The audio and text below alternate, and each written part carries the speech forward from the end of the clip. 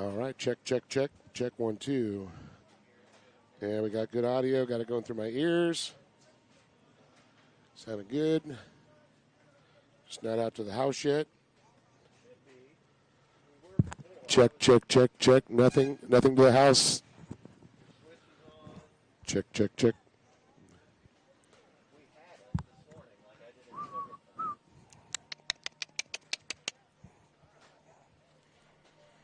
1, 2, 1, 2. Check 1, 2. All right. Well, we're getting ready to get started here at the Liqui Moly Pro Watercross Tour. Coming to you live from Paris, Texas. Round number 4. Time for Motos 3 and 4 coming up here. Looks like we got the runabouts on the line. Don't have any paperwork yet, but working on that right now.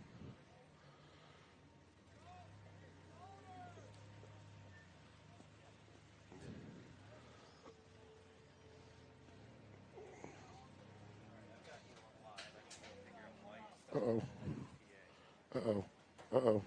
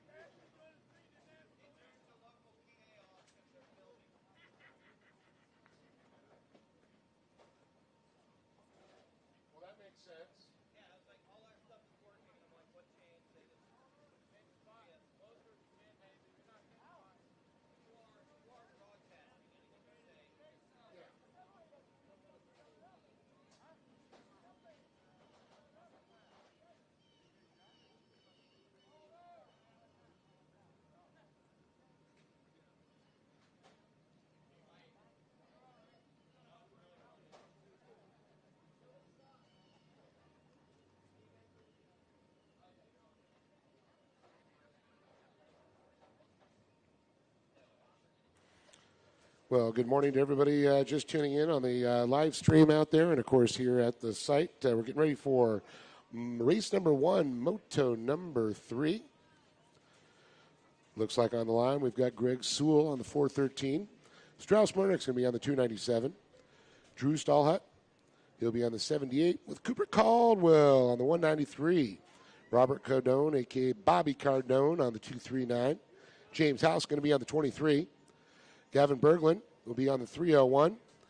Michael Marcha will be on the 310. Then we got Logan Prokop on the 17. And Ian Nuschke on the 424. Working on getting all our sponsor sheets up here.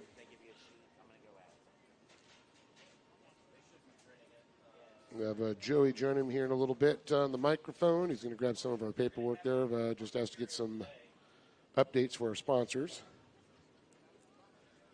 It's an overcast day here. Going to be, I think, about 83, 84 degrees. Not too bad here in Texas. It could be a lot worse. Humidity, pretty pleasant right now. Racers are liking it because the sun, especially a lot of the racers that were with us in Lake Havasu City, Arizona, 112 degrees. But in Paris, Texas, we're in the 80s. We could deal with this. Let everybody out there listening, I'm Dave Arnold. I'll be joined with Joey, and I'll have Bobby Cardone jumping on the mic a little bit later with me also. We're going to be filming for CBS Sports this afternoon.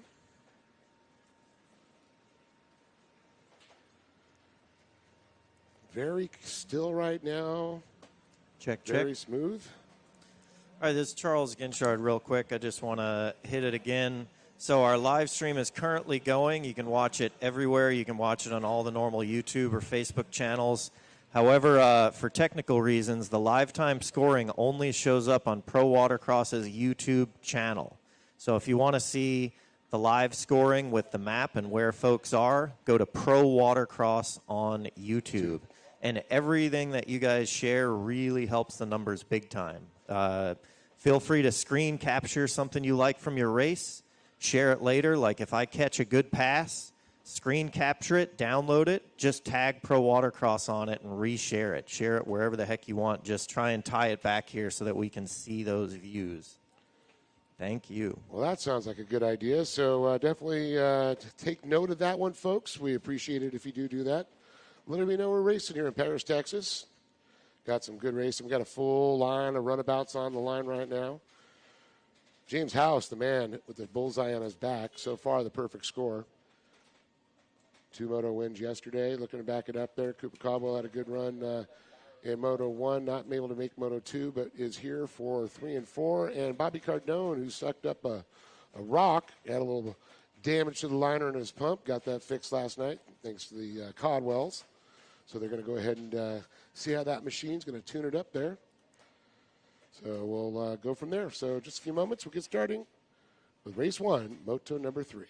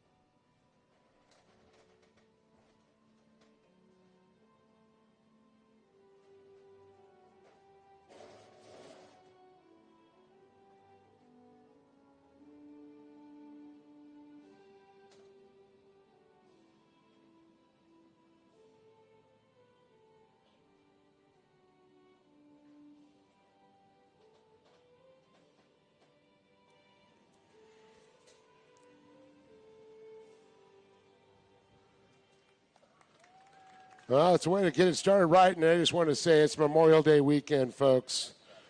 Let's take a moment and think about the sacrifices that our servicemen and women and first responders make for this great nation we live in, and this is how we honor them this weekend, able to do what we do and love so much for the sacrifices, for the freedoms that we enjoy today. So thank you for that. So, Joey, you ready to go racing? I'm always ready to go racing, Dave. How are you doing this morning? I'm doing great, man. I'll tell you, I can't wait here. Day number 2, rounds number 4. It is Motos 3 and 4, and that's where we're going to kick it out. We're going to get some big winners coming out of it. And I'll tell you, this was a great race yesterday, and let's talk a little bit about it. Who's on the line? So we got on the inside pole there, number 23, James House out of Kemah, Texas. And then who's next to him? It looks like Bobby Cardone. He looks like that big giant fishing lure out there. That's right. And Bobby, of course, Fuel One racer there, JP Racing, Cowles Performance, Pro Rider Magazine, Fizzle Racing, and AMSOIL. Bobby doing a lot of work in the pits last night on that 239 boat to get it ready for this morning. We got Drew Stallhut next to him on that Monster Energy FX Yamaha, first Yamaha on the line. And also we got Cooper Caldwell out there, the Caldwell Racing, Monster Energy, Riva Racing, Dean Strong. As we take a look, we'll get some more names, more sponsors as they come around here. But look who's right out front once again. Yeah, back in same way as yesterday, James House on that inside, that bright blue Sea-Doo. And I believe that's Cooper Caldwell on the outside. I was going to say, look how smooth that water is. Yeah.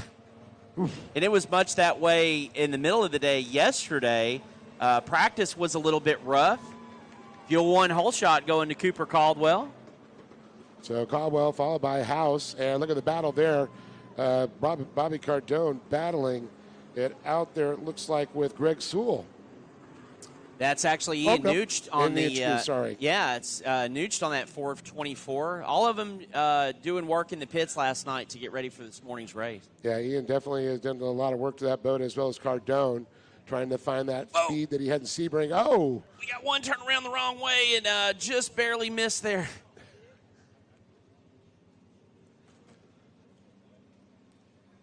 Well, if you look on the right-hand side of the track and you folks are watching at home, it is Cooper Caldwell right here in Texas. So that's kind of cool. He comes from Fort Worth, just outside of Dallas. That's right. And he's a Monster Energy rider, Reva Racing, Dean Strong, Commander. He's got a list of sponsors this weekend. Yeah, look at the lead. He's already pulling out there. Great position. Now, I know you know House, and you're from Texas, Joey. You know the Caldwells. You know House. There are a lot of your local racers growing up out here. So it's great to see, I'm sure, them racing in your backyard, I'd like to say. Well, we travel about 6 hours to get here. So Texas, obviously it's enormous. So racing family together, we try to do a couple of rounds up down south and a couple of rounds up north like this. And to have Pro Watercross come in this weekend and all these jet skis here is actually amazing. 95 entries this weekend. Yeah, great lineup, that's for sure, out here. It looks like 9 stock runabouts on the water. And the cool thing is, this is something you can go down to the dealer and you could buy. Go right in there, get in there, put a scoop grate and a ride plate on, and maybe an impeller, and go racing. Yeah, and the other cool part, I've actually had a Sea-Doo like this, and you're absolutely right. So the aftermarket parts available at your watercraft stores, you can do like they call it a bundle, like a stage 1 or a stage 2 for a price, and you put that on it, and then based on what you report to them, they can put a tune on your ECU to get all those things working at top performance. So plug and play is a way to say, or bolt-on parts. But, yeah, it's virtually stock, just a few things you can do at home, and hello, 70 miles an hour. And you don't have to do much to come racing. That's what's so great about it. No, find you some numbers that you like and a color scheme and get some good, life jacket, helmet, gloves, and you're a racer now. And big numbers. We like big numbers so us announcers can see the numbers. Color scheme helps a lot, too, though. That's right. About the background and everything makes a difference. Absolutely. Like Cooper's always got a Texas flag on his ski, even if he's in Thailand. Yep, that's right. He was there race cup 2 years ago. So speaking of Cooper Caldwell, just goes by, checks off another lap there, looking at a 102.114 to James House, who was the big winner yesterday in Motos 1 and 2. He just turned a 105.3 to a Bobby Cardone sitting in third place. Let's see what we're going to get around here. He was able to get by Ian Nooch this last time by. Bobby Cardone there on the 239 coming out of Florida, switched back to the purple ski earlier this year. Told him never not to ride the purple ski ever again. I feel like that's the best ski he's always raced on. Well, I was running real consistent times, backed it up again with a 107.8. Now I'm looking at the different sectors here and looking at their times through there, and they're all pretty good. And I'll tell you, Cooper definitely on a different level right now.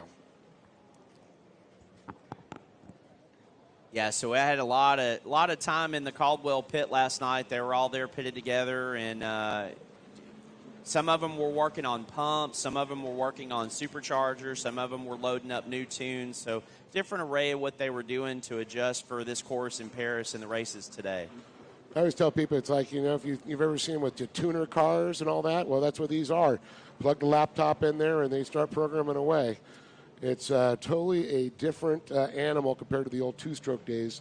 These are, 1,800 cc, big motors up to, they can go 15 to 1,800 cc's. Yeah. So it's bigger than some small import cars have in their underneath their hoods. I can tell you what all the racers are talking about. That can, if you among all the classes, is how big the race course is. A lot of guys never seen a race course this size. And to be able to open their machine up to top speed on the backstretch, and then have such a good cornering ability in the splits. Well, that's going to agree, and I'm going to actually say it's a little reminiscent of a IGSBA World Finals course. And that's a lot of them said I haven't been on a course this big since then. Is more or less what they all say. Well, the whole idea, this is the road to Havasu, where we end up in Lake Havasu in September. That's September 25th and 27th. And, of course, right after that will be the IGSBA World Finals.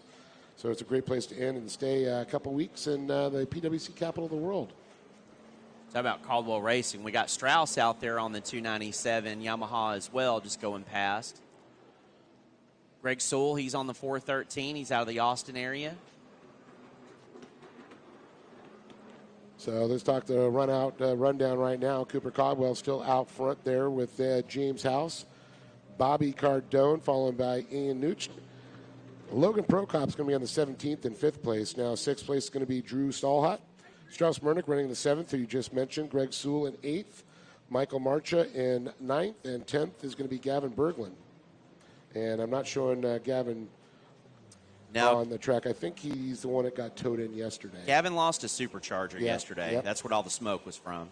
And we did see that when we got him on the hook.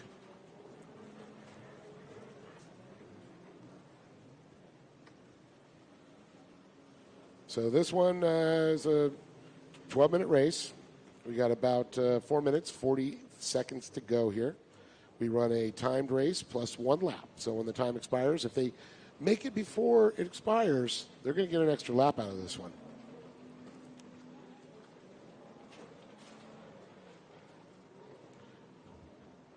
So Caldwell is making his way by. James House just made his appearance across that Liqui Moly finish line. And seeing the 413 out there, Greg Sewell. Coming a little bit of lap traffic right now is Bobby Cardone. Continues to work on him, getting by that lap rider.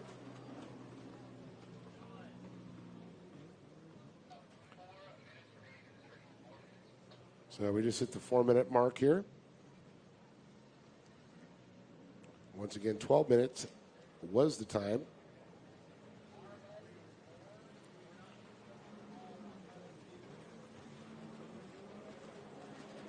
Cooper Caldwell making his way by one more time.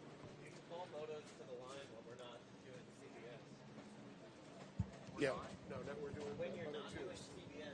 Yeah, that's the second Motos. He told me something different. Like right now. So race number 2, I need you on the line. Race number 3 in staging. Race 4 on deck. Okay. So it's the second Motos. Gotcha. Yeah. Wanted to thank, of course, our title sponsor, Liqui Moly. For the drivers, Pro Watercross is proudly supported by Liqui Moly, a global leader in high-performance oils, additives that keep our racers running at peak performance. Also, the official fuel is Fuel One Solutions, and, of course, you could buy that in an official fuel can, a sure can.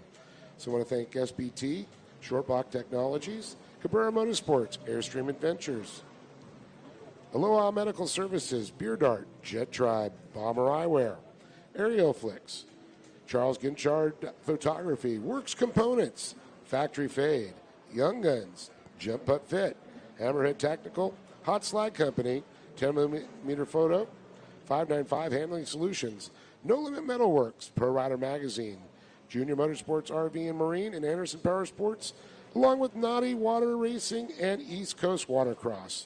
And, of course, brought to you by Visit Paris. Now, this is something new to the sport this year. We've seen it in a couple other racing disciplines, but GPS transponders. We're able to track the timing and scoring. You can always check that out on our prowatercross.livemotorsports.com. And, of course, you can watch all that on the YouTube Pro Watercross page. And, of course, today's afternoon motos will be aired in a couple of weeks, tape delayed for CBS Sports Network. And don't forget, our next stop, Lubbock, Texas. Now, I understand Buffalo Springs Lake in a canyon. It is a private lake. So many great accommodations there. And I know a lot of these racers were also doing the Junior Nationals there this year. That's absolutely correct. And last year got my first opportunity to announce the Junior Nationals. And I'm telling you, it it is the mid-year event that you want to attend. The heart and soul that all these families put into their race program to come together like that in the middle of the year and square off, it is just a great event to be a part of. And, of course, that is going to be June 19th to 21st in Lubbock, Texas, so mark your calendars. Well, back to the action on the track right now. Cooper Caldwell still out front, running some seriously quick times out there. James House, though, had a really good time sitting in second place with a 109.4 to Cooper Caldwell's 113.1. I think he's backed it down just a little bit there, realizing he's got a good lead. No reason to push the boat. Yeah, so watching Cooper right now, he's they did testing yesterday or did the same amount of laps on the inside split and the outside split to get where he was comfortable, where he was fast, and they've applied that data to the track today, and it's showing out there right now. Well, it's definitely showing for sure out there. That is out in front. Bobby Cardone still sitting in that third position with Ian Nuchke in the fourth, followed by Logan Prokop rounding out our top five.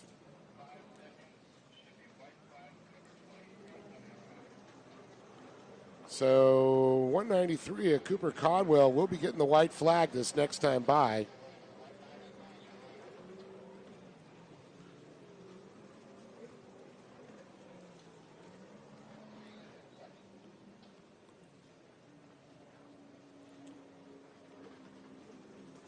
Cooper, they're way out front, but really the rest of the field bunched up together, same part of the course, and any, I wouldn't say mistake, but rogue wave or spin out, and positions can change just in one buoy.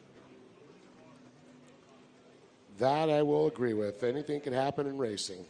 We saw a lot of it yesterday. Yes, we did. A lot of lead changes, a lot of position swapping going on yesterday from the racing condition.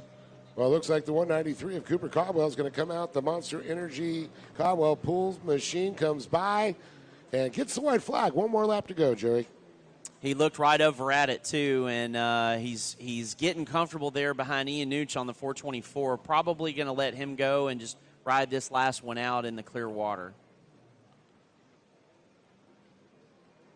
Well, Nooch looks like down a lap from Cooper now, but everybody else on lap 11 and a quarter. James House, we're looking for the blue machine. It's going to be coming off the inside SBT splits there. See, look at them all bunched up right there together. That's actually going to be second, fourth, and fifth here. We have James House. Now we're looking for Bobby Cardone on the 239, as you call him, the fishing lure. Yeah. Looks like something I'd put on a hook and throw out there to catch a fish with. I just want to know, is he a spinnerbait? Oh, yeah. Yeah. He's got a lot of movement out there for the big bass.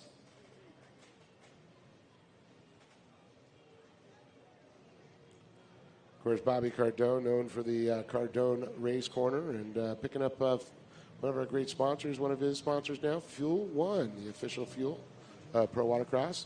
And there it is. Checker flag's going to come out for the 193 of Cooper Caldwell. Easy work for Cooper this morning. And Cooper Caldwell, sponsored by Caldwell Racing, Monster Energy, Reaver Racing, Dean Strong, Commander Yamaha, MTI Boats, RP Elite Motor and Marine, 60 helmets, Jet Tribe, Jet Trim, Impros, Circus Media, Frozen One Ice Cream, and Caldwell Custom Pools. And it looks like second place there coming across to take the checkered flag out of Kemah, Texas. That's James House. He rides for Viper Performance Engineering. And what I was telling him about yesterday, Casa Grande Royalty Company. That's also a restaurant. So not House, it's Casa Grande House. Yeah, I was kind of wondering on that. It's Casa. House. Yeah, House. And Bobby Cardone's going to wrap it up there on the 239 with the JP Racing, Cal's Performance, Pert Rider Magazine, Fizzle Racing, Amsoil, Wet Jet Performance, Hammerhead Tactical, Cardone Race Camera, M&M Service, and Fuel One. Oh, you're here. Dave,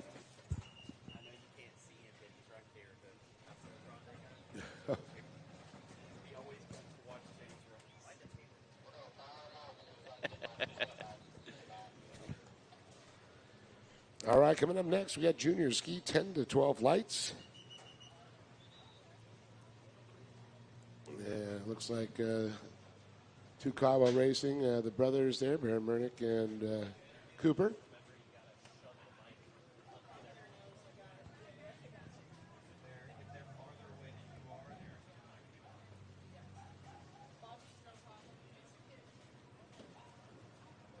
All of them go into the shutdown area there and being directed over so we can get moto number 2 lit off. And that's going to be, again, the junior ski 10-12 lights. On the 708, it's going to be Brody Spearing out of Lake Havasu City, Arizona. And then on the 405, we got Christian Bain. He's out of Oklahoma City, Oklahoma, and he's riding for 405 Motorsports, Works Racing, Liquid Moly, McClure Racing, Naughty Water Racing, and Wild Bill Construction. And riding the 722 is going to be McKenna Berglund out of Omaha, Nebraska, riding for PBA Racing. That'd be Papa's Bank Account. Wilson Premier Powder Coating, Bergie's Builds, LLC, Concrete Delivered, and Precast Solutions. And on that 33 out of Saudi Daisy, Tennessee, riding for TC Freeride, VP Racing, 60, ODI, McClure Racing, Tasco, NGK, Action Sports and Canopies, Go Pro, Chase Plumbing and Mechanical, and Competitive Crankshaft and FL Visual. It's Cash Money McClure. Tell you, that kid has been racing all over the country. We see him in Lake Havasu, see him doing Best in the West Series, the Naughty Waddy Series, and big appearances. See him in all the pro watercross this year, so that's so awesome to see that young man. Said he had an interesting problem at home. All of his water levels were low, so the lakes were a little difficult to ride, so they just decided to go racing instead of riding at home. Yeah, I'm all good with that.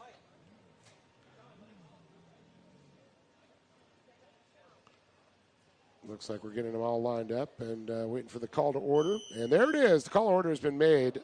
Terry says, fire them up, kids.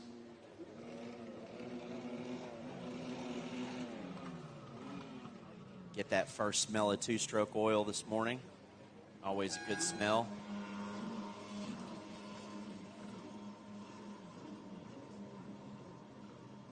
Looks to me like 405 got the best jump off the line on that outside.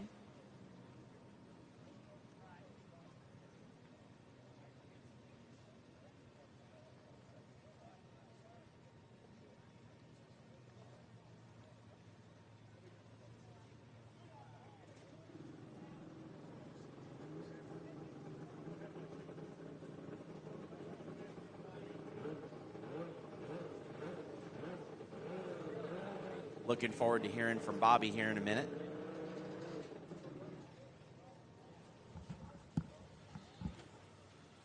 Well, it was a great race, of course, yesterday between Cash McClure and Christian Bain. Being able to pull out the whole shot, but McClure was able to get by him. Cash working like a magician in that second moto and made a pass on the last lap for the lead. And he's going to take the whole shot on this one. Doesn't have to worry about making that pass. Yeah, that was a last lap pass. If you're going to do it, that's when you do it. He said he wanted the drama. That's exactly what he told me last night. And, yeah.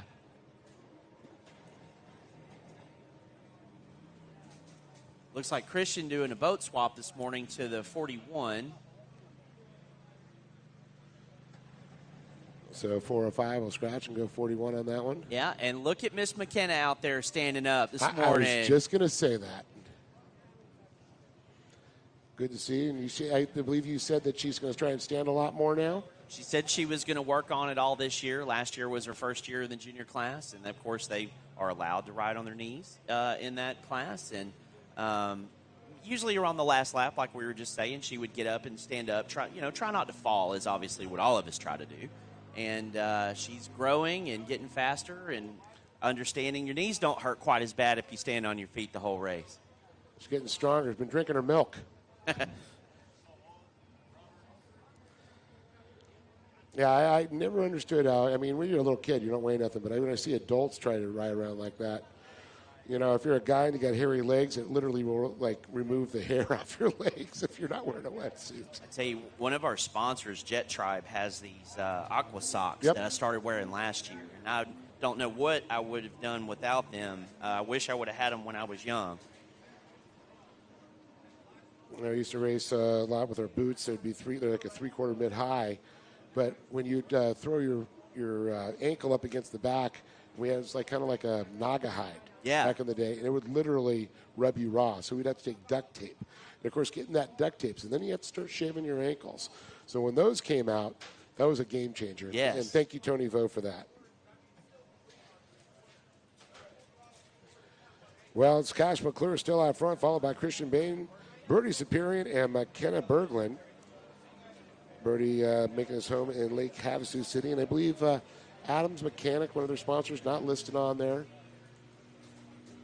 To get with his dad to get that updated. His dad, David Superior, one of our master racers out there. I got a chance to look at both of their skis last night, and they were talking about that Superjet yesterday, that it comes from the West Coast. They had to do a lot of adjustments to it from a tall adult rider down to a junior rider. So good to see. It was Deegan Newton's old Superjet. Okay, and he's taller than I am, so. Yeah. So there are little adjustments you have to go to the kids. Yep. Definitely, but it was a well-maintained ski, so it's always good to see.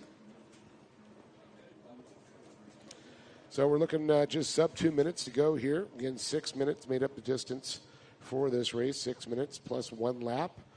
So the clock must expire by the time they get to the starting tower. Guy, do a mic check.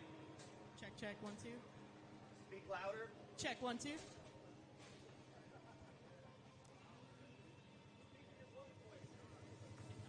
Speak, Guy, speak. Mic check. Check, 1, 2.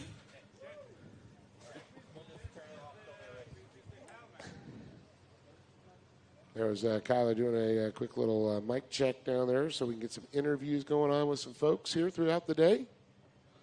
Cash is coming up on Miss McKenna now. So it looks like he is going to make it around again before the clock expires. So we'll probably get 2 more laps out of this one for him. Making their way around that MasterCard buoy right now. That was a whole lot of fun to say for the first time yesterday. Well, I used to ask Mike, and I was like, why did Mike call it the MasterCard buoy? And it's like, well, because it was a yellow and red buoy together, just like the MasterCard logo. Yeah. You get to make the decision if you get to pull out the MasterCard and charge. That's right. If you're charged on the inside split or the outside split. Endless possibilities. Endless possibilities. So I always love when I see the sponsors. Sponsored by Visa, MasterCard, and American Express.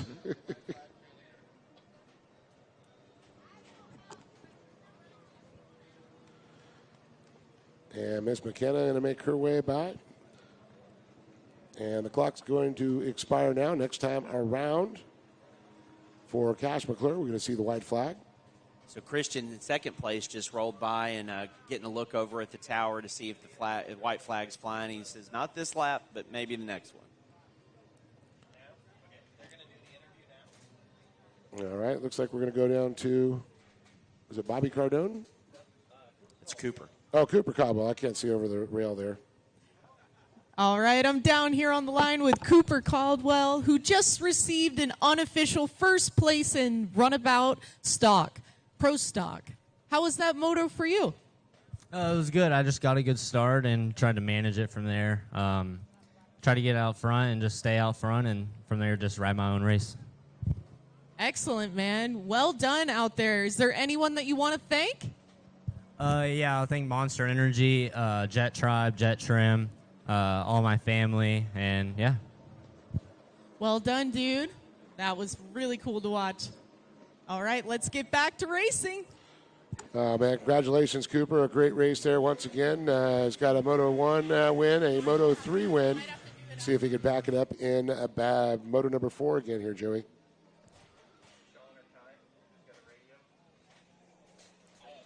So Cash McClure, this next time by, the white flag is coming out now for this young man. Yeah, and now he's got to the back of the other lapped rider there. working on Brody Superior. Just had a birthday yesterday. That's who we sung happy birthday to this morning at the Riders meeting. That's right. Brody, one of our new racers this year. Very exciting to see, and I know it makes a proud papa out there watching him learn the ropes, and he's going to be like Dad. Tristan Hebert's mom and Shannon Watson's wife also celebrating a birthday this weekend. Oh, well, happy birthday to them.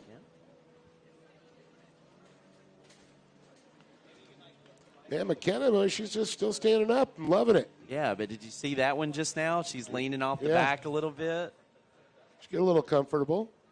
I always love watching these young guns grow up on a jet ski. Well, it's nice to see when it all of a sudden something just clicks in them. Mm-hmm. And it's like, oh, I figured it out. We call it waking up. Waking up, yes. Awakenings. And Cash McClure is going to take the checkered flag. And Cash comes from Soda Daisy, Tennessee, riding for TC Free Ride, VP Racing, 60 helmets, ODI, McClure Racing, Casco gloves, NGK, Action Sports canopies, GoPro, Chase Plumbing, Mechanical, Competitive Crankshafts, and FL Visual.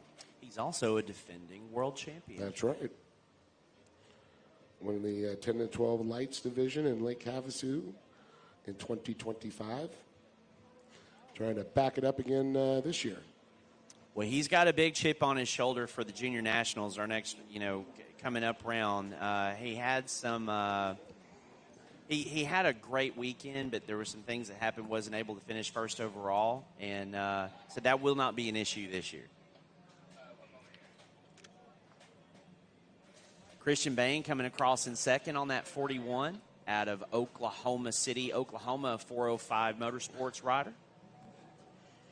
Yeah, it looks like Brody Superior is going to round that one out. In third with McKenna Berglund getting fourth.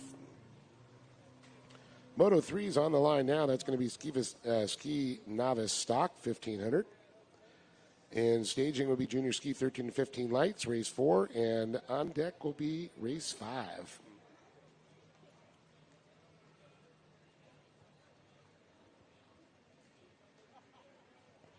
And just waiting for McKenna to come around. Still standing. Go McKenna. Big round of applause from the beach from her. And a lot of her family and pit crew are wearing purple today for her. So awesome to see. Well, she did wake up today. Well, on the line right now.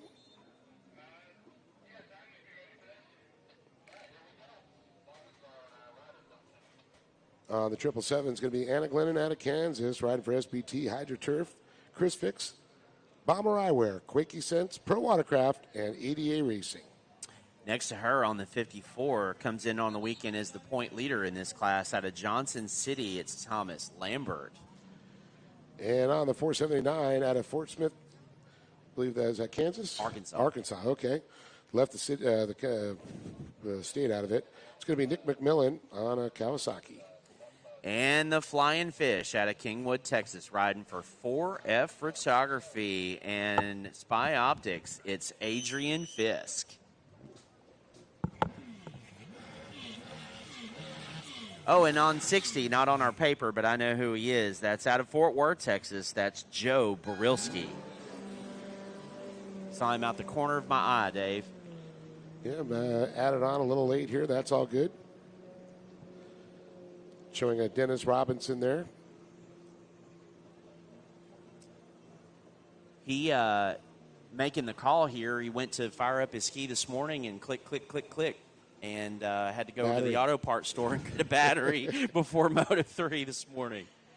It's good to see they had it in stock for him out here as we're taking a look on that. I know it's Thomas Lambert was fighting a fuel pump yesterday. Yes. Got a new one in, so it's good to see him up and running. I think his proudest moment is when he set that new fuel pump box there on the table.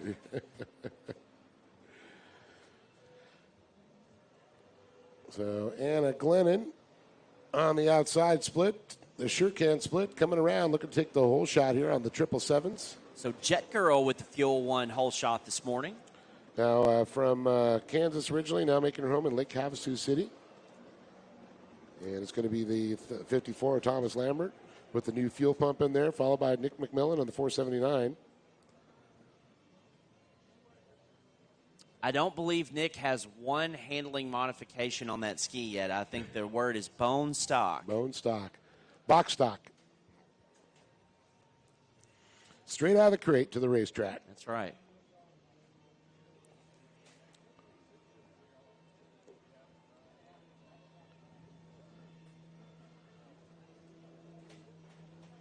Here comes Joe around for his start.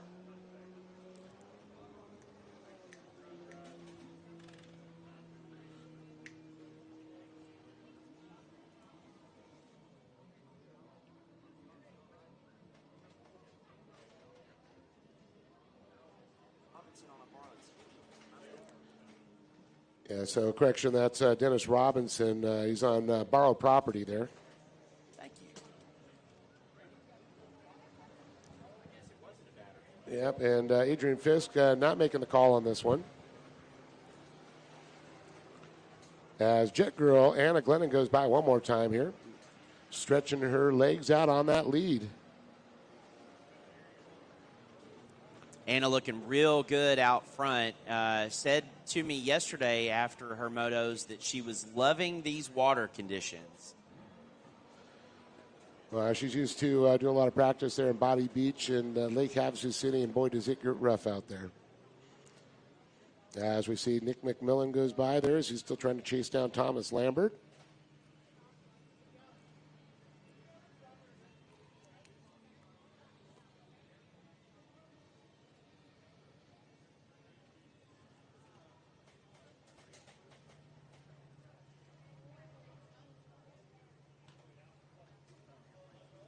Dave, you ride stand-ups, so Yep. I know, obviously, we practice on these closed courses. That's what, us racers like to do, but... It's boring doing anything else. Did you ever just go hold your ski wide open in the straightest line you could to see how fast and the feel of that full speed of your ski could do? Well, of course, everybody does. They said that's what the backstretch is like. Oh, yeah. Yeah, it's a long one. Glennon definitely feeling a lot of speed down that Jet Tribe front straight. Or actually, that would be the Paris, Texas front straight. Yep. Jet Tribe's the back straight. Back straight. Yeah. Got to get my naming rights right. You got to get your straight. Straight. Straight out of Paris, Texas.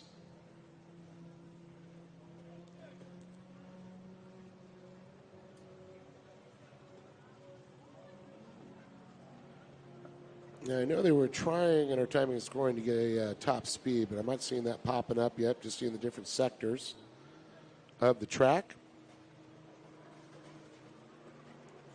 I'm going to see Sector 3 and 4 are going to be our splits.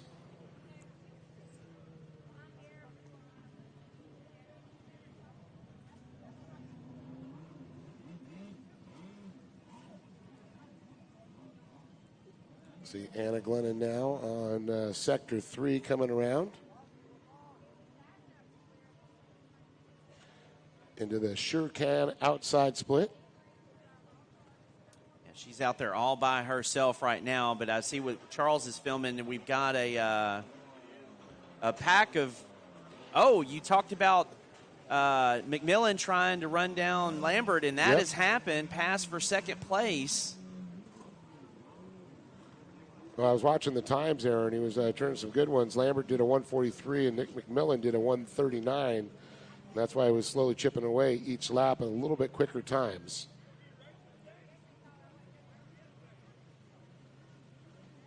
Well, like I said, they all bunched up right there together on the lap rider, and I believe Lambert got a wake that he didn't like and caused him to go down, and McMillan was right there to capitalize on the pass.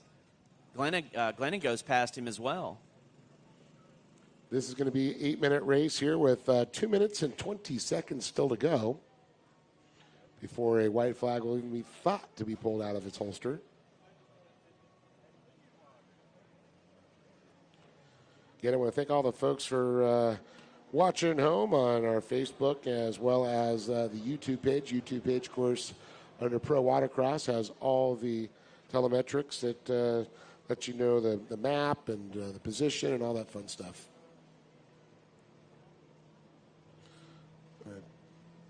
Let me just double check. We have the map up, Charles, today. Okay, good to know.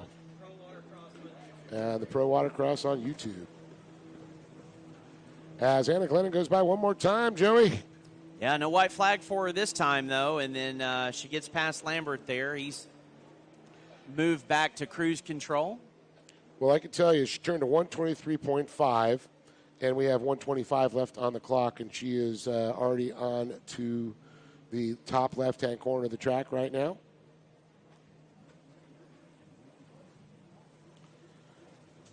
Charles actually got a great shot of all of them together right now. And is leaving them quickly, though.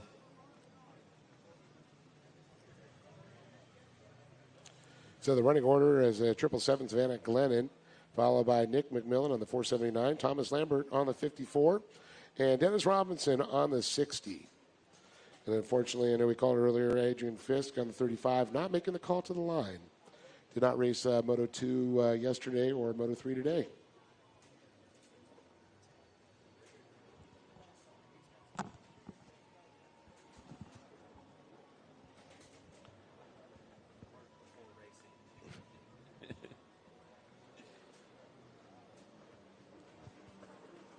Dave, it's so awesome to see this beach just full of jet skis. Oh, it is. We do have a lot of stand-ups, a lot of runabouts, a lot of sport boats, too. So it's always great to see the mixture out there. So this next time by, Anna will see the white flag as Thomas Lambert makes his appearance across the Liquid Moly finish line there.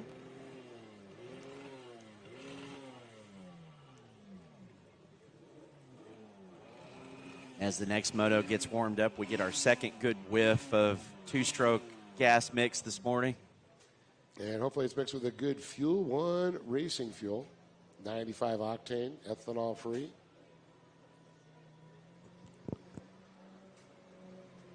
And speaking of that, Anna Glennon did receive the Fuel One whole shot.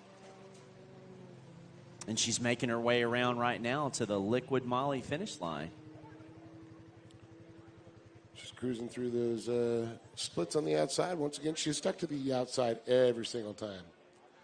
She feels very comfortable. She had a good lead. Doesn't have to really work. And the inside, you know, it's a little bit shorter, but a lot more turns. So you slow down a lot where you can keep the speed up on the outside split. Yeah, and we'll get a chance. People are going to use it today. They're just going to have to. But what we were talking about yesterday is that lone blue buoy.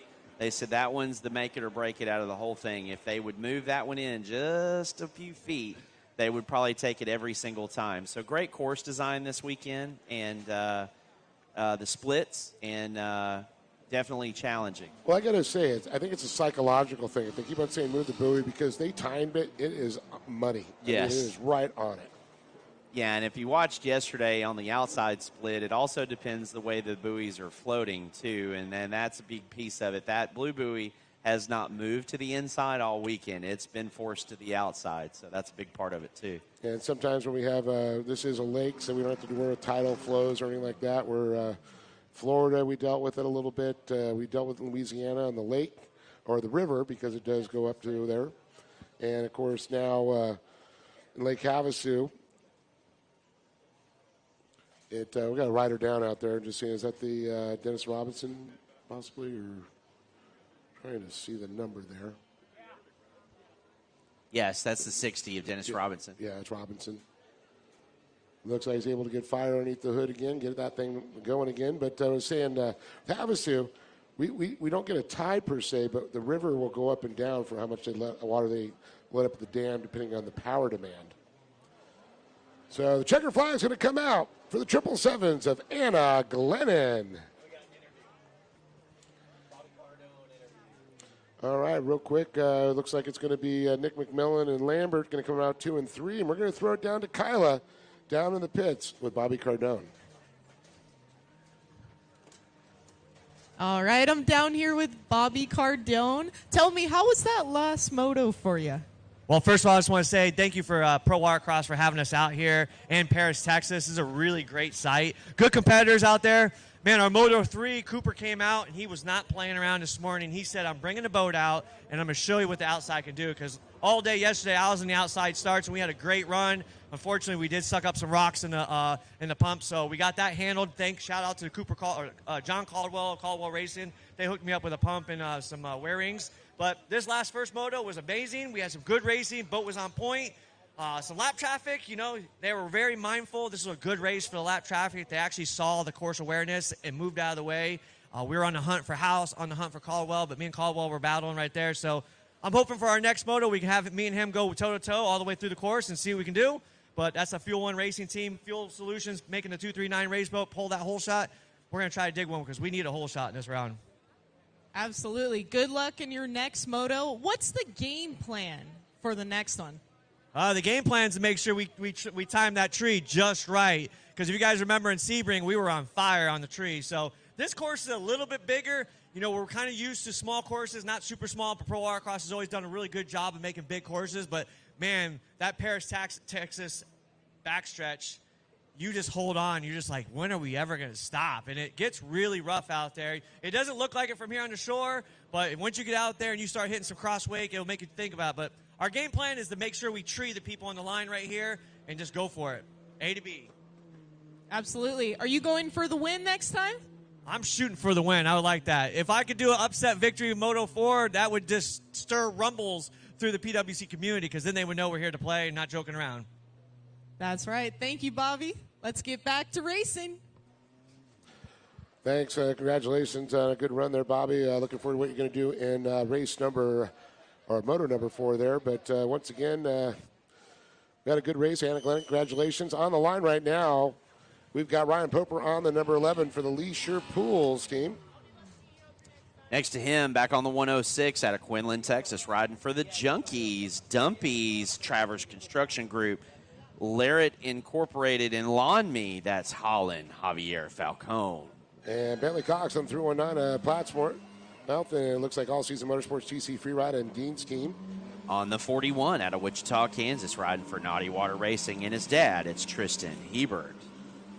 And on the 27 is going to be Trent Coronet out of Wichita, Kansas, racing for Naughty Water Racing.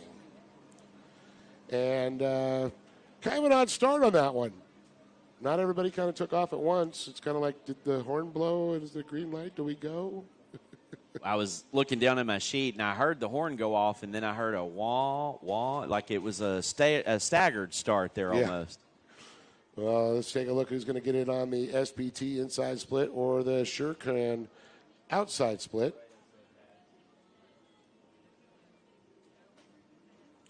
Great shot that Charles is getting right there of them all together, bunched up on the start, seeing all the spray.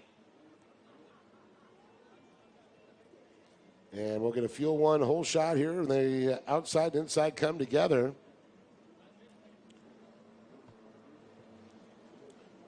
Looks like it's going to be off the inside split there.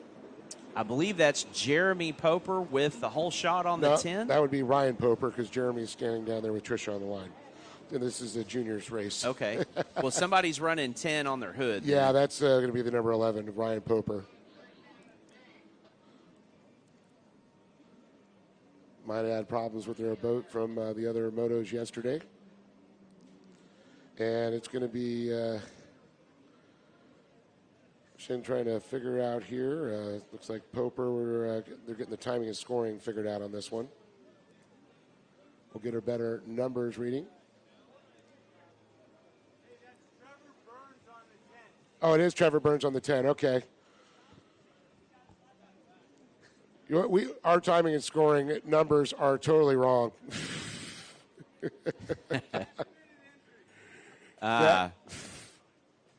Well, both of you have bird legs, so it's hard to determine the difference. And it shows Trevor on 299.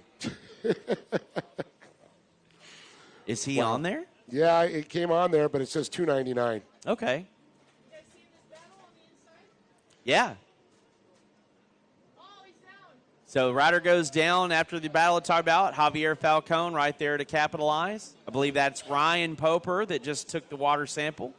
Okay, Ryan should be on the number 11 then. And that's the one that just got back up on his ski. Javier on the 106 just passed him. Okay, the 10. That's going to be Trevor Burns, followed by the 27 there, Trent Coronet. 41 of Tristan Herbert. And Javier Falcone going for the pass right now off the Paris front stretch. Going on the inside, coming around there. Poper bring up the rear after taking a water sample out there. I don't feel he'll be there for long. He saw what Javier was doing and was trying to make a move on him right then, and didn't happen the right way, but I don't think that'll happen a second time. All right, looks like our timing and scoring has corrected there. Now it has Trevor on the number 10, so we got that straightened out. Showing Trevor Burns, Trent Coronet, Tristan Hebert, Javier Falcone actually had made the pass. He's moved up to third. Hebert back to fourth there. Poper fifth. And Bentley Cox, I know he had some issues, so he's back deeper in the field. So turn your attention right now to the MasterCard buoy, and on the SureCan split and the SBT split, we got a battle for the lead shaping up.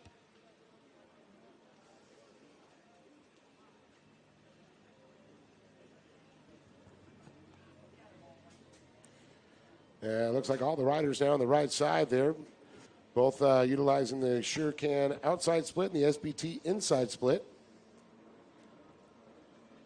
Burns on the number 10, carrying some big speed off the outside. So we did have a pass for the lead. You give it to... Oh, it's going to be Falcone. It's going to be... Let's see. Oh, my God, they're right there. So it's going to be Trent Coronet, Javier Falcone, where it shows there Falcone jumped right out there, got by Coronet, burned back to third place. Oh, and he went down. Oh, no. And that's Trent that went down, so the lead now solely owned by Javier Falcone, but they were having a great battle on the front stretch. There's been a lot of surprises out here. Riders that were used to being up on top there, switching around places, though. Falcone has been very consistent. So Poper, who you've been talking about now, doing the squat on the backstretch, trying to do everything he can to catch Javier Falcone, and I think in one more lap we're going to see it happen. And Poper has rose all the way through the pack up there to second place now. Burns still sitting in third. Hebert slid back to fourth place, followed by Trent Coronet. And unfortunately, Bentley Cox had some issues in the back of the pack right now. And you're usually seeing Bentley up there battling in the front. Tristan just taking a spill there right after the MasterCard buoy, so he's going to lose 3 positions out of that fall. Javier still in the lead. Ryan Poper right behind him.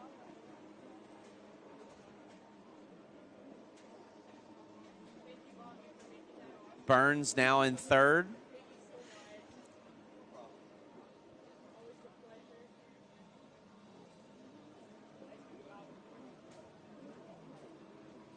Trent having some problems there, and Bentley gets past him. Yeah, Bentley definitely is working his way back up through the field now. He's worked his way to fourth position there. Javier Falcone still leading this one here with Poper in tow. And you can see Poper getting low, getting aerodynamic, trying to find as much speed as he can out of that ski. Falcone standing tall and proud out front. Dave, we've had 3 passes for the lead in this moto, and it's not over yet. And Ryan Poper trying to be the spoiler and get that 4th pass for the lead at the end of this one.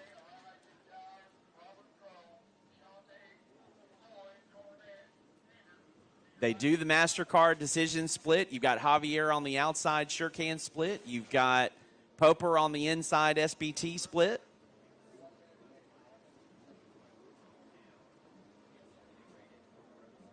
It's going to be a drag race off the splits right here.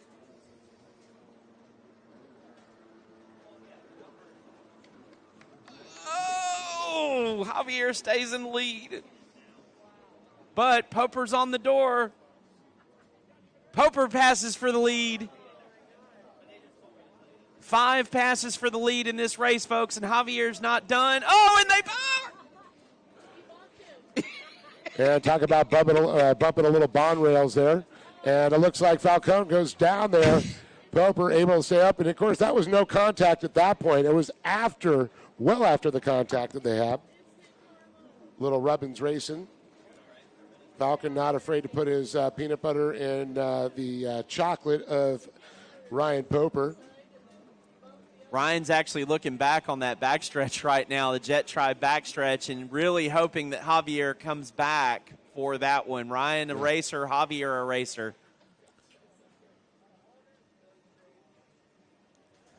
We could do that if we were out there right now, right, Dave? Yeah, sure. I would have lasted a whole lap. I would have pulled in for oxygen after that. Oh, no, I'm going to get on Miss Kyla's workout program and be able to handle all the punishment that they have out there. Oh, Ryan doing a little showboat and putting the hand down in the water. And a nice carve. He comes off the Sure-Con outside split there. And a leg drag, first leg drag of the weekend that we've seen. Yeah, he was doing a little bit of it yesterday, too. I saw that. Ryan always likes to show off a little style. Falcone back up, still running, getting the white flag himself there. Well, Burns now, after the battling and the peanut butter and chocolate, actually working his way back up into the second place conversation. And how about Bentley Cox up there in fourth still? Burns able to get by him, but Cox, like I said, we saw him go down early on, able to work his way back up to that fourth position. Hebert, who went down, still sitting in that fifth slot. And Trick Cornett sitting sixth right now. I think everyone but Tristan and Bentley have led this race at one point in the entire field.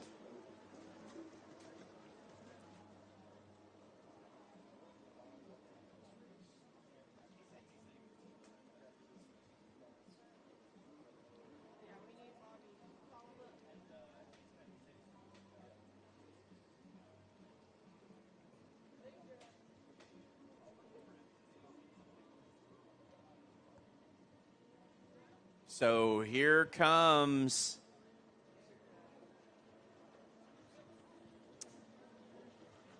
second place, Javier Falcone, Trevor Burns, and Bentley Cox all in the splits right now. Checkered flag waves for Ryan Poper, but second place very much up for grabs. Bentley on the inside, Javier on the outside.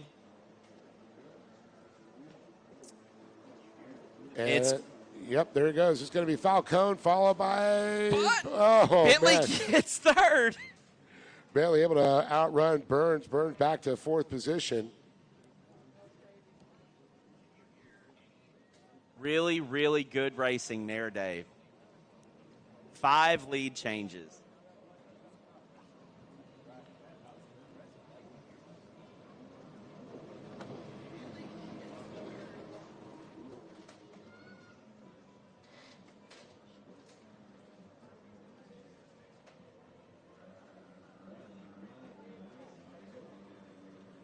So on the line next, Runabout 1100 Limited and Stock Sport GP.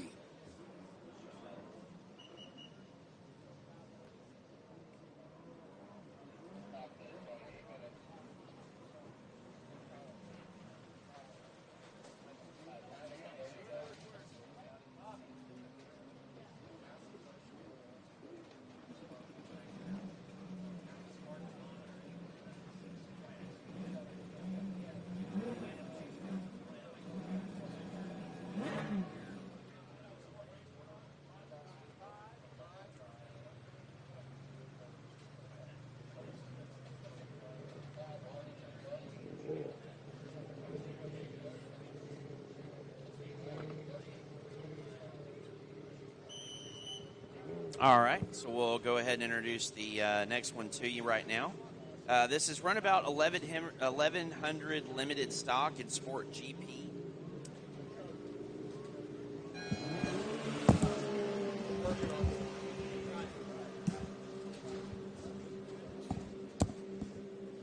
All right. All right. Little switch up there. I want to thank Joey. We'll get him back in here very shortly, too. And, Thank you, Joey.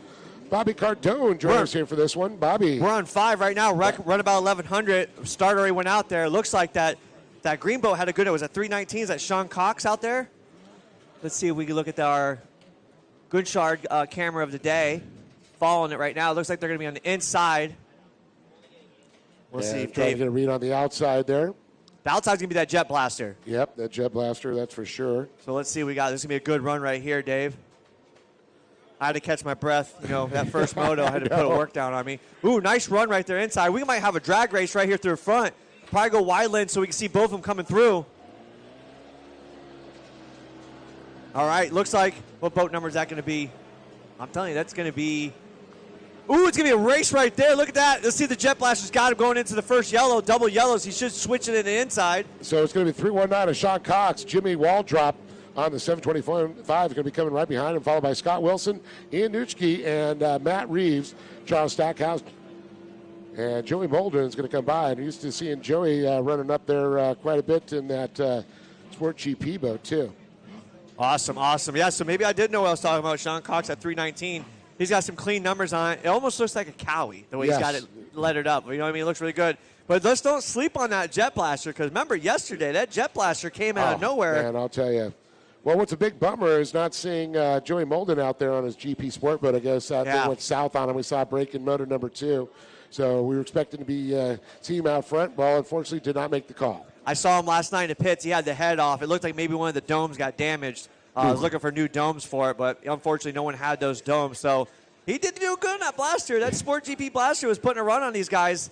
It was actually him and Cox they were battling. That's right. They were battling pretty good. Yeah, so definitely. Looks like it's follow the leader through the inside right now. The Jet Blaster's still digging on this outside over here. And I don't know if you were noticing. Remember I talked about that boot? You see how it was changed for me in Moto 1? Yes. It was moving out. You see how it makes us do a little chicane? Because now look at it. It's laid over. It's laid to the left now versus the right. Yeah, now look at this Jet Blaster. Going to have a nice straight shot right to the finish line buoy. Not even have to juke. Man, I think Sean was out there doing some wave maker dances out there, making it move around on the runabout guys. But it looks like everyone's settling in right now. What's our time on there? You got an idea on that one, Dave? Well, I'm looking at 123.816 to Jimmy Waldrop of a 124. So Cox about a second faster, almost to the T there. Scott Wilson looking back in third place with a 125.73, and Ian Nuchke with a 125 to fifth place. Matt Reeves a 130.3. And we got this awesome timing that we've been talking about all weekend. How about the fact that did they get the miles per hour? I know I wasn't up here for the first 2 motos, but did we get miles per hour loaded up in there yet? Not yet, and I'm going to see if we can get that for moto number 2s, but I am seeing 4 different sectors here, so we can see the different sides of the track here. And the splits. The first, the second, the third, and the fourth. We're going to be looking at the split sides there. Awesome. So we got the 4 sectors now. And then how about the fact that we've got Fuel One Solutions down here bringing race fuel for us, 93 and 95. You don't have to talk to anybody. You can actually scan the QR code, get it put in together, and then you can buy fuel right there and not leave the race site. Doesn't that make life easy? That is just such a cool little program. Guess we almost sucked that whole thing dry yesterday. They had to get some more fuel. Yes, they did. So it looks like Cox is looking beautiful. It looks like he is favoring this inside. And we were talking about this, Dave, on the inside. Remember I was saying, if you got a boat that can go through the turns smooth and fast, it's quick in there. And they are timed pretty much. A lot of people get in their head, I know, like, oh, that blue buoy throws me off. Well, it's a psychological thing. Psychological thing. You get by that, and I'll tell you, you can be just as fast at the inside.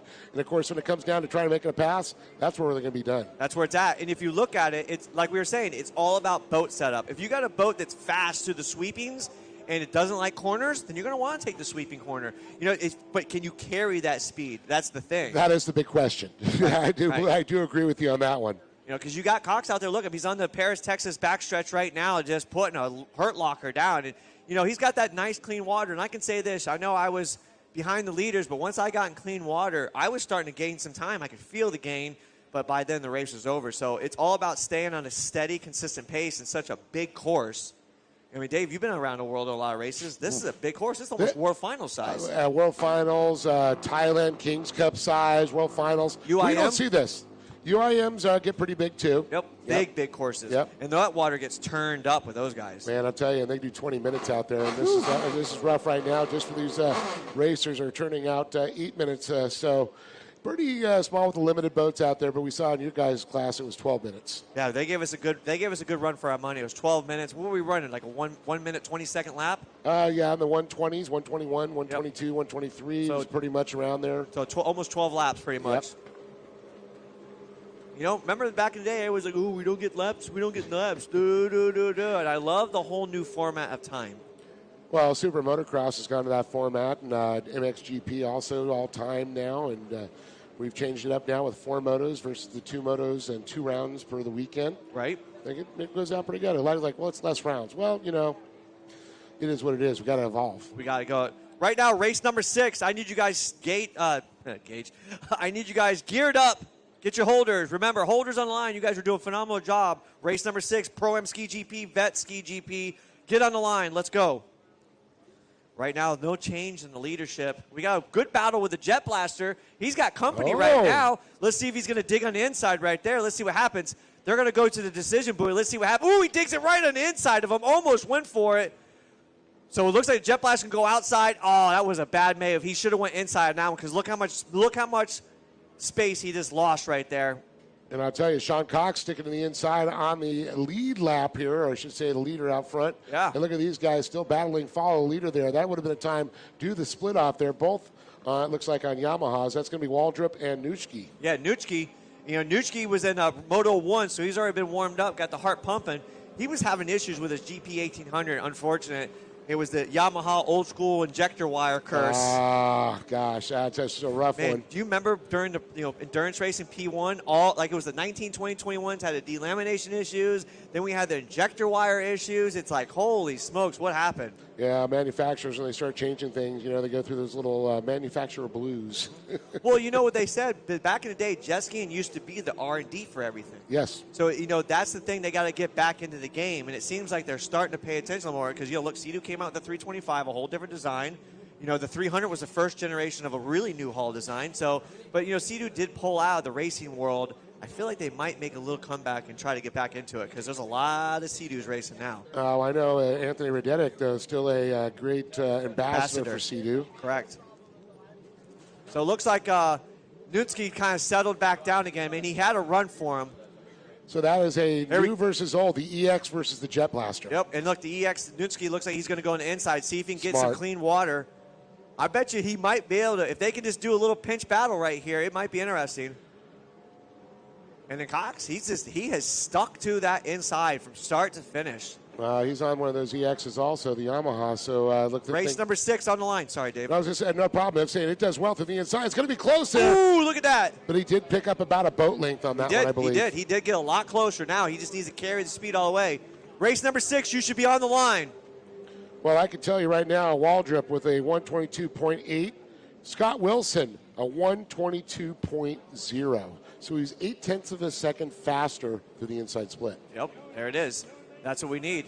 That's the best thing about this time. Yes. We can see everything. And, everyone doesn't like to change. That's the one sport I've seen in this is PWC hates change. Oh, they are hung up on the old ways. And if you look at it, the new ways are starting to shine good. We just got to learn, adapt, and support. That's the goal. Well, it's either you evolve or you die. Or ready? Oh, he turned it off. Hold on, here it is. Nope, he turned it off. All right, whatever. Charles didn't want me to play with the soundboard again. Bobby doesn't have his toys. I was going to do the hat trick, man. It was good, man. The trombone, too. We could have done the trombone. That would have been hilarious. Well, still Jimmy now. Hold on a second. Did I just miss something here? Showing Waldrop in front. No, we still got Cox right it's here. Cox. We got a White good battle. flag. So we got a white flag and we got a battle right here. Nuchke's going to dig for it right now. Look, he's going for it. Oh, man, let's see. We got 2 greens. All right, here they're going to come out right at together. Look at Nuchke's going to run for it. Let's see if he's got the momentum. Oh, let's see if he pinches it. Just stay right there, stay right there. Put it in there, put it in there. Look, Nuchke's going to take the inside. Keep going all the way around. There it is. Nice dig right there. Set him up for the red. Shut the red door. Left-hand side, shut it. Boom, shuts the door, sets it up for the next yellow, which would be right-hand turn. Dave, I didn't mean to take away the glory. Oh, no, that's what I was saying. Wilson is doing everything he can to get up on Waldrop. Waldrop on that Jet Blaster. He carries so much momentum on the outside, I'll tell you. But, man, the inside is paying off each time. Waldrop gets a little bit closer. So what are we in at right now? Did I get it wrong? Nuchek's not. So Nuchek's in 4th. So that was mine correct. So right now it's Cox, Wilson, and Waldrop. Yep. So Waldrop was in second. Waldrop. And the only reason I can say is I got the little update from Sean that is Wall drop. Wall drop. We want to get it correct. I want to say it correct. I hate chewing up people's names. That's the worst thing. Just like, it's not Cordone, it's Cardone. Cardone. I thought it was this one that does the... No. Don't. That's we're messing. Okay, there it is.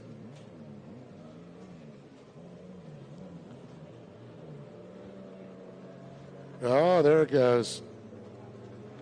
It's a hat trick. This plays through our headphones, though, doesn't it? All right, there we go. All right, checker flag's going to be coming out. All right, checker flag is out, so that was the race right there. Yep. Wire-to-wire winner, Cox, taking it right there, followed up by Waldrop, right? No, Scott Wilson. Wilson did finish it off there. Yep. Good battle right there. He stuck to it, made it happen. Yeah, Waldrop made a little bit of a mistake there, and he dropped from a 121 to a 126 that last lap. Wow. Yeah. All right, right now we got race number 6, Pro Ski GP, Vet GP, Grandmaster Ski GP, and we have our paperwork.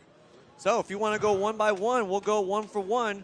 On boat number 10T, Trisha Poper, coming out of Phoenix at Fast Power Sports with Leisure Pools, 10 Racing, Peak Power Sports, Jet Pilot, Flosion, Naughty Shine. And on the number 11 is going to be Ryan Poper out of Albuquerque, New Mexico on the Fast Power Sports Leisure Pools, 10 Racing, Peak Power Sports, Jet Pilot, Flow Vision, and Naughty Shine. And boat number 410, Brian Snyder, coming out of Sulphur Springs, Pro Watercraft, a WXGP Series, Elite Fireplace, IPD, Dale's Jet Sports, and CUI Heat. And on the 299 is going to be Trevor Burns. That's all I got out of Fast Power Sports. Fast Power Sports. Boat number 10, Jeremy Poper, Albuquerque, New Mexico, Fast Power Sports, Leisure Pools, 10 Racing, Peak Power Sports, and Flow Vision. And on the 104 is going to be Tim McGee riding his Kawasaki. Remember, guys, fill out your sponsors so we can give you some drops. 93, boat number 93, Don Cope out of Utlass, Oklahoma, Pro Watercraft, Flow Vision Goggles, Pro Watercraft, Cope Plumbing, Commander Industries, No Limit Metalworks, Hot Slag Company, Gate Drop Gummies, and SureCan USA. And on the 114, out of Laconia, New Hampshire, riding for Commander Industries, No Limits Metalworks, Hot Slag Company, Gate Drop Gummies, SureCan USA. It's Sean, the Dude, Dudick. The fearless leader. On boat number 187, coming out of Liberty Hill, Texas, on a Fast Power Sports, H&M Marine, JCI Communications, Thrifty Goat Graphics, Derek Morosky.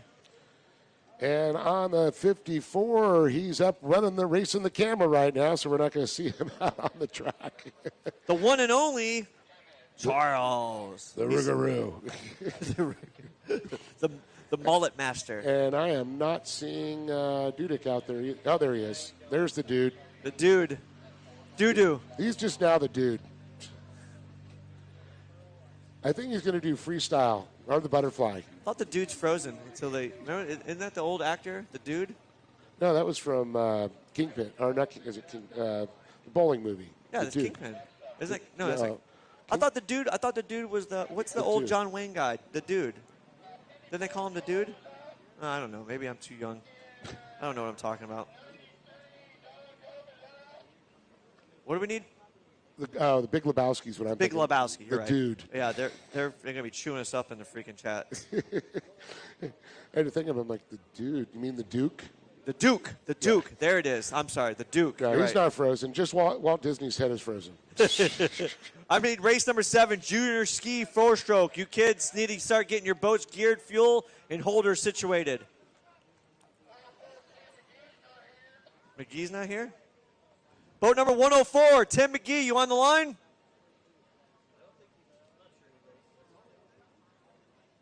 Whatever.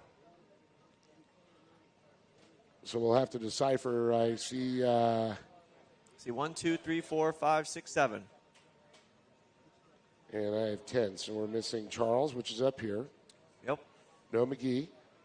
That's 8. Is the missile out there? Where's the missile? No, not missile. I'm sorry. Yeah, that's a different class. Different class. Okay, what about Morosky? Is he there? 187? Right there. Yep. Okay. Do we need a holder, or are you going to do a dead engine start again? Because remember, he did a dead engine start and came all the way to the front. Back, yeah. Oh, my gosh. What a run that was. Yeah, Ryan, definitely an animal. He's not even holding his skis, just sitting on the float, got a hand on the head. At least his knee's not in the tray. Exactly. Wow, did you see that one boat? What was it, 299, the gray boat? Yeah. He started with a right knee and his left knee still hanging out. Yeah, Trevor Burns. We didn't start it. He got into the tray. Yeah. It was awkward. That was the weirdest. Wow, let's see what we got. I don't know Charles. how he did that. Yeah, that was crazy looking. So we got our Charles eye in the sky. Look at that run right there, inside, outside, looking like they're toe-to-toe, but they're in two different lanes. All right, double blue right there. Ping. No, the inside is going to be the 299 there, Trevor Burns. Yep, and he had a great run yesterday. Let's see what we got here. We got a wide-eye view. We got both skis. Outside's looking fast. He's already coming through the red, so we might have a race. Who's getting a fast one hole shot? That's going to be 299 again coming out of the gate. Look at that run. He looks back, clean pass, followed up by the boat number 10. Which would be Jeremy Poper? Is that the right one? That might be Trish. Yeah, it looks like Trish. She's a little bit smaller than the other two. Yeah, Jeremy and his right dad behind her. Yep. Sean Dudek in that fourth position. How about that? Duty coming out nice. So Tim McGee is on the 104, it's showing. That is his boat number, 104. Yep. Oh, man. Huh. We'll see here in a second. Well, let's make sure, because I did see Trevor Burns, Trisha Poper, and it looked like Jeremy Poper. Okay. And then Sean Dudek. That's what I have, visually. Unofficial. That's what our live time's telling us right now. Well, live time's a little it gets funky until it starts, like the first lap. Yep, the first lap. So 299's out front right now, looking clean. He's looking like he's going for the outside again. On the Sure-Can outside split. Yep. And who's going to go to the SBT inside? There's a question. And there it is, a couple riders to the inside now. Yeah, but, dude, Trevor is on a mission right now, man. He looks super comfortable on that ski. Super comfortable. Look at him switching his legs. He's got a straight shot, no buoy issues. Yeah, so now you can see the line. See how far it pushed it out? Yep. That's so crazy how I love there's a couple dynamic changes in the course. Look at the battle for second and third. That's Trisha. That's husband and wife battle. Woo! Yeah, Trish Poper out in that second position there with Jeremy Poper right behind him. So, she came off the inside splits as Jeremy made a big run on the outside. We'll have Charles watch these two for a few minutes. Let's see what second and third, husband and wife, let's see them battle. Let's see who's got the horsepower in the back stretch, which is the Paris, Texas back stretch. Well, I just also got to point out, guess who's up in fourth? Dudek. No. Oh.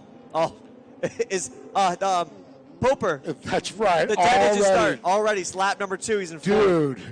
Kid's on a mission. But, looks like Jeremy's putting a hurt locker on Trish. But look at Trish starting to reel him in a little bit. Oh, no, it's backwards. Jeremy's on the back. Trish is in the front. That's correct. Oh, there he goes. He takes a little bit more power right there. Oh, yeah. Don't be silly. You're a bad influence, Dave. Real bad influence. We leave that for the Cardone Race Corner. That's all right. Leave that for your Monday night show. Here we go. Let's see what we got. Burns. So looks like Trish's going to go outside. Jeremy's going to go inside.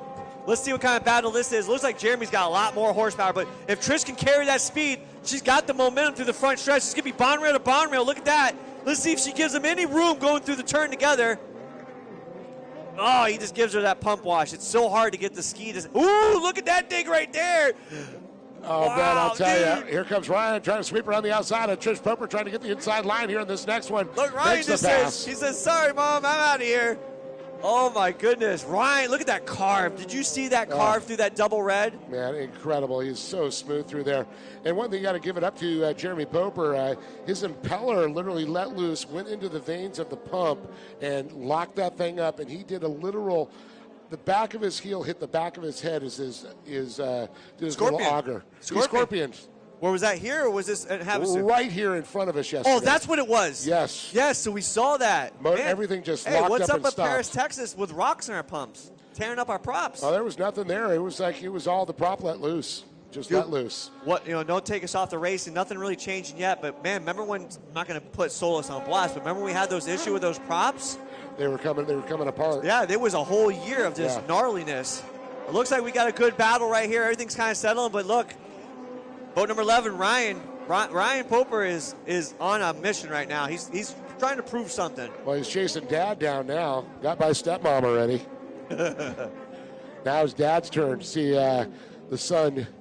Race number 7 on the line. I already see Felix on the line paying attention. Race number 7, junior ski, you should be on the line now. Geared up with holders. Well, I think the real story here is Trevor Burns right now out front. Trevor. He's going to hope.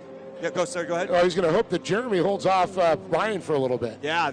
Because, didn't Ryan get him at the last minute, like last lap? Last lap. Yeah, what a battle. He took the inside. Yes, he That's did. what it was. He took the inside. That was a good race. Looking forward to that. The 410 is going to go by there. That's going to be, once again, I believe Brian Snyder there on one of those Pro Forces. We got this awesome liquid Moly finish line. I mean, we had a straight shot of it. We got merge buoys right in the middle of it. I say the splits have been really good. I don't know about the start because, man, Caldwell was on fire on that outside because I've been on the outside all weekend yesterday. It was quick. But that boat, see, the 239 did look better. No, it looked a little bit quicker. It looked way better out of the hole. So what was it? Was it the liner or the impeller? The impeller got destroyed. I don't know if you saw my video last night. No. Did you see me shake my pump and dump all the rocks out? No. And I finished first. You know what I mean? I mean, come on now. Sorry, I was enjoying a nice steak downtown. Where did you go downtown? What was it? Bon Voyage or something? Bon Voyage. We'll have to ask Charles. He'll remember. Looks like Ryan's going to be doing a chase right now. Looks like he's going after his dad. Look at the gain on that right now in that backstretch, Paris, Texas backstretch. Let's see how much speed he carries on the outside of Jeremy. Let's see if he digs it on the decision buoy.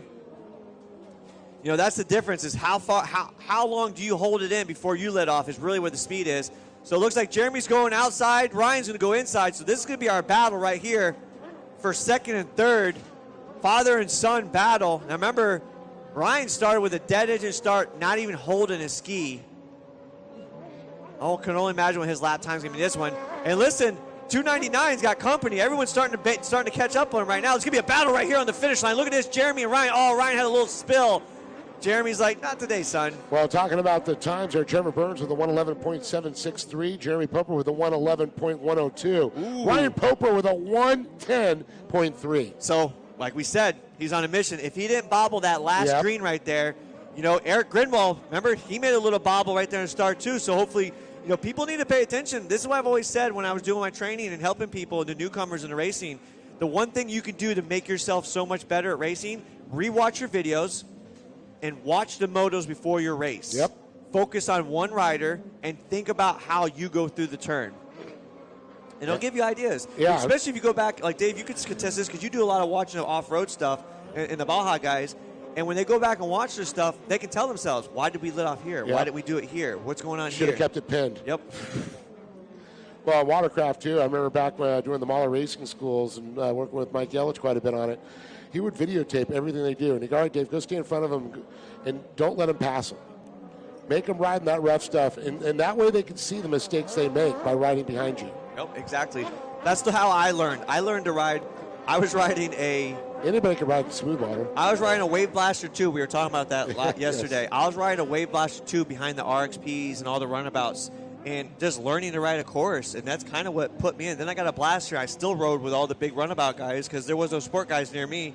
They were all in Broward. So that's what's got me so comfortable riding in bad conditions. Yeah, rough water makes you better. Let's see what our time is left on the race right now. Let's see what we got. 1:25. So it looks like we got 2 laps left, 3 laps probably put it in there. Well, the question is, where's Trevor Burns coming around here? Trevor's on the backstretch, isn't he? And Ryan and Jeremy, look, he's got 4 skis behind, gap between the two. But it looks like, what Jeremy's doing? What he's probably doing, he's probably just set it in a certain mode, and he's holding them back. And then when he gets in the turns, he punches it so he gets that pull out. Well, look at there. Here's inside, the switch. outside. Yep, there again to the SPT inside. It's going to be Ryan Poper to the outside. On the Shurkan outside split is going to be Jeremy Poper. They're all chasing the man on the 299. That, again, is Trevor Burns. We got lap traffic starting to tear up the fresh, clean water for Trevor. Trevor out of Texas here, local. Yeah, that one green buoy, man. Almost did it. He's got that inside green just hammered. Let's see if he does an inside sweep on him. And he does a nice clean on that turn. I didn't mean to interrupt you, Dave. No, I was going to say, damn, dude, you see him go to the inside. Yeah, does it again. Nice turn. He's really digging on the inside line. He's using that berm, that wake. Yep. And is just setting the ski up perfect. You get it set in that berm of that wake, and it will just rail through it. Because you don't want to ride behind somebody. It's like riding in bubbles, you know. It's like ice. Oh, he dicked it on him so hard. Now, look, now they're drag racing. Trevor's got to get around this lap traffic. But look at the Ryan Poper right there. He's going to do a drag race on his dad. He's going to do a bound to barrel. Oh, they get a little juke there with the wakes. It almost got wobbly. But, dude, he was hunting him down, Dave. Definitely. This is going to be the time, I believe, we're going to see Jeremy Poper. Let's see if he switches it up on him.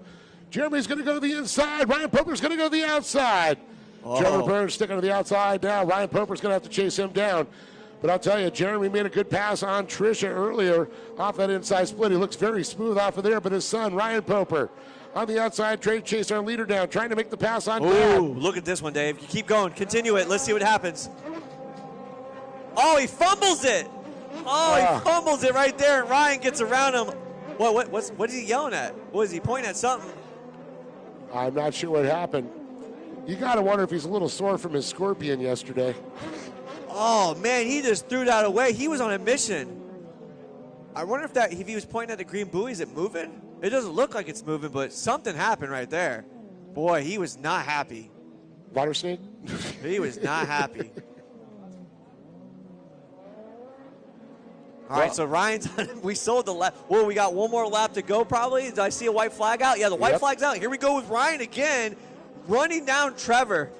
Or was it lap traffic he could have been hustling at? Yeah, that's because that bumbled it up pretty good. So here we go. Lap traffic gets way out of the way.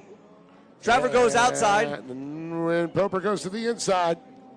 Oof. Let's see. Ryan has been digging on this inside hard. Look at that nice drag over the edge of the ski. So Trevor looked over. He's seen something. Now he's stepping out of space. But look how quick Trevor is through this little chicane right here. A little whip. Look, he's leaned over. Hammer it down. Ooh, nice drag race right there. But that outside pulled together. Give it a round of applause for freaking Trevor wire to wire on this one.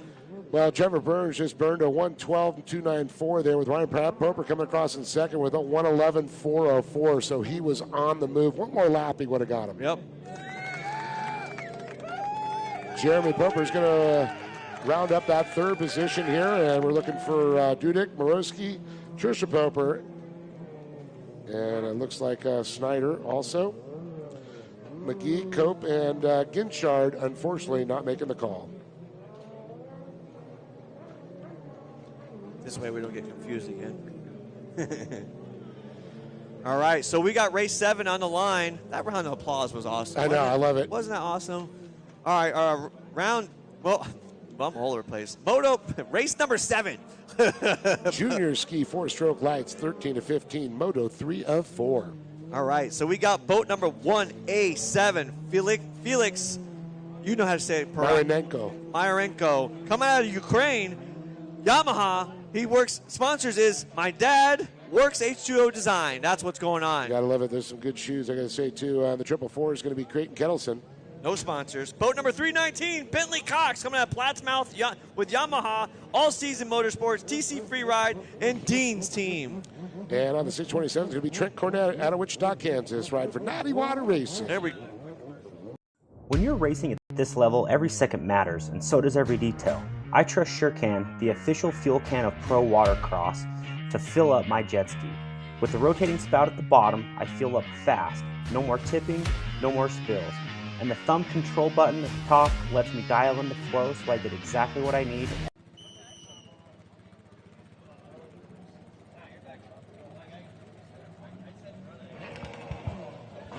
All right, I call the order now on the line here as they fire these machines up. Ooh, nice clean start right there. Felix had a nice dig right there, had a couple of hops right there. Inside and outside. We saw a great race there with Cox and Cornett and Hebert and Felix yesterday.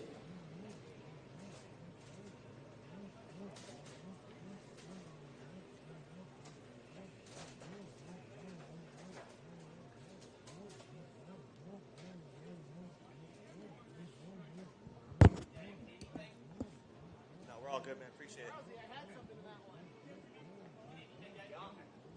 You were up there for a bit.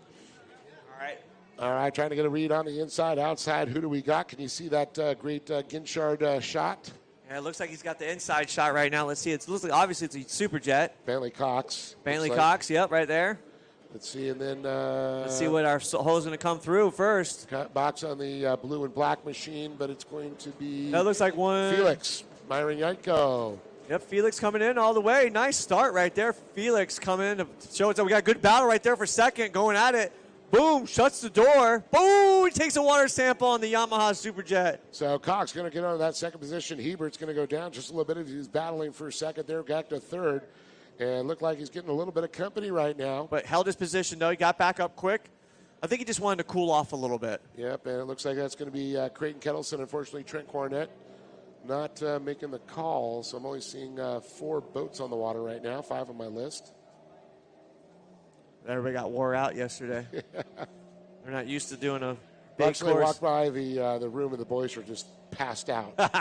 They're just laying there, door wide open. No one wheels and electric bike scooter night, huh? There's too much of that. All right, so this is 8. This is going to be race number 7 on the line. Race number 8, junior ski 4-stroke lights. Start getting geared up. Get your holders ready. Race number 8, junior ski 4-strokes. Get your gear ready. So it looks like we kind of are settled in on this race right here. No real good action thus far unless someone goes spilling. Yeah, it looks like Bentley Cox there on the inside. Felix Manienko on the outside. The rider originally from the Ukraine, now making their home here in Texas, just outside of Dallas, what I heard. So he's going to hold on to the UA7 machine. Sponsored by his dad and Works H2O Designs. I know I heard Joey talking about that they're developing a lot of new products to work with the new Superjets. For the new Superjets, yeah. So very cool. It'll be interesting to see what's going on with those and making it happen.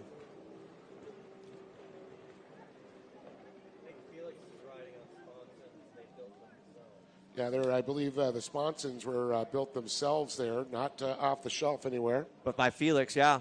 You know, do you remember that whole big conspiracy shindig? Not conspiracy, but just a big upset through the whole PWC world about measuring the sponsons finally? Oh, yeah, and then mid and rear and this and that. And everywhere. Then it went to the sport class, and everybody was all DQ'd in the sport class. And I mean, rules are there for a reason, right? And all of a sudden we kind of forget about them, and then when they pop up, everyone starts crying about it. It's like, that's been there. Like, but it's awesome to see, but this is what creates the R&D. Just because they didn't catch you last time doesn't mean they're going to catch you this time. Listen, I know all about it. Everyone keeps calling me what they want to say, but I'll tear my boat down right now. I got no problem with it. You give me some money, we'll show you what's out there. Well, it looks like those sponsors are working pretty darn well for Felix right now as he comes around the outside of the Sure-Can splits. Ooh, nice battle right there. We got Cox company right there, Dave. These two stretched out. Let's see if he's got the inside line. It might be a race to this buoy. Let's see what happens. Woo, man. Felix shuts the door. Now, look, right there, that was a little sketchy because Cox was going to go into it. And in that situation, you kind of have to check yourself. Like, if you can see the boat in front of you and they're going to sweep it in, you're not going to make that turn. So if there was contact, we would not call that a racing incident. That was negligence. Negligence, exactly. Yep. That was aggressive racing. Smart. Yeah, you got it. You can be aggressive but safe at the same time. There is a boundary of respect for everybody. And it looks like the battle there for third place with Hebert and Kettleson still continues. Kettleson in that fourth position. Tristan Hebert on the 41. So we got a race in the front. We got a great race in the back right here. Yeah. So the battle for the front's already out there on the splits. Let's see what they're going to do. Sure-Can splits. Going to go outside and then inside.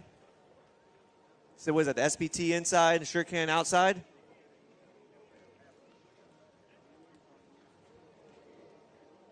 Let's see what we got. Charles doing an excellent job getting some good footage for us. Yeah, watching the battle there as we're seeing Cox. Cox looks like he's digging. I think Cox might come out on this one. It's going to be close. A lot of momentum coming up there on Felix. Here we go. Let's see if he's got it because this is where he can hammer it down. See if he's got that horsepower. He's got some horsepower right there. So here, now look, this is where you need to think of yourself. He's going to check up. Ooh, man. And he spins it. So that's what you worry about when you go too deep at the angle. And that could cause an issue. Like we want to go in, but you got to think of what is the scenario. Like I don't think Felix is going to leave the door open enough for you to stick it in. You need to be right next to him, right bond rail to bond rail. I'm going to say what he should have done is he should have gone to the outside and did an outside-inside. Set him up for the red. Set him up. Yes. Or he should, like the Cardone way, come out the splits, get in the line, get a little Dale Earnhardt racing, get real close, intimidations. Just bond rail a little bit. I'm not saying check somebody, just give it some excitement. He would have had to check up too much because he had a boat in front of him. He was coming in like this, so I would have gone outside and set it up. That was Sam Nemi taught me one time. Set it up for the next buoy. He's like, I don't worry about the buoy I'm coming to. I'm looking for 2 buoys ahead. Thank you. Perfectly said. So now Bentley's way back there, so now he's just going to have to settle. Our time we got left is 30 seconds, so I think we're still going to have another 2 laps ahead right now. But also look at Felix Manienko's time of 124.5 to Bentley Cox of 124.4. So they had a mission there. 1/10 of a second quicker there. And Cox, of course, now lost a lot of time due to the fact of going down there in that battle. But still holding on to that second place as we notice that Hebert and Kettleson battle has also cooled off quite a bit. Right. Big gap between 3rd and 4th now. They set on their pace. White flag will be coming out this next time by. So 2 laps to go. Our race 8, I see everybody on the line there with the holders looking good.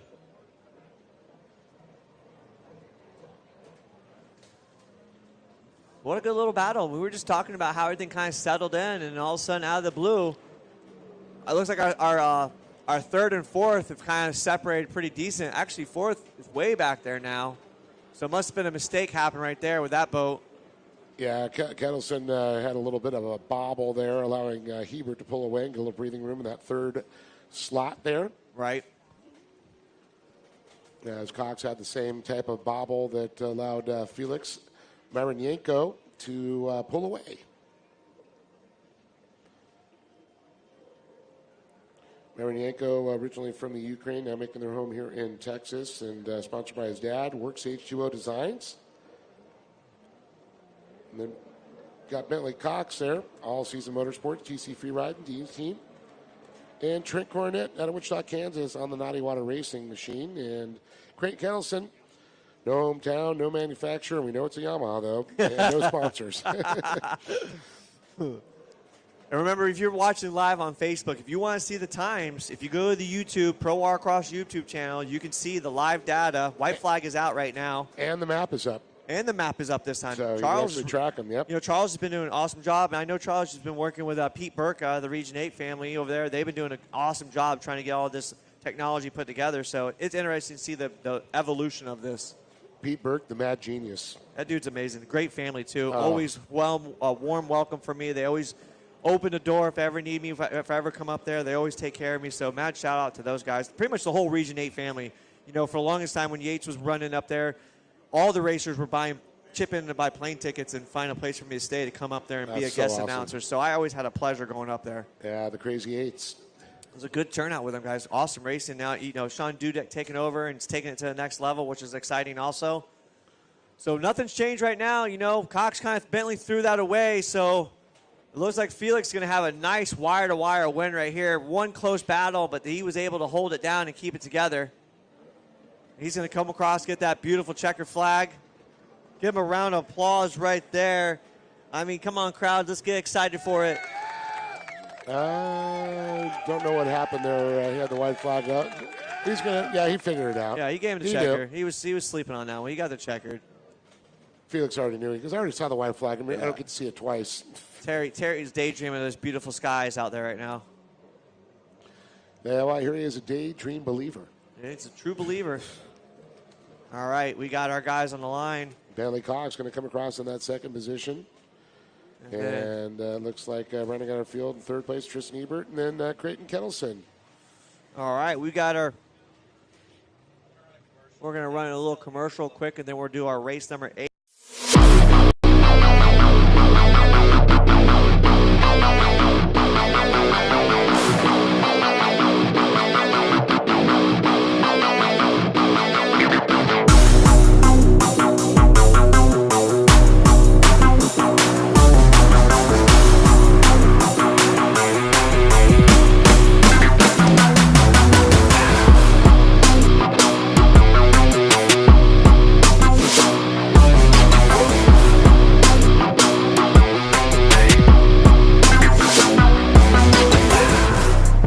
the streets or the track, our premium oils and additives keep you moving no matter the road.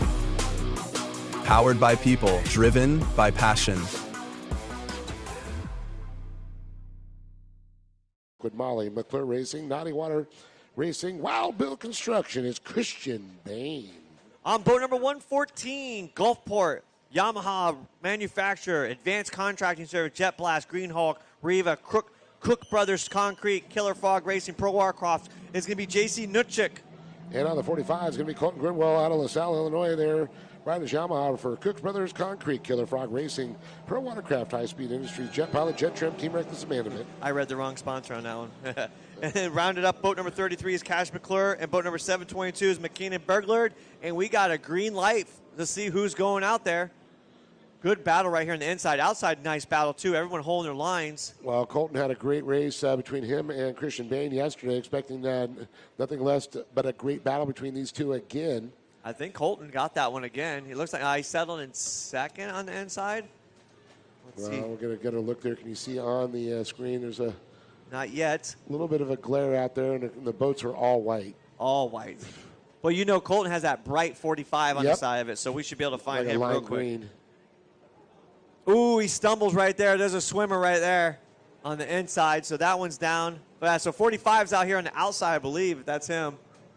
Let's see. Yeah, that's Cash McClure to the inside on the 33, and it's going to be Colton Grunwald. Yeah, 45 going to go with right now.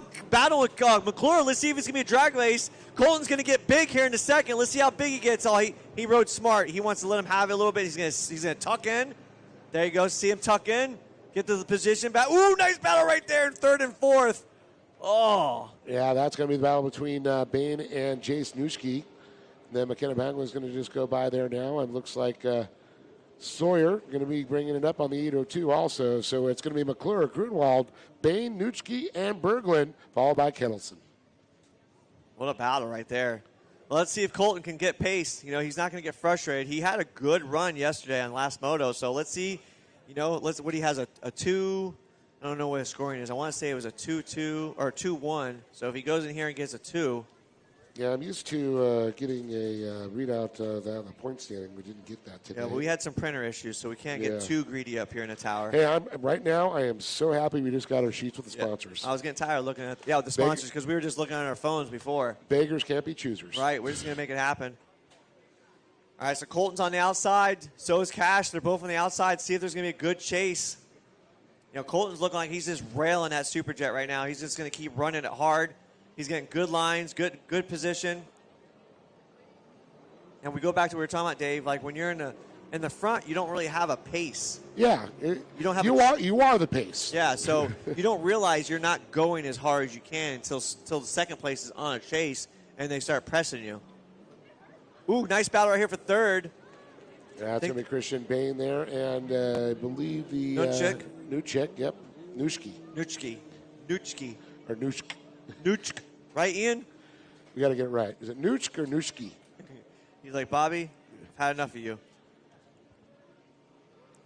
Just don't call him late for dinner, he says. There's that one powerboat, Mom Spaghetti. It's so funny. And then there's another one that's out there. It says, Mom ain't happy. It's so funny seeing those boats out there. It's pretty. I saw one in Havasu. It says, Mommy don't like me no more. That's freaking hilarious. So it looks like everybody's starting to spread out a little bit. You know, we've got our leaders. Our leaders are battling right there. 1 and 2, they're doing good. 3 and 4, a real good gap right there. But it's crazy how close they get in the splits. Out in the backstretch, they spread out really good. And then you start to see the technical of their riding, who's better through what sections. Yeah, McClure leading out right now through the Surecan outside splits at this point.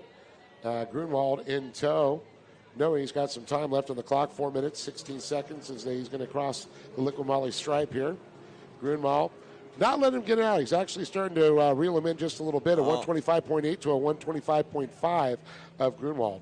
And we did have a rider taking his water sample. I was wondering what happened with our two battling. So it looked like Nuschke took a swim right there.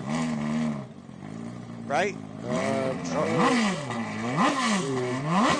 Yeah, it looks like Nuschke there possibly.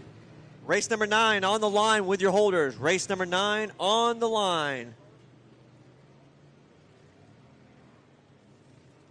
So McClure on the backstretch, you can see the interval there now. As you can see on camera, you can see the two racers, Colton Grunwald on the 45 in second, chasing down the 33 of Cash McClure. McClure out of Sody Daisy, Tennessee. Grunwald, I believe Illinois is making their home out in Lake Havasu now. Also, can I get one holder? Grunwald, are you able to help Tom Lambert? Eric, are you able to help Tom on this moto hold? Thank you so much. Huh? Oh, you're holding for that one? You're holding for the missile. Yeah, you're holding for the missile. I just need one holder to help out boat number 54. I think Ian can do it. He's ignoring me right now. All right, so we still got a good, nothing's really changed, same pace. Everybody's getting geared up for race number 9. It's going to be a good battle. McClure's going to come by now again. Let's look at his times here, the 125.7. Yeah, he's definitely stretched his legs right there. Colton Grunwald's really got to fall back on a pace right now. Yeah, he used a 128.7. He did the inside. So like we were saying before, it really shows you who's good at where, and the inside just wasn't working for that 4-stroke Superjet. Well, it's working pretty good right now for Christian Bain on the outside split as he comes by here, holding off Jay's Newski. Oh, that was Bain that went swimming. So Nunski didn't go swimming. It was Bain that went swimming. No, actually, I think it might have been. The American flag looking ski right now is in third. Yeah, he didn't go swimming. Yeah, that is Christian Bain. All right, so Nunski did go swimming. Yeah. So Bain stayed on the ski. All right. Announcers will get it right once. Get it a couple times.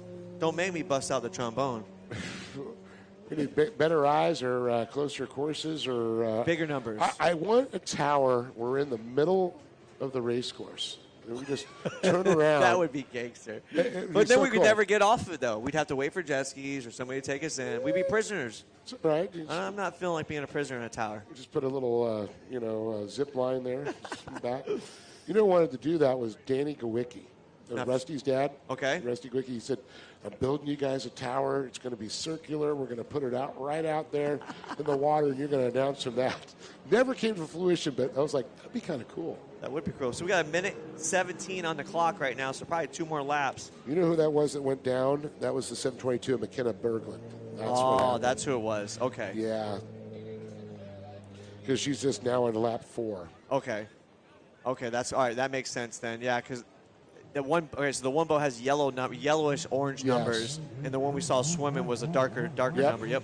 Got it. So there's the American flag one, which is Bain. And then right behind him is going to be 414. Yeah. Yeah. 444. No, it's where's that?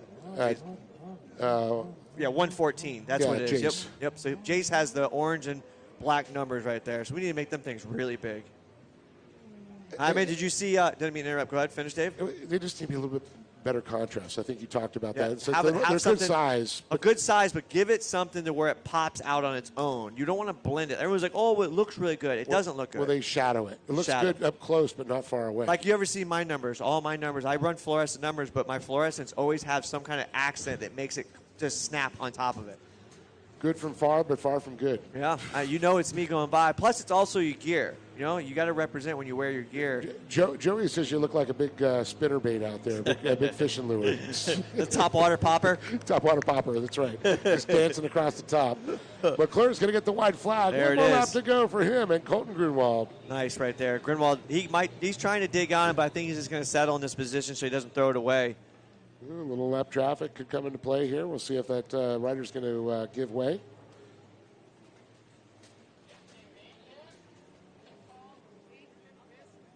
Adrian Fisk, come see Sean Dudick or to the line. Oh, there he is, the 35. Before we get a few minutes before the checker comes in, boy, Hydrodrag's had some exciting. Did you see all the highlights from yesterday? Yeah, I saw some of that. I talked to Mikey. I guess one of the guys that won was his impression was 150, and it was 145. Had a bad get off too. The one guy got bad get off. But I heard he's okay, but. Yep. Lots of change, DQing, crossing lines, illegal boats. I mean, good excitement. So we got race number 9 on the line. Now I know why they have armed security. Hey, listen, have you been to one of those yet? No, but I've seen videos. Well, let me tell you right now, I've been there. I was handed a duffel bag of bet money, and I opened it. I go, I don't want nothing to do with this. There was a lot of money. Them guys don't play around, though. They put some serious – like I said, you're spending $250,000 or not $1 million, like $150,000 on a boat. And it's doing 100 plus. I mean, turbos, nitrous, everything, fully built, and they're doing side bets of $50,000 to $80,000. And then they race in the canals over there too. They got some serious racing going. Well, Cash McClure is going to take the that win, victory. and Colton Grunwald is going to come across in second. And yeah, dude, it's gnarly. Good race right there, man. Cash taking it wire to wire. We can't take it away from Grunwald. He definitely put it in there. But race number 9 on the line, Ski Master Stock 1500. Boat number 35 coming from Kingwood, Texas, Adrian Fisk. Boat number 51, while Dave gets caught up, coming from Liberty, Michael Williams. He said just call him the Missile. The Missile, that's what it is. That's right. On the number 6, he's going to be Dennis Robinson. Boat number 817, Joe Berliski, coming out of Hearst, Kawasaki, Walcott, DCS Marine. And riding for SBT, HydroTurf, Chris Fix Bomber Eyewear, Quakey Sense Pro Watercraft ADA Racing. On the 777s, originally from Kansas, now making the home in Lake Havasu City, it's Jet Girl, Anna Glennon. Boat number 34 coming with Weatherford, Texas. For him, construction, Mike Lewandowski. On the 114 at Gulfport, Mississippi, on the Yamahas, riding for Advanced Contracting Services, Jet Blast, Green Hulk, and Riva, it's Ian Newski. Boat number 405 coming from Wichita. He's running a Commander, Naughty Water Racing, and Dad, Tristan Hebert. Boat number 0, Brian Ridley. You forgot Trent. Oh, Trent, did I miss it? Yeah, Trent Coronet on the 114 out of Wichita, Kansas, around the Naughty Water. And then you got Tristan, his brother, on the 405. Wow, I just screwed that pooch back. That's all right. Then you got Brian Ridley. Let's go with it. All right, got him. boat number 0, Brian Ridley. And then Charles Brook on the 645. Boat number 508, David Zipperman. Ziperian. I always, when I read the Zipper. If I read it, it messes me up, but I know his name's Ziperian. 54 is going to be Thomas Lambert, Johnson City, Kawasaki. I know they haven't done sponsors down, but I know LVP, Tommy Tubes. Yep. Yeah, Thomas didn't get. He's a 239 race boat supporter, team man, team help, assistant, best friend. I get to really mess with him now. I mean, look at the side of his boat. Look wherever your hand is, Sean Dudek. What's it say on the outside? Not that one. I'm not reading that one. Well, look at that right there. Look at that right there. Yes, sir. I love Bobby. Nope, Cardone Race Corner. I'm just kidding. Poor Tom. He's going to cuss me out later, boy. Live stream's going to be fired up. All right, here we go. Let's see who's pulling this hole shot right now. Superior did tell me he did hurt his shoulder. So let's see what he's on the far outside. Dude, he's had hurt shoulder since Lake Havasu, so it's amazing he's still riding out there. He had surgery. He went through the surgery and was doing recovery, so he's been doing good. Ooh, that's a jump. That's going to be a red flag right there. No, I definitely saw that. No, that was a jump right there. That had to be a red flag. Do I see red people yet? No. No red flags? No, wait for it. Wait for it. No, wait for it. Are we letting that one go? Oh, that was a good start. They liked it. Grunwald had a good start right there. Who was he holding for? Missile. Missile timed that perfect, man. I almost thought he jumped it. So it looks like Missile's going to have a real good start. So he'll be on the inside. Let's see what the outside's doing right now. Looks like the inside's going to be the 114, or is that going to be the I knew it's the two down. It's either the 405 or 114. I can't get to see it. They're both blue and orange. Oh, the Dudek boats, right? Yes. All right, so we got the outside right here, which is 114. So that is going to be, I believe... water sample right there! And that was Tristan Hebert went down. So that would be Superior in second. Yep. Anna Glennon, battle right there for third and fourth, 34 and 3 something. You got, that is Fisk and the 34 of Mike Lewandowski. Fisk and Lewandowski, man, wow. Lambert's just sitting there. I've never seen a GP boat get rolled like that. Like, it rolled. It didn't throw him off. It rolled through the turn. Did you have that? Did you have that? Wasn't a Richter? Oh, would it rip off? Yeah, it looks like it's a little low in the water too. Let's see. We got Charles got a good view at. And it's able to get it refired and going again as we go back up front. The 114 still leading. Yeah, that was boat number 114. No, the boat that went swimming was 4-something, 40. Oh, 405. Tristan, 405, yeah. Tristan Hebert, sorry. Yeah, 114 is one of the lead right now. Yeah. I mean, I'm hoping Charles got that barrel roll because that was going to be a highlight reel of tomorrow. All right, so 114 still out in the lead right now, doing amazing. That's going to be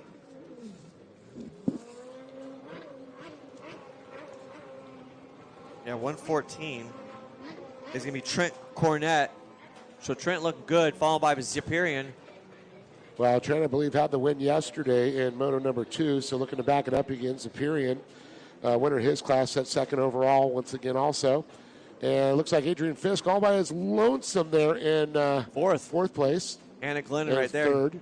Anna's holding it down in third. And boat number 34 right there, which is going to be Mike Lewandowski. Yep, and then Missile Mike right there. He goes, don't even call me, just call me the Missile. Just call me the Missile. He was showing me some old pictures of back in the day, man. All the young pros and all. He was racing with Dave Flash Gordon, with Scott Watkins, with Larry Rippenkroger. I couldn't believe it. Oh, yeah. Mahler. Yeah, dude, he's a legend. You know, I heard they break those guys out of the museum every once in a while. That's what Havasu is, a museum. Race number 10, you should start getting geared up with your holders. What were you going to say, Dave? I was going to say, that thing's still going, though. The 405 machine, Tristan Hebert did that barrel roll. That was wicked, man. I mean, that thing hooked and just... They didn't get thrown from it, so it was a good thing. So, look, 114, our leader, is going to catch up to 405, so we're going to see what's going to go down in lap traffic. But Superior looking good right now. I think he's just got a nice pace. You know, he's in front of Anna this time, so he's just got a good pace. He's just settling in, looking nice. He's going to go for it, keep the good rhythm.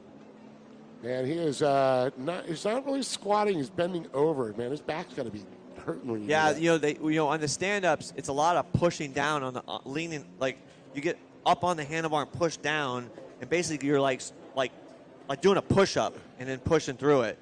Some riders ride different, man. A lot of guys hold poles. Some people push down the poles. That's a Fischetti style. Yep. Fischetti always would slam his pole it down. Yeah, and dig in it. Yeah. I could never ride that way. I always found it was difficult. I have to say, that's the way I ride. I've learned that that's the most comfortable for me for some reason. I don't know why, because I feel like when I push it down and I lean, I can hang over the edge, and it just carries the force through it. So yeah, Mahler would never do it. He just goes, man, you got to squat. You got to squat. Like you're sitting down in the toilet. Squat. Yeah, but my legs are screaming. Well, work them out more. Yeah, my legs and arms work out really good in the runabout. Anyone that says, oh, you're just sitting riding, yeah, let's see you go through a turn pulling 1 to 2 Gs and hanging on for 80 miles an hour. Yeah, the old days you see the guys, they were fast skis, but now we're talking like 30, 40 miles an hour faster than they were. Yeah. So it was easier to stand. Now you can't. Right. You stand, you don't have enough legs to hold on to the seats. Yeah, they don't hang on to nothing. I see some of those pro enduro guys stand and race a lot, like McCluggage, Farthing, those guys. I'm like, I don't know how you do it, man. Well, it's all about the shock, doing the shock in the knees. That's how you stay together. But, dude, the boats, they're so unpredictable sometimes. So it looks like nothing's really changing in this race. Everything's settling in really nice. I need race number 10 on the line, please. Race number 10 on the line. You've got 2 minutes and 35 seconds before this race is over. See, watch Adrian Fisk on the 35 out there. He'll actually squat, get low. He's, keeping it up, a little upright there. Where just Ziberian is a little bit more bent over in his back. So right. I don't know if that's because of his shoulder or something. If he squats and gets his shoulders 405 is down out there again. It looks like that's starting to catch up to him now. Yeah, you got to wonder if that thing got some water in it. And you know what happens? You get water in the hole, then the PTO starts spinning around, splashing water up. Splashing water. The steam. One of the things is the steam on the exhaust. It starts choking out the engine compartment because a lot of these skis don't get really lots of fresh air in there. So that damp, humid steam air really just chokes them out. You need to get those water-rolled oxygen bottles in there. What's our lap time looking like? Let's see what our leader has right now. We got a 1:22.806. No, that's not right. That's not Ian Newski. Yeah, Ian's not out there in the front. What are we talking about? Yeah, that 114 is this 9? That's Trent. That's gonna be Trent. Yeah. Yeah, Trent's out there. So Trent running a 1:22.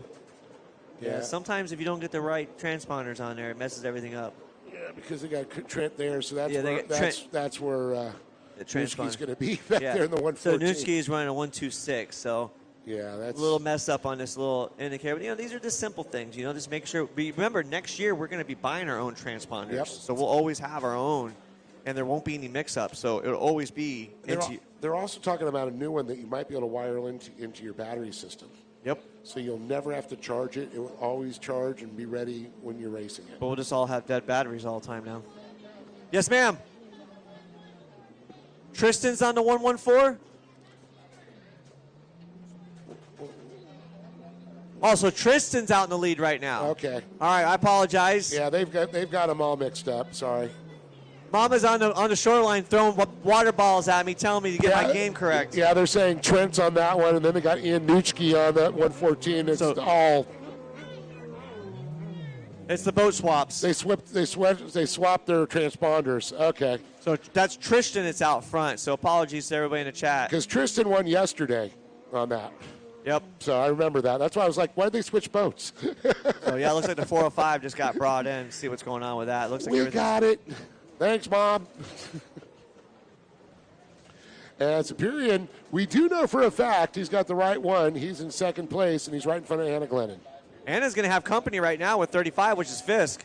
Fisk looks like he's going to dig on Anna here in a moment. So actually, we've got all three leaders of the class. So Tristan Hebert in his class leading. Superior leading in his class sitting second. Anna's sitting third, but first in her class. So that's a good run up right there. 1, 2, and 3.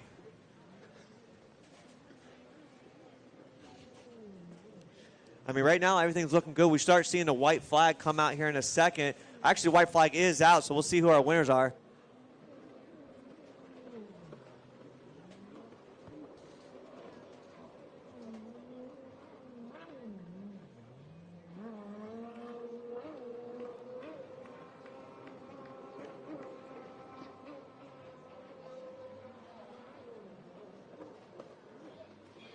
All right, looks like they're going to come through here in a second. Our leaders looking for that checker flag. And that's going to be Tristan Hebert. Now we got that all straightened up. I guess the kids do a little Rochambeau for their transponders. Oops, got the wrong one. When you got a whole army of kids racing, anything can happen. So white flag's out. You know, Superior looking up at that right now. Look, yeah, he's hunched over a little bit. He's got good position, so he's definitely favoring his shoulders, so he's keeping it hunched down. And that's what I'm saying. So if he was to squat and raise his shoulders it hurts up, it hurts more. Yeah, that rotary cup. Because I don't normally see him ride like that. Nope. That's and he was saying he was hurt. He was hurt, but he's been riding good. You know, got to give it to him. He's riding good. And he's gone through a bad knee. He's got the shoulder deal now. I mean, man, the guy's still out there. He's like, I want to win another title. And he's had some trials and tribulations in the last year, too, coming through some adversity. So, got to give him that. Lost his mom. Yeah, recently. His mom was really close. You know, they were having that. And kind of, you know, he was going to come out of the racing, but, you know, his mom told him she was so proud of him and his kid racing that she says, you know, she'd much be happier if he was doing what he enjoyed with his kid. So that looks good. Right now, checker flag's going to be coming out for Tristan. Tristan's just going to hammer down. He had company right there. And I should have known it because he always has the tennis ball helmet, just like, Bill Haig. There it is, yep. So, you know, that's the one thing I can say as an announcer being up here.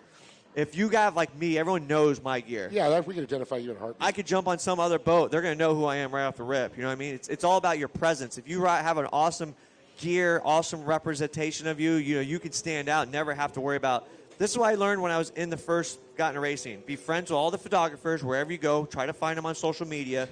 Because once they know that you will social media blast them, they will take pictures and pictures and pictures. Oh, yeah. And if you look the par, they'll take the pictures of the par. And make friends with the announcers. Yep. Get to know them. That way we know you better. All right, race 10's on the line. Everyone's coming through the checker right now. It's going to be Superior and Glennon right there. So race number 10, it's going to be our Ski Amateur 4-stroke lights on the line. Fist there. He's going to lead the vet. So all 4 positions are winners of their classes in the top 4. So you only record.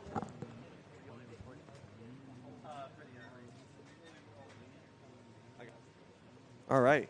So race number 10 on the line. Man, Felix is doing an Ironman racing day right here. He's back on the line again. Our rider from Ukraine, my dad, Works A2 Design, boat number 296. It's going to be Baron Mernick out of Fort Worth, Texas, riding for Yamaha on the Monster Energy Codwell Racing, Commander Yamaha. You got Riva Racing, Blosian, Jet Tribe, Jet Trim, Team Strong, 60 Helmets, Impros, Circus Media, and Codwell Custom Pools. Boat number 106 coming out of Quillane, riding Yamaha, the Junkies LLC, Dumpies LLC, Travers Construction Group, Lara Inc., and Lawn Me, Javier Falcone. The 710 is going to be Kyla DeRosers out of San Marcos, California. Riding for Gem Pup Fit, Pro Watercross, BGA's Performance, Bomber Eyewear, Insta360, Unlimited Wetsuits, GPO, Blue Collar Beef Jerky, Hydrofy Electrolytes, SureCan USA, Misadventure Life with Jim Beaver, and Rebel Optics. Good lineup right here. We've got the 405 that's been having some issues. It did the barrel roll, so we're looking to see if it looks like it. And HydroTurf. HydroTurf. There you go. Well, somebody put all of their sponsors. It's looking good with that HT, though, I got to tell you. That is all new. They did not have that in Sebring. That has newly been added. So we're right back here in a moment with race number 10. Lambert, you need help getting out? Tom, you need help getting out? Lambert, you good? All right, let's see. We'll wait for the call. Everyone's settling in real quick.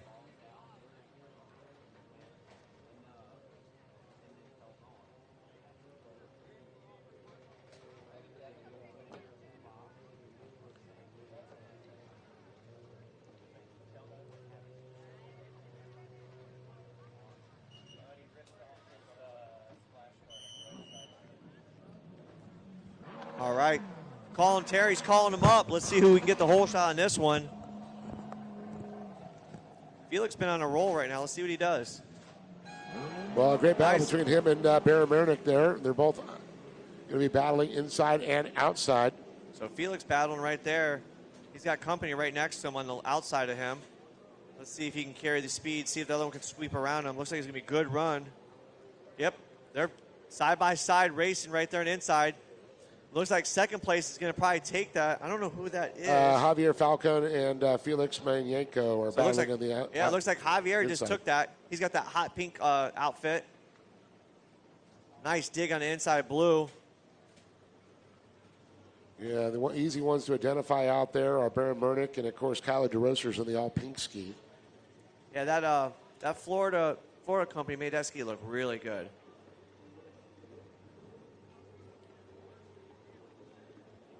So we got a good battle inside outside. But I think the inside's going to take it, which would be Falcone. Falcone's going to probably take it. Oh, maybe not. Mernick's going to get a good run out here. It's going to be Mernick right there, Mernick, yep. all the way. What a run on the outside. Falcone right behind there, and then the Felix going to be in third with Kyla DeRosers. I think they got to get rid of that stock prop on Kyla's boat. I think it's kind of holding it back. Yeah, it needs a little more oomph, a little more snap to it. It's got good speed off the line. Just their top end, it just falls on its face. It's not you know when you got to have two pumps set up. You got to have a short course pump and a long course pump. Choppy conditions, surf control, you know what I mean, stuff like that. And I think put some works scoop rate and ride plate. I know that works really well in the Super Jets there too. Yep. So it looks like it's going to be settled out right now. 1, 2, 3. Right now they're all settling in. Our race number 11, our vintage 650, 750, 550 X2s. I need you guys to start getting geared up. We already got one on the line already, but I want you to get geared up, get your holders ready.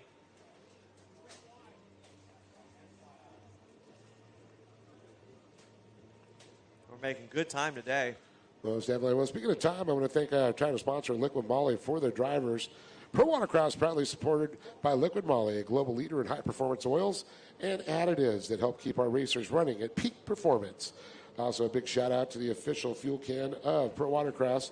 Sure can. You know what you do with it? You fill it up with some Fuel One solutions, baby. Fuel One coming in here and making it happen, making it racing good for everybody.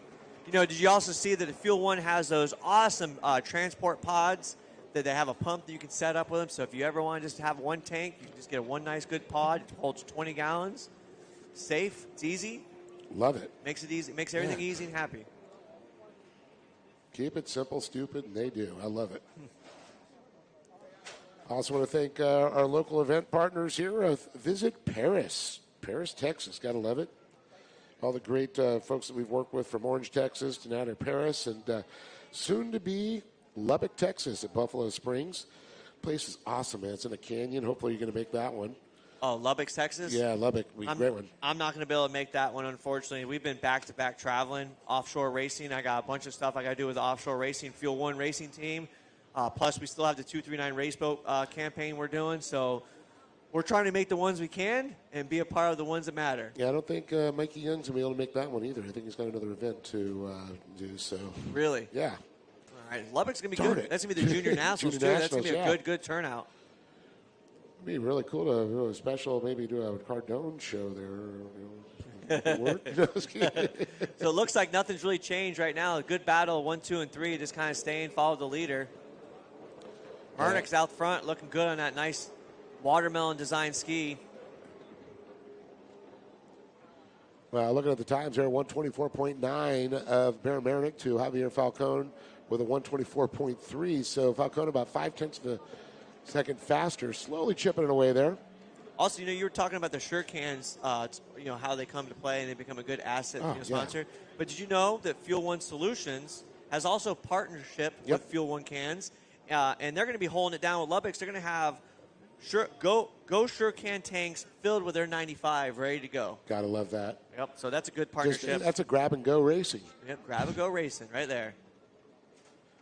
I also wanted to thank Charles Ginchard Photography, Works Components, Factory Fade, Young Guns, Jump Putt Fit, Hammerhead Tactical there, Hot Slag Company, 10mm photo, 595 Handling Solutions, No Limits Metalworks, Pro Rider Magazine. We know those people. Yep. Pro Rider keeping it real, making us look famous. The Ratties, gotta love that.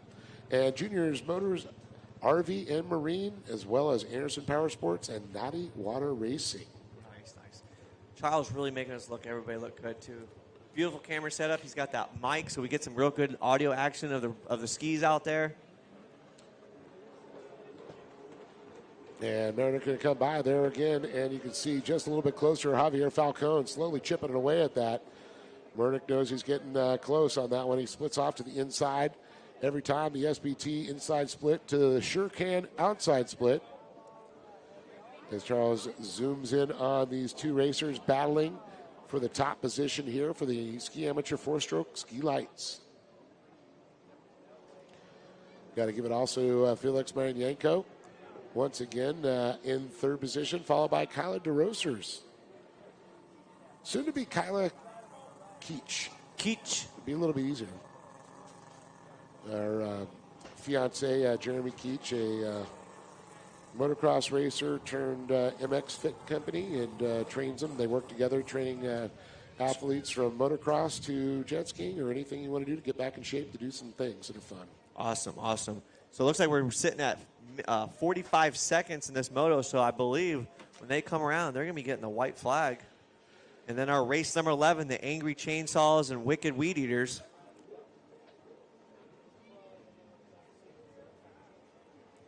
Well, one thing's for sure, good oil and good fuel in those old ancient weed eaters and sewing machines work really well.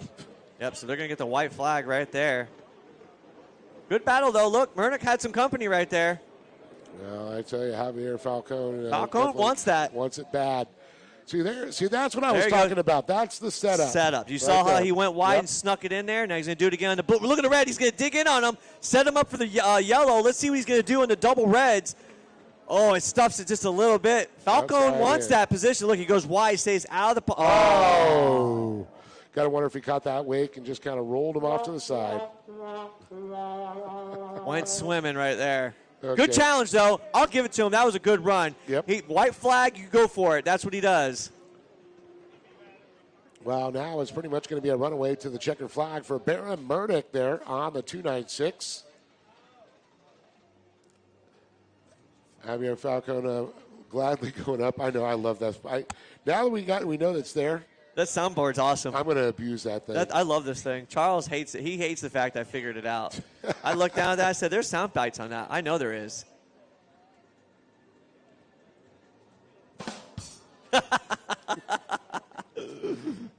I love it. What's the crowd doing today? How's everyone doing here in Paris, Texas? They having a good time? Oh, they're lively today, that's for sure. They are screaming it up today.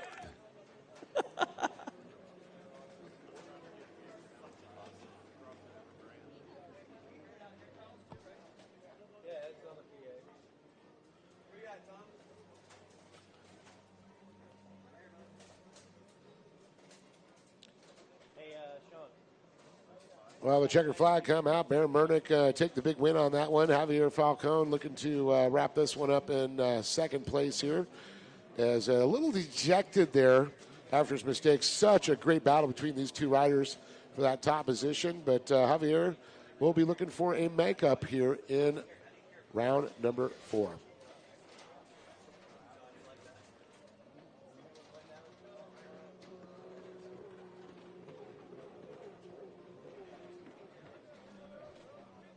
All right, there we go right there. Checker flag has been waved.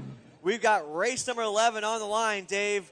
Our vintage 650, 750, the Angry Weed Eaters and Chainsaws. Boat number 216, no sponsors, no hometown, Joe Elm. And riding the double 3 is going to be Sean Whitaker out of Garland, Texas. Riding for Dale's Jet Sports. Riding for Elite Fireplace and Stove. Boat number 25 coming out of nowhere, riding a Kawasaki, Ian O'Connell. O'Connell? O'Connell. I was thinking something. I got thrown off. My apologies. Oh, my goodness. I'm really having a bad day today. The 78 is going to be Drew Stallett out of North Richland Hills. Riding for Rad Dad Racing, Codwell Racing, Monster Energy team, and he's straight out of Texas. Boat number 17, riding on a Kawasaki, GSX Machine LLC, Miller Cycle Shop, Naughty Water, Wacone, Wax Racing Products, Mid-America Dragway, Fast Flow Fuel Line, Tough Jug, Shannon Watson. And rounding out our field, the 75 is going to be Rob Butler on his Yamaha. Give him a round of applause, everybody. Give him a good round of applause down there in the field. Let's see these Angry Weed Eaters come out and play. Well, we got a square nose Superjet. We've got a couple X2s, and we got a 550 down there. So these are vintage 650, 750, 550 vintage X2. When was done the 750 swapping those X2s? That's what I want to know. The X2 with the 800 is really awesome. Oh, it is too, yeah. Yeah. Well, we were talking about Danny Ortega. Oh, yeah. That was, dude, Danny and his wife, amazing racers, dude. I love seeing out there. A couple of the SoCal racers in NorCal doing some of the Wild West stuff. I haven't seen, remember when Danny Ortega used to chase the Pro Watercross back in the day? Yeah. I haven't seen it in a while. I think they're just enjoying retirement now and just staying out of the scene, just watching everybody else. It's been a couple years since I've seen him on the track. Yep, it's been a while. The 800 definitely was a night platform. You know, it's funny because, my show, there's a lot of people, I get some controversies every once in a while, but no, everyone's always like, oh, you don't know this, you don't know that. But I've been around racing for a long time so far. I haven't been around the heydays, but, I mean, look at the names. I know what's going on. Like, I know what the racing's going on. I think it was in your show. You said, 7 years you've been racing? So my son's 7, and I was racing 3 years before him. So I've been in the racing 10 years. 10 years, okay. 2013, 2014, I started working for Brad Clark and Brent Vandley when they had Region 7. And I worked with Course Marshal Randy as a course marshal. That's how I learned everything. Oh, okay. So let's get all this going. We'll finish my story later. Let's see who's going to pull this old shot. I want to say the boat right here on the inside pole, I forget who that is. He had a great run. Remember, he had an issue. It was a coupler that caused issue. Yeah, the exhaust coupler popped off on it. That's right. Did they start? We got a 2-minute. We got a hold right there. They got fired up. No 2-minute hold. Nope. Oh, there we go. There we go. Nice run. Nice run. Ooh, 17 gets a little wobbly. Look at those X2s looking clean out there. All right, let's see who's going to go out there and pull this together. And we'll have to figure it out because I have 6 names and 5 boats. Don't make me bust out that trombone. That's the new water sample sound. We need like a big splash. No, I like the trombone. That's like the perfect, I really made a mistake. I screwed up. All right, good battle right there on the inside. I think Sean said he wanted to run these guys 12 minutes, so this is going to take in half an hour. Oh, no, I earned 15. Actually, this is going to be a 7-minute race, I believe. 7-minute race right now. Which is a lifetime for these guys. And we learned that. Remember I told you that we have to make sure they finish. The one coupler, exhaust coupler, took a crap on it. And that's one thing I can say. These, when you got these big courses, you got to make sure you fatten them up just a little bit because they will lean out. They get hot fast. So right here's our leader right here pulling a wire-to-wire hole shot. That's going to be boat number, I want to say that's... Drew Stallhut. Yeah, Drewski. That's going to be Drewski. And 25. Ian O'Connell. Yep. And Rob Butler is going to be in that 3rd position, followed by 33 of Sean Whitaker. So Drewski doing what he did. That's what happened before. Drewski had issues before, but it looks like he got settled. And we'll see how this is going to turn out. This is not going to be too much of an action-packed class. Go ahead, Dave. I could have sworn 5 boats started. Oh, wait. Yep. Is there one swimming somewhere? That's what I'm looking for. No. Where's the 17? The all blue one. Yeah, there it is. No. Swimming. Yeah, where's the all blue 17? Is that right there? Let's see if we can get the camera across the tower. There it is. I see it out there. Yeah, I was wondering where the blue one. We said the 17. That's Shannon Watson. Like, where did Shannon go? Yep. Good call on that one, Dave. Well, don't ask me to count past 10 because then it's my limit. I only know 239. 239. Oh, here we go.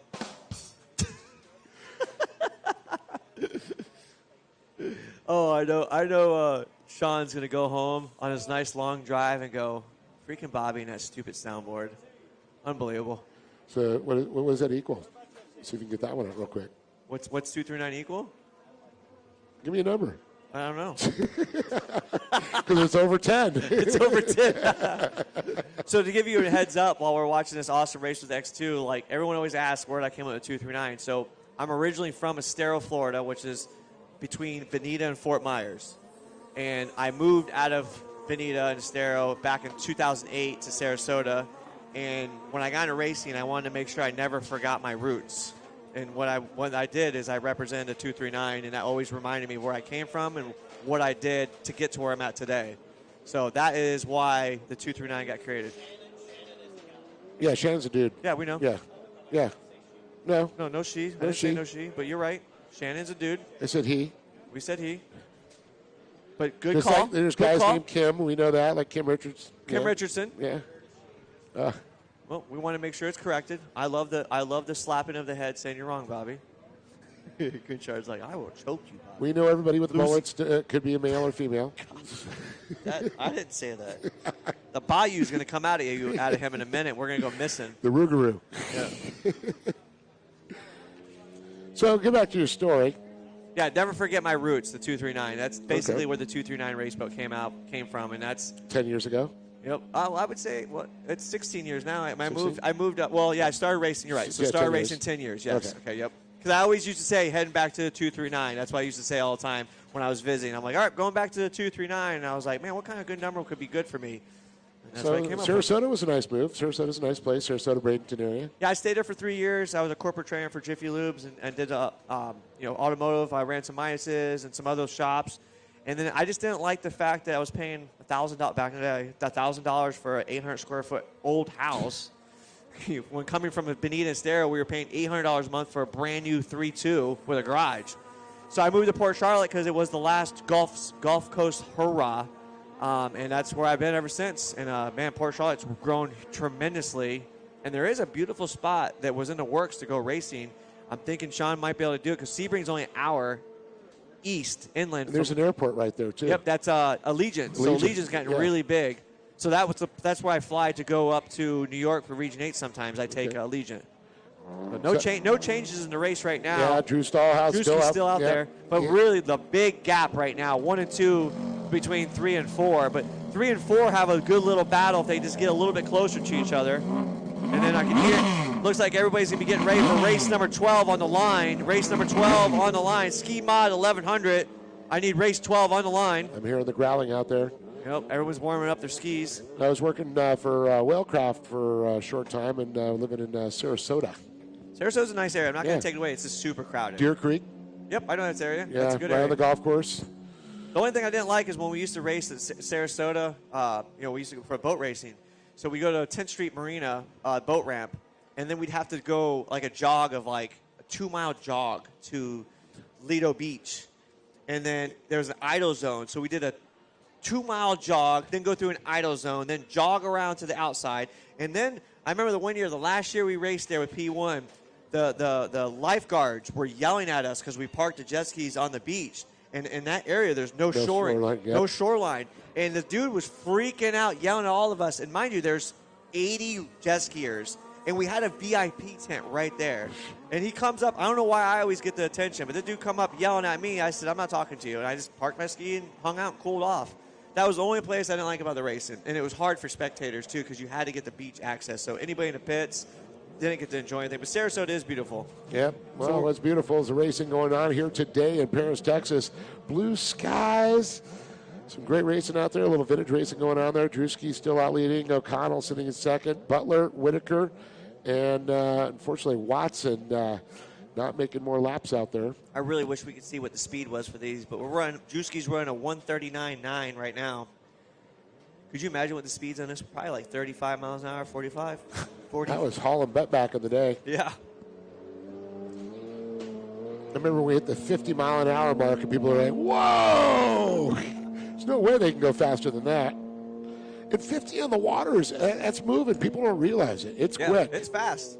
You know, I rode a street bike for a long time, and then when I jumped on a jet ski, I was like, wow, I used to do over 200 on a street bike, doing 85 on this. You found out they don't float that well. Listen, the jet skis are a whole different world. We have a drag boat. The girlfriend has a GP 1800 all done up, and it does 92. And then we have a turbo RXP that does over 100.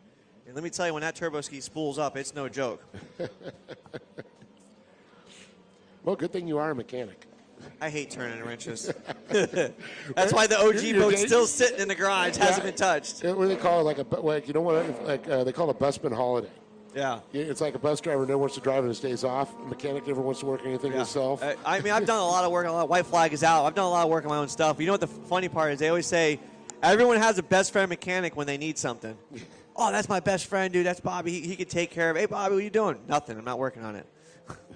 So going into this looks good. Also, we were talking about speeds, and we were talking about, Billy 2 over there with the drags. You know, since they're with the IHRA, I know we're IGSBA, but, we like to talk about everyone. But they changed all the rules. So all the records have been reset because Billy was talking about it and decided he wanted to reset a lot of the records because are we following the rules that they had? Because there was never any true teching going on during that phase. So Billy really decided to stir everything up. So there's going to be a lot of new records being set today. Well, wasn't there a Guinness World Record set? So the Guinness World Record for the 147 is real. Yes. So they're talking about class. They were talking about the class spec, this class rule record speeds. So 147 was still the fastest record on the water. Well, talking about records, I think it just broke 38 miles an hour. You might have to slow him down. So the checker flag is out now, so we're waiting for him to come through. And that's going to be Drew Stallhut. Drew coming to us from North Richland Hills on the Rad Dad Racing, Codwell Racing, Monster Energy team. Ian O'Connell looking still in that second position, followed by Rob Butler. Rob from Fayetteville. Give it a round of applause for Drewski coming through, hitting up the checker flag, a wire-to-wire winner right there.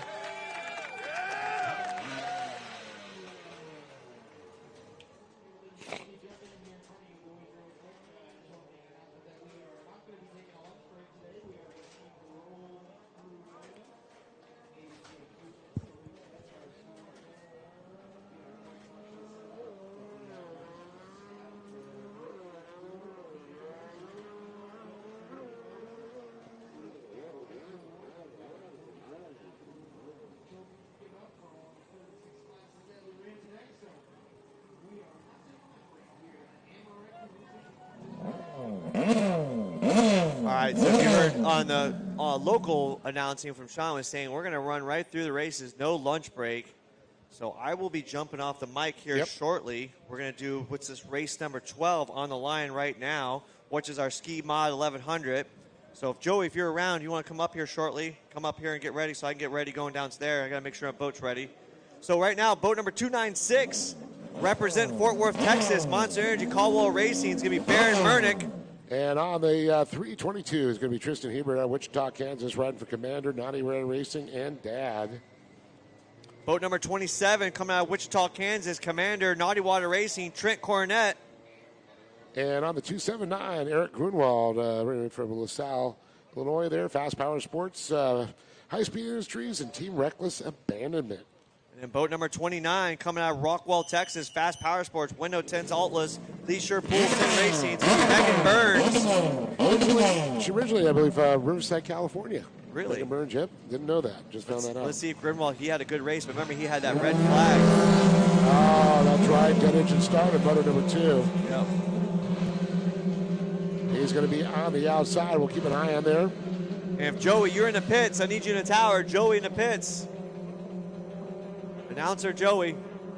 All right, looks like a good battle right there. And Megan Burns, Cornett, and Hebert on the inside there. Grunwald, Runick. Let's see.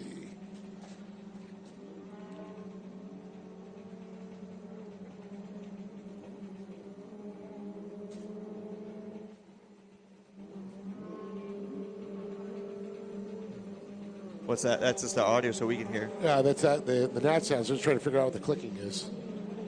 Click. I think there's a ski down there running. No. One of the angry weed eaters. All right, look at this. Nice run right there. Burns going to get the whole shot there. Grunwald right behind. Let's see if he goes on the inside. He's going to do a little sweep. He sets it up. He gave a little bit too much. Grunwald didn't want to take a chance on that one. So Megan Burns going to get the Fuel One Solution whole shot. There we go. Good run right there.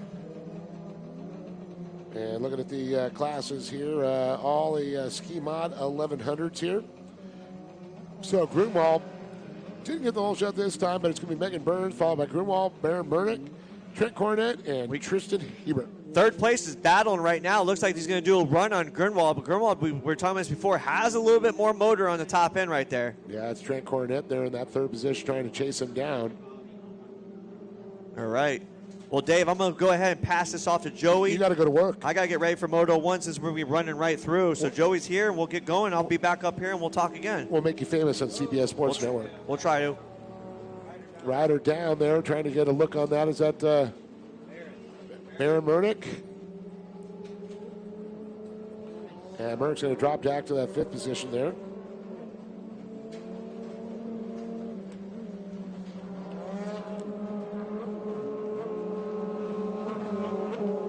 So it's still Megan Burns out front, followed by Eric Grunwald on the 279. Trent Cornett coming off there, and the 322 of Tristan Hebert. And here comes Murnick on the 296. Joey, welcome back. How you doing, my buddy? Did he turn you off? Yeah. Yes, he did. Hey, Dave, how are you doing, sir? I was just going to have a one-sided conversation. Hey, that's all right. So I've actually been down below the tower in the shade to watching all the racing action from the beach. And, man, the racing today, these guys, I mean, just are coming with it. You know, the blue skies are out, the sun is shining, and, man, I tell you, it puts everybody in a good mood out there. Well, good racing. The wind has actually moved directions from the northeast, so we're getting a little bit cooler breeze coming across the beach here, and you can really feel it, especially up here in the tower. I'm enjoying it. Yes. Keeps that humidity down. It's a hard thing to do in Texas. All right, so I watched these guys getting ready for their start. We've got Megan Burns on the 29 out front. Right behind her on the 279 is Eric Grunwald. Then we look at Trent Cornett there on his 27. Then we got a little bit of space in between, and we're looking at Baron Monick on his 297. Got a 27 and a 297 right there. Yep, that's right. And Tristan Hebert, what did Tristan go? Did he go down? So I got a yellow flag. I got a yellow flag on the splits, but I'm not seeing where he actually is. Yeah, I'm looking for his yellow helmet. I think he might have pulled off. Okay. Because there's a boat going behind the docks over there. When Charles swings around, we'll get a better look at it. Yeah, because you look for that little tennis ball helmet. Yeah. So, again, Dave, the word on the beach is just how long the backstretch is. That's what everybody's talking about.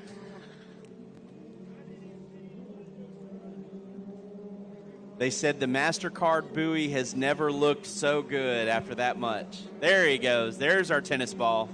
Yeah, he's back up and running. I think you're right. He was on the backside. Probably had to, I don't know, fix the duct tape. Got plenty of that here this weekend. Yep. All right, so as you see on Charles's shot there, we got a battle heating up between the leader 29 of Burns and the 279 of Grinwald. Trent Cornett still trying to chase them down there, followed by Baron Murnick. And a little bit back farther is Murnick. He's got a lot of work cut out. He had an issue. It's not some place we're usually seeing him. He went down for a momentary lapse, and then that does cost you a lot of time on the track. And Hebert just coming up off the Jet Tribe back straight. As we said it yesterday, the cool part, especially about this class, is all the boats are built even, all these riders' abilities right there together. So they're not really running away from each other that much unless there's a fall or some type of a problem. Everybody, the smallest mistake could be a position change.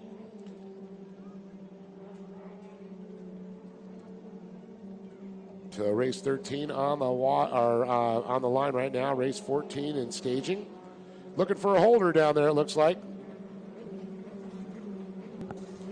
A couple of riders needing some holders there if you want to help them out.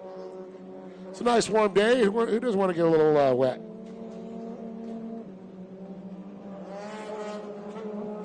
I'll tell you, Megan has been on fire. Now, got to see her race out in Lake Havasu, and man, she is fast. So I was actually speaking with her brother down below just about that. They decided to go out there for vacation, and why not bring a jet ski with you and do some racing while you're there, and said that they learned a whole lot about that jet ski and about Megan's abilities. I can tell you that she's changed her lifestyle up a bunch, doing a lot of working out, a lot of dieting to get in better shape for jet skiing, and it's showing out there today. Well, she made a smart move from California to Texas, I'll tell you, man. There's got a lot of lakes out here, a lot of places. California now, it gets a little tough. You have to do that 4.5-hour drive to go play. We do have, some ocean riding, but these boats, you don't want to put them in salt water that often, especially these high-performance machines. Well, they run Rain Cross Storage there in Rockwall, Texas. It's about an hour and a half, 2 hours away, and we're actually blessed with y'all talk about Body Beach a lot. Well, we have a Texas Body Beach in Sulphur Springs that everybody gets together on the weekends and practices the same type way. Well, you know how Body Beach got its name. I do not. Well, let's throw the body in there, and where the currents happen in Havasu, things wash up there. Oh, wow. Whoa, you can see my eyebrows raised on that one. Wow. I just found that out a couple of years ago. Man. Makes me not want to go there a little bit more. It's all right, just a moving log jump. Yeah. It hasn't happened that often, but that kind of get the moniker there. Okay. It's kind of become a joke. Maybe the first few times you hear it, but you forget about it quickly. Oh, man, Baron Murnick really off pace right now. I know he's having some issues out there. It's a shame. Boat just sounding rough. Now, these are the 1100 mods, so they're running the Yamaha TR1 motors, 1049s. Call them a 1050, 1049 cc's. Naturally aspirated, of course. You can slap a turbo on one in the open class or GP class. Yep. That's when you get to hear that funny snap, crackle, pop out there. Little pop off there with a white flag out. This time has expired for Megan Burns. 1 lap to go. Let's see if Eric can pull a Cash McClure move on her here in the last lap effort. I don't think so, but we'll definitely watch and see. I don't know. Megan's looking pretty much on her game right now. She's looking smooth. Nice style she has, switching those feet. Beautiful turn there, the double reds. All these riders in this class know their assignment. They all have different boat colors, different wetsuit colors, to where they're all identifiable everywhere on the course. You know which one of them are.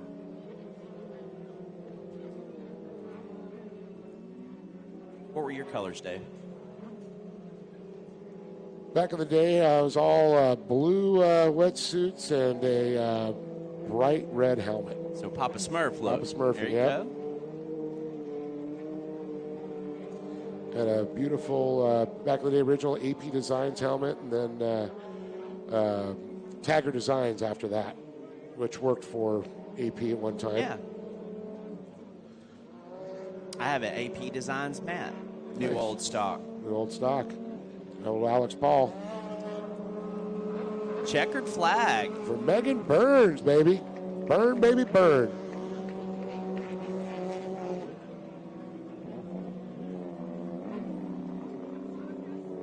Greenwald saying big thumbs up there to Megan, saying great race there. And it looks like Trent Cornette's going to get that third position. As we move on here to Sports Spec, Junior Sports Spec, and Novice Runabout Lights. On the number 8 out of San Marcos is going to be Haley Hernandez riding for Vibration Audio.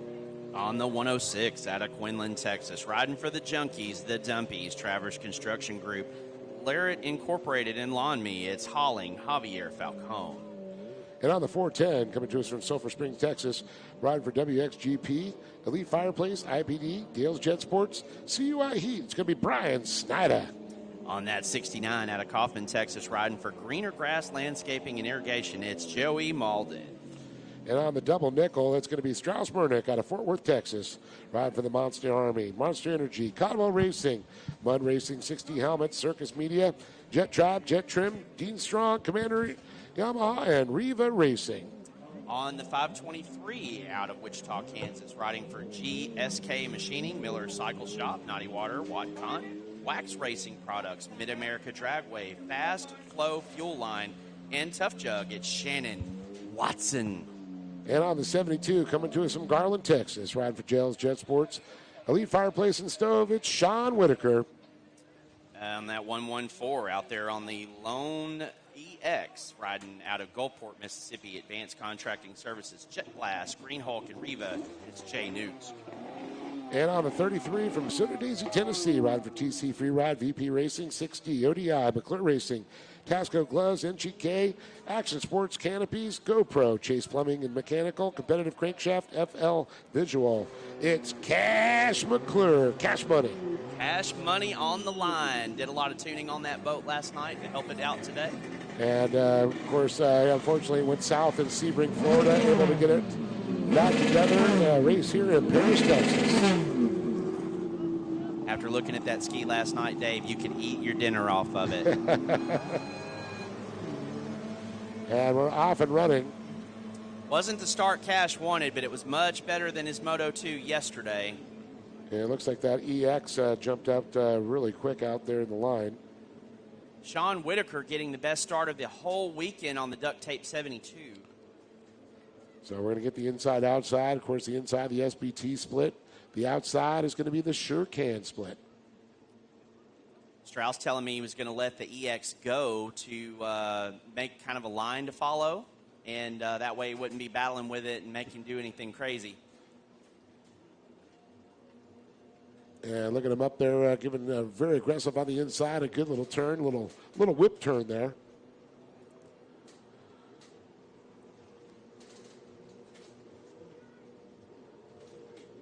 Guess a good motocross term for it is a pivot turn. That's right.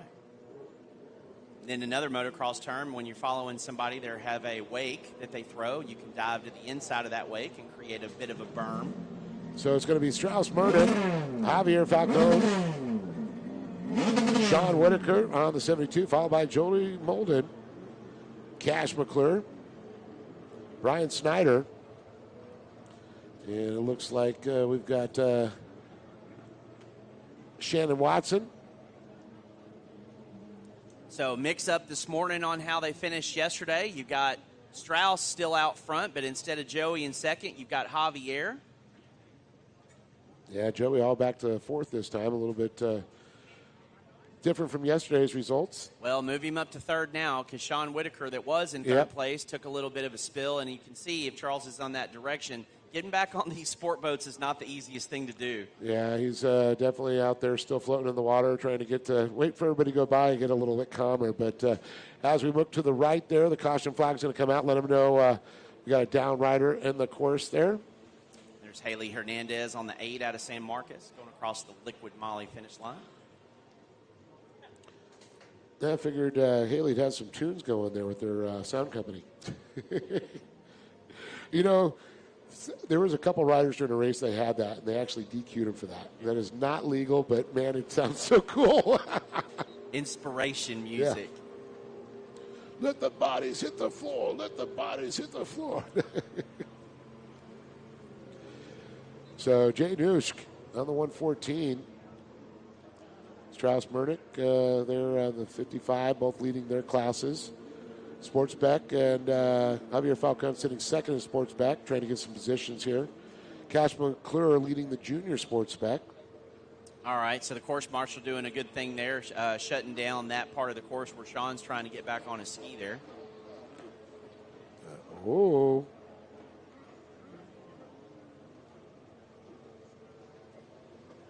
So no missed buoys when the yellow flag flies like that. No reason to take the Dale's Jet Sports makeup buoy. Yeah, I'm sure it doesn't hurt Dale's heart too much, but not a lot of people having to make that so far today. One of the things that Trevor was telling me about in his race on the Superjet this morning that kind of threw us off, he did miss one in that epic battle, so he goes out there to take the Dale's Jet Sports buoy. Did not realize how far away it really was. Man, it is tough. You can still having trouble there. I got to tell you, my first time ever racing on a blaster, and third lap, I was in second place, and I went off the boat. You know how fast you go to the rear? And it took me 2 laps for them to go around me to get back on that boat. I went, what the heck? You know, I've done it in practice tons of times, but during race conditions, it is tough. I'll tell you, my heart goes out to any of those riders that do a dismount. So one thing about the X2 that started this class, there is a seat on it, but it's very low. So the ski would nose up in the water. You get back on it real quick. Easy. And then they put these motocross-style seats on them, and now you have to get on the ski and get over the seat, making it very, very difficult. The big hump or the bump they put in the back so you don't slide off, and that's where it makes it difficult, That's is what right. he's referring to. The way I did it is actually I started my engine to give it some power and then climbed up on it. They didn't like that, but that's the only way I could do it. Well, a lot of the blasters went to that flat seat that Gary Hart back in the day came up with that worked with a lot of the riders to make it so it's a little bit lower. 701 industry seat. And, it looks like he's getting the toe in there. That's a shame. So Whitaker. Strauss coming up there behind Haley. So they're actually reaching the back of the field now. Yeah, there's Haley Hernandez there, as we see Mernick and Nuschke. Strauss pointing at the tower, asking for the blue and yellow flag there. He's a young racer. This is his first season, so asking for a little bit of help from the officials there.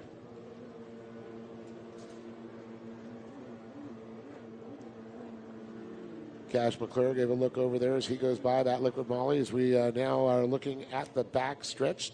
Brought to you by Jet Tribe, Chlor Watercraft Clothing. Make some awesome Jet Tribe boots, and I'll tell you, they're vests. In fact, it's so cool. Since they're in Sulphur Springs, they brought down all new life vests for our course marshals.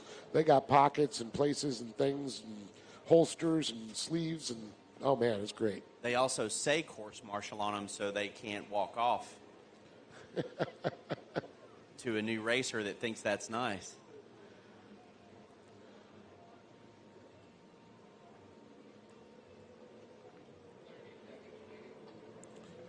So as we look at the clock starting to tick out, 30 seconds was the call there. Next time by, he will see the white flag. Jay Nusk, followed by Strauss Mernick. Now, Nusk on the novice runabout rec lights. Strauss, he's on a sports spec, so both leading their class perspective. And it's kind of cool. We're making a class that everybody can come race. We want people to come race, and that's what's so fun about it. We've got classes for all levels and for categories here.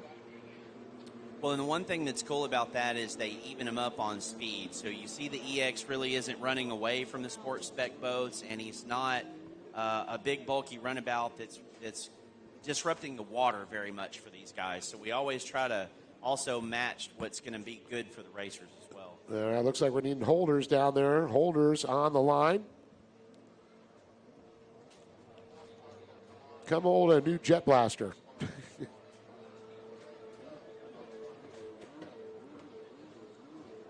There goes Brian Ricky Bowie Snyder on his 410 blaster.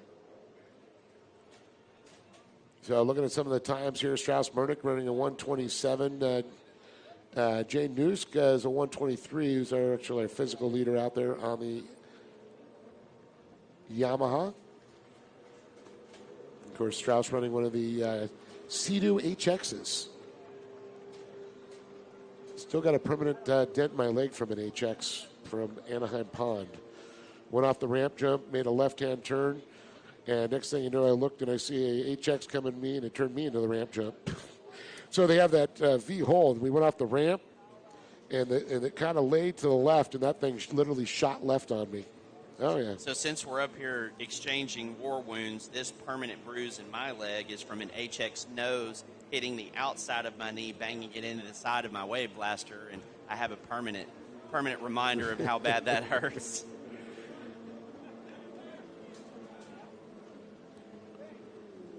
Well, everybody else receiving the white flag there. Some lap traffic battling out there with Hernandez. And it was my fault, Dave. I didn't give her enough room. She took what I gave her, and I paid the price for it. It's never our fault. I can say that now with confidence.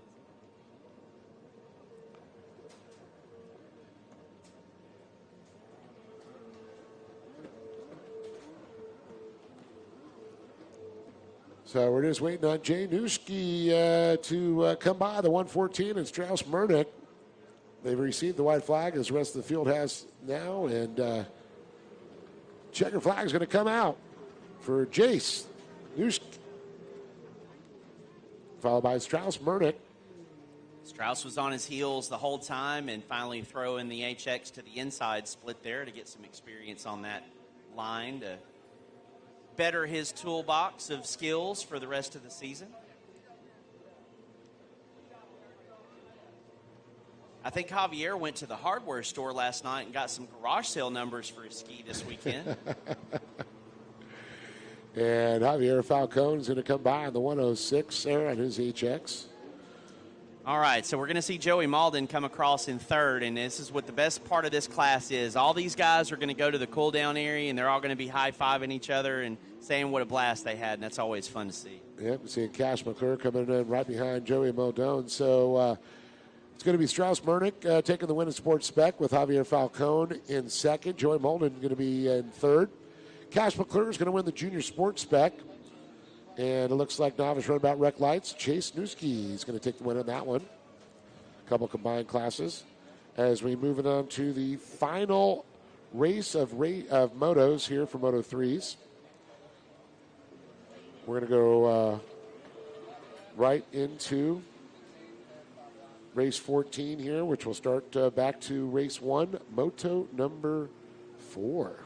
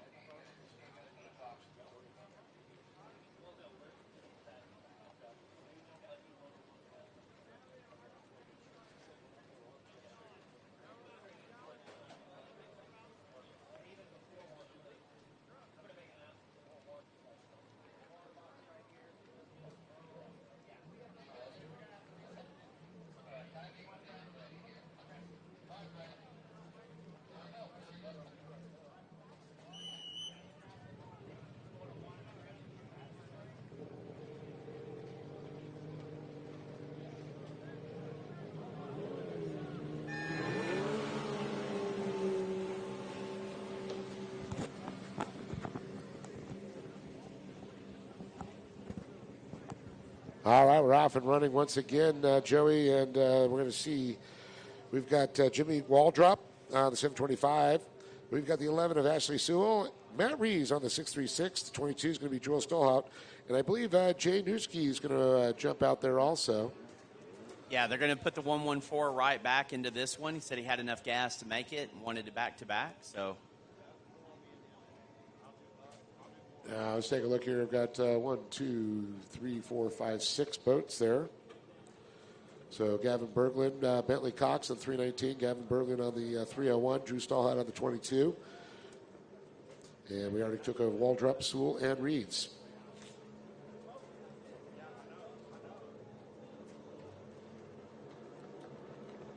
So good hole shot there for Jay Noosh. Look at that. Off one win, right into another hole shot.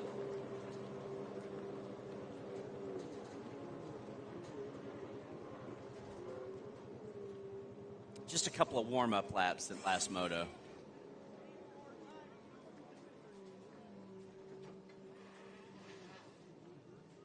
If you're listening to us online, welcome. We're in Paris, Texas for the U.S. National Tour with Pro Watercross. You're watching Charles Ginchard Photography provide all the footage for you you're seeing.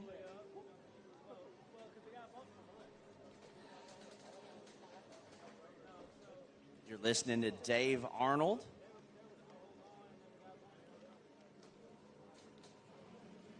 Now I'm Joey Domingue.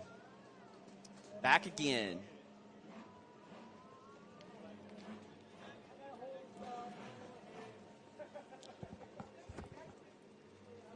All right, we're going to see them when they come back around here again. It looks like Jay Nusk out there, Bentley Cox, Jimmy Waldrop. Waldrop the 725, 301 is going to be Gavin Berglund. Sewell, Ashley's on the number 11. So again, all these skis know the assignment. They're all distinct colors, and riders all have, distinct wetsuits on, so it's real easy to see, tell them apart, especially that new Jet Blaster. You can see it well everywhere on the course. It kind of throws me when you look at it. It kind of reminds me of the Spark, the way the cutout in the hole is, but you can literally see right through it. Well, and he sits a lot higher than the other riders on that ski, too, so. I thought that was just a booster seat. Man, if it was adjustable, that would be awesome, to where you could lower it or raise it for the height. Like a mountain bike with a drop seat? Yeah, exactly. Ooh, we haven't come out with that one yet. So, see, there's $1 million idea for the right. parts people out there. I only charge you $2 million for it.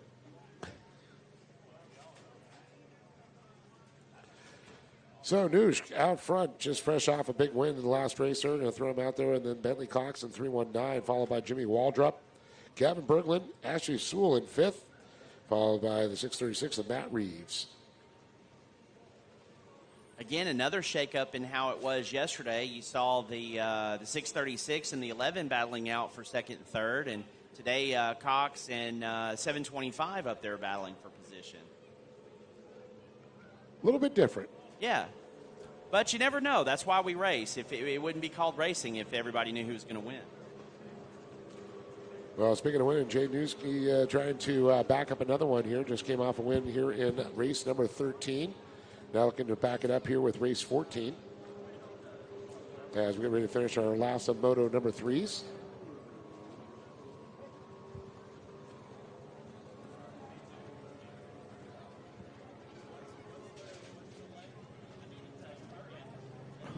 When people ask me if I want to get into this, like what should I buy? And I always tell them, if you can find one of these skis, a Yamaha EX, a Sea-Doo Spark, that doesn't scare you, you don't have sticker shock, spend it. There's readily made parts for it. You can change up the fuel settings and the handling settings. And when you show up, you're going to be in a good class of riders that have good heads, and they're comfortable on their boats, and you will learn how to properly race jet skis in a competitive class for a long, long time. Agreed. Good advice. Well, we can see the big boats getting ready to go out here for Moto 1, or Race 1, Moto number 4. They're getting warmed up there. Is the final of the Moto 3s is on the track right now, race number 14.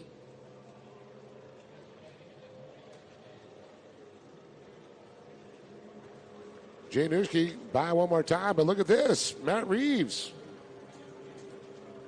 Or actually, that's going to be Bentley Cox, I'm sorry. The position changes right now are between Gavin Berglund and 725 for third and fourth. Yeah, they got Jimmy Waldrop.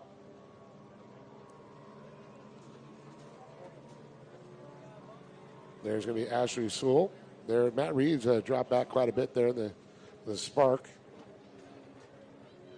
on the 636. So it's Nuschke, Bentley Cox, Jimmy Waldrop, Gavin Berglund, Ashley Sewell, and Matt Reeves now.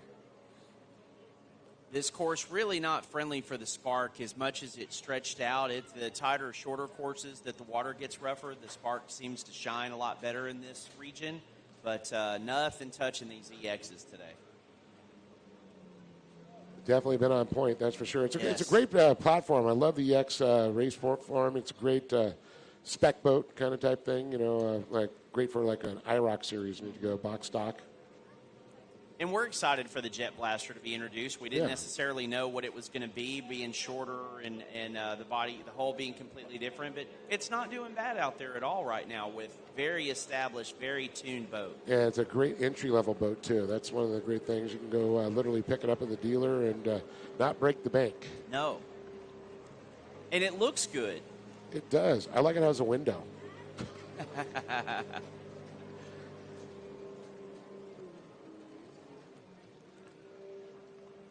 One of the guys told me, he says, it's great when you're sitting on the beach and you got the ski next to you, you can take an adult beverage and pass it through the guy next to you right through the window. It was like a drive-up.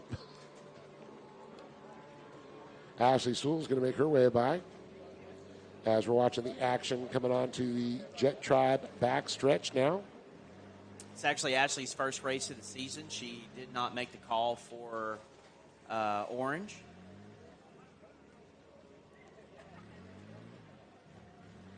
Ashley, a true to Texas cowgirl. She works the Houston Rodeo and Livestock Show every single night. Very cool. Yeah.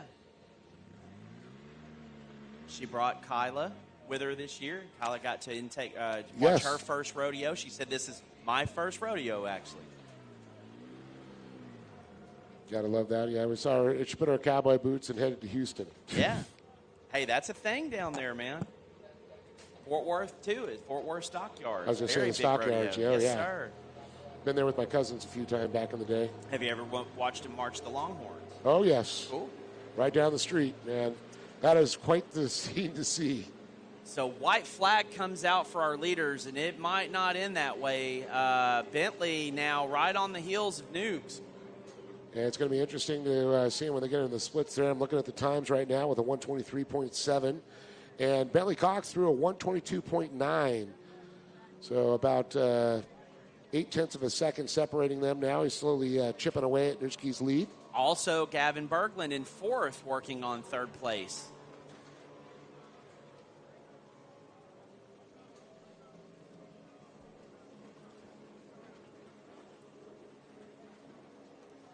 Waldrop out of Kyle, Texas. That's right in between Austin and San Antonio. Wasn't there somebody famous from Kyle, Texas? Wasn't it Chris, whatever? You were talking about the sniper, yes. And that's absolutely true. He's from Kyle, Texas. That's what I thought. I was lucky enough to be on the roads the day of his funeral procession. They Warrior landed him in Dallas, and they drove him to Kyle for his burial. Is it Chris Kyle? Chris Kyle? From Kyle. From Kyle. And fitting we talk about him on this Memorial Day weekend. That's right. One of our great servicemen there. And big win's going to go to Chase Nuschke, followed by Bentley Cox. Bentley's actually looking back to see the battle behind him. Oh, it looks like it's going to be Waldrop takes it, and Gavin Berglund's going to be right behind him. That was a close one coming off the inside split. You could have thrown a bed cover on the top four.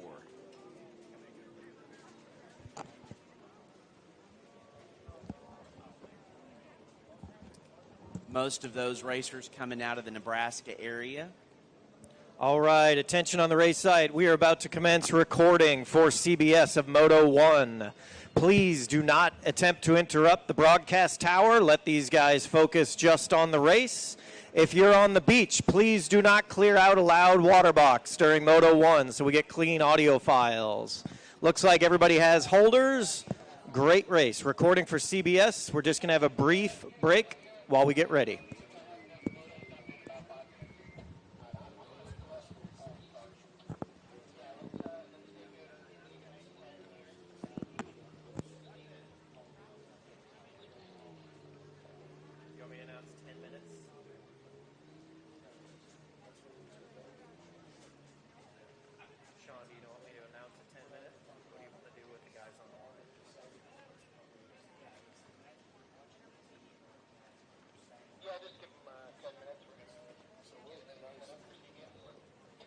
All right, I just got word we are going to have a 10-minute break to prep everything for CBS. So all you Moto 1 racers on the line, you are looking at a 10-minute break. 10 minutes until Moto 1 rolls.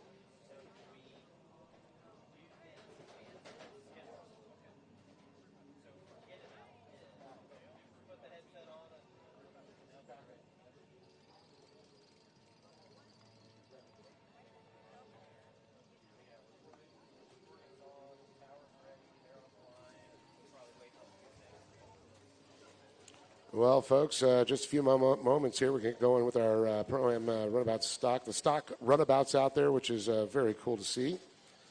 One of the greatest things about these are you can go right to your local power sports dealership, pick one of these up, throw a few handling parts on them, like you said, talk to them, give me a little tune, and let's go racing.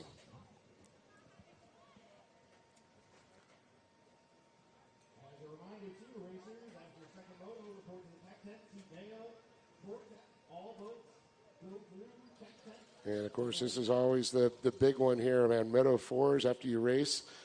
You know, sometimes you can win in tech, and sometimes you win on the track. Well, tech you can win or lose.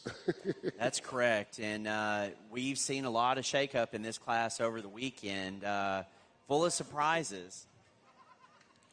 Yeah, some big notables out there. Cooper Caldwell just took a big win out there. He had a win in Moto number 1. They fortunately had to leave, not able to race Moto number 2.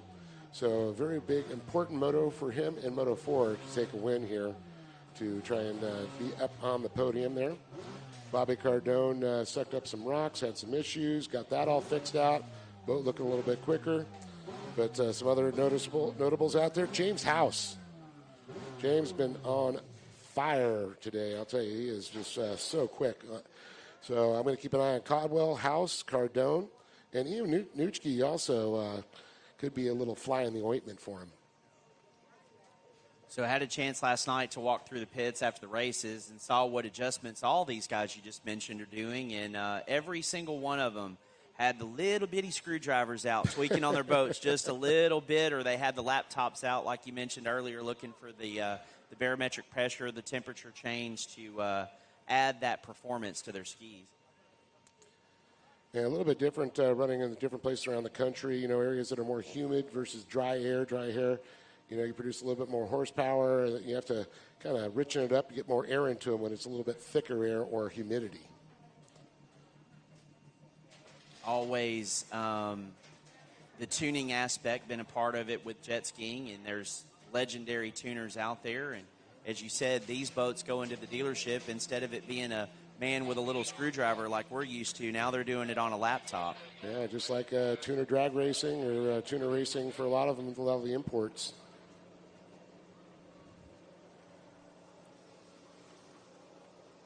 Also, the handling a big factor in this. The Sea-Doos seem to be quicker on the turns this weekend, but with that big, long backstretch, these Yamahas just really, really shine back there. Well, we're about ready to find out here. On the line right now, the 413 is going to be Greg Sewell. And on the 297 out of Fort Worth, Texas, Monster Energy Rider, Caldwell Racing, Munn Racing, 6D Helmet, Circus Media, Jet Tribe, Jet Trim, Dean Strong, Commander Yamaha, it's Strauss Murnick. And on the 78, it's going to be Drew Stolhart out of North Richland Hills, riding for Rad Dad Racing, Caldwell Racing, Monster Energy Team. On the 193 out of Fort Worth, Texas, riding for Caldwell Racing, Monster Energy, Riva Racing, Dean Strong, Commander, MTI Boats, RP Elite Motor, Marine, 6D Helmets, Jet Tribe, Jet Trim, Impros, Circus Media, Frozen One Ice Cream, J. Caldwell Custom Pools, it's Cooper Caldwell. Well, with a big start here, the inside and the outside about ready to happen here. We've got the inside split. Looking at James House there, and I believe Cooper Caldwell on the outside with Cardone in tow. Kind of what we talked about there. Now I see that red flag flying.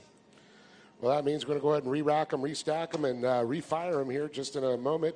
So we'll talk a little bit about who's else out there. Bobby Cardone on the 239 out of Estero, Florida, rider for the GP Racing, Callis Performance, Pro Rider Magazine, Fizzle Racing, Amsoil, Wet Jet Pipe Performance, Hammerhead Tactical, and Cardone Race Corner, and M&M Service. On the 23 out of Kima, Texas, he rides for Viper Performance Engineering and Casa Grande Royalty Company. It's James House. And on the 301 out of Omaha, Nebraska, riding for PBA Racing, that's Papa's Bank Account, Wilson Premier Powder Coating, Bergey's Builds LLC, Concrete Delivered, and Precast Solution, it's Gavin Berglund.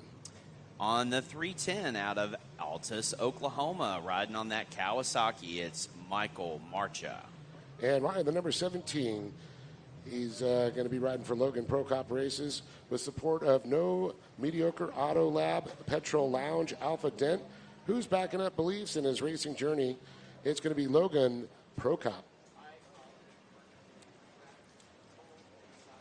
So unfortunately, a possible jump start there. We'll see who gets penalized, or if they just didn't like the start, not sure who jumped it. Could be a good restart, or if you see a hand go in the air, that means you've been nailed as the jumper. And very rarely, but sometimes, the horn or the light may not have been in jive, and everybody went on one but not the other. So we might just get a full restart here.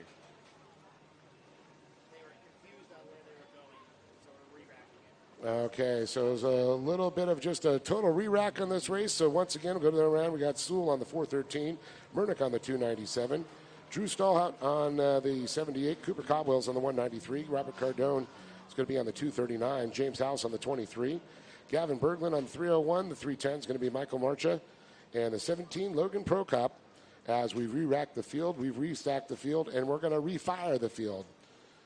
So we're just waiting for a call to order in the tower at this point. Once again, this is Moto number 4, the final Moto. This is going to decide who's going to be the overall winner here in round number 4 for the runabout stock class. Dave, I also see the 424 down there of Ian Nooch out of Gulfport, Mississippi, riding for Team Jet Blast. And yes, not on my list here, but he is down on the line. And of course, he is on a Yamaha. So Sea-Doos and Yamahas, oh my. See a Kawasaki down there also.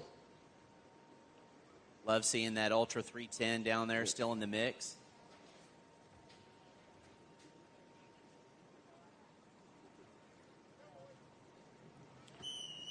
+300 horsepower on these machines. Definitely going to bring the noise, but real quietly. Well, they're going 70+ miles an hour out there, and these buoys come very fast. And House with a good jump on the inside. On the outside, it's going to be Codwell. We'll find out who's going to get the Fuel One Solutions hole shot, and they come around to come together with the two splits here. Looking through all that spray, I see the 239 boat with its chartreuse yellow rider on top of it, Barbie Cardone. So House to the inside here, the 23 machine, the 193 of Codwell, the Monster Energy rider. Perfect conditions right now, very smooth. A little bit of chop there, gives them the fastest speed, approaching 70 miles an hour. As Codwell comes down, he's going to get a Fuel One hole shot. It's Cooper Codwell. Followed in second place there by James House and the 239 of Bobby Caldwell. Then there's that 424 of Jay Nooch. Actually, we got Bobby Cardone in third, Ian Noochke in that fourth position, followed by Marcha, Prokop, Stallhout, and looks like Sewell. Strauss Bernick, and I'm trying to see if Gavin Berglund did not see him make the call there. No, I believe something went awry with his supercharger yesterday. And I think you're right on that one. Unfortunate for him. But right now the story here is the man out front, the 193, Cooper Codwell, on a beautiful day here in Paris, Texas. Blue skies are out. The sun is shining, and it's shining for Cooper Codwell on the 193, the Monster Energy rider, Codwell Custom Pools, and Codwell Racing. And Riva Racing doing a little tune on that one. Getting a good view there in the split shot of the outside splits and the inside splits.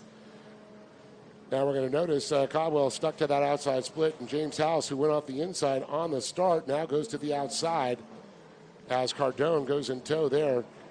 So everybody liking the SureCan outside split. Nobody's going to the SBT inside splits at this point.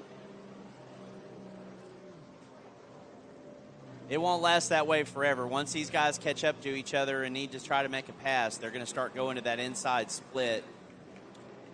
And they got to give it to Ian Noochke there in fourth position, and Michael Marcha comes across in fifth. That's our top five as they head up to the top hand left side of the track and move their way onto the Jet Tribe backstretch, where they could stretch these machines out to 70+ miles an hour.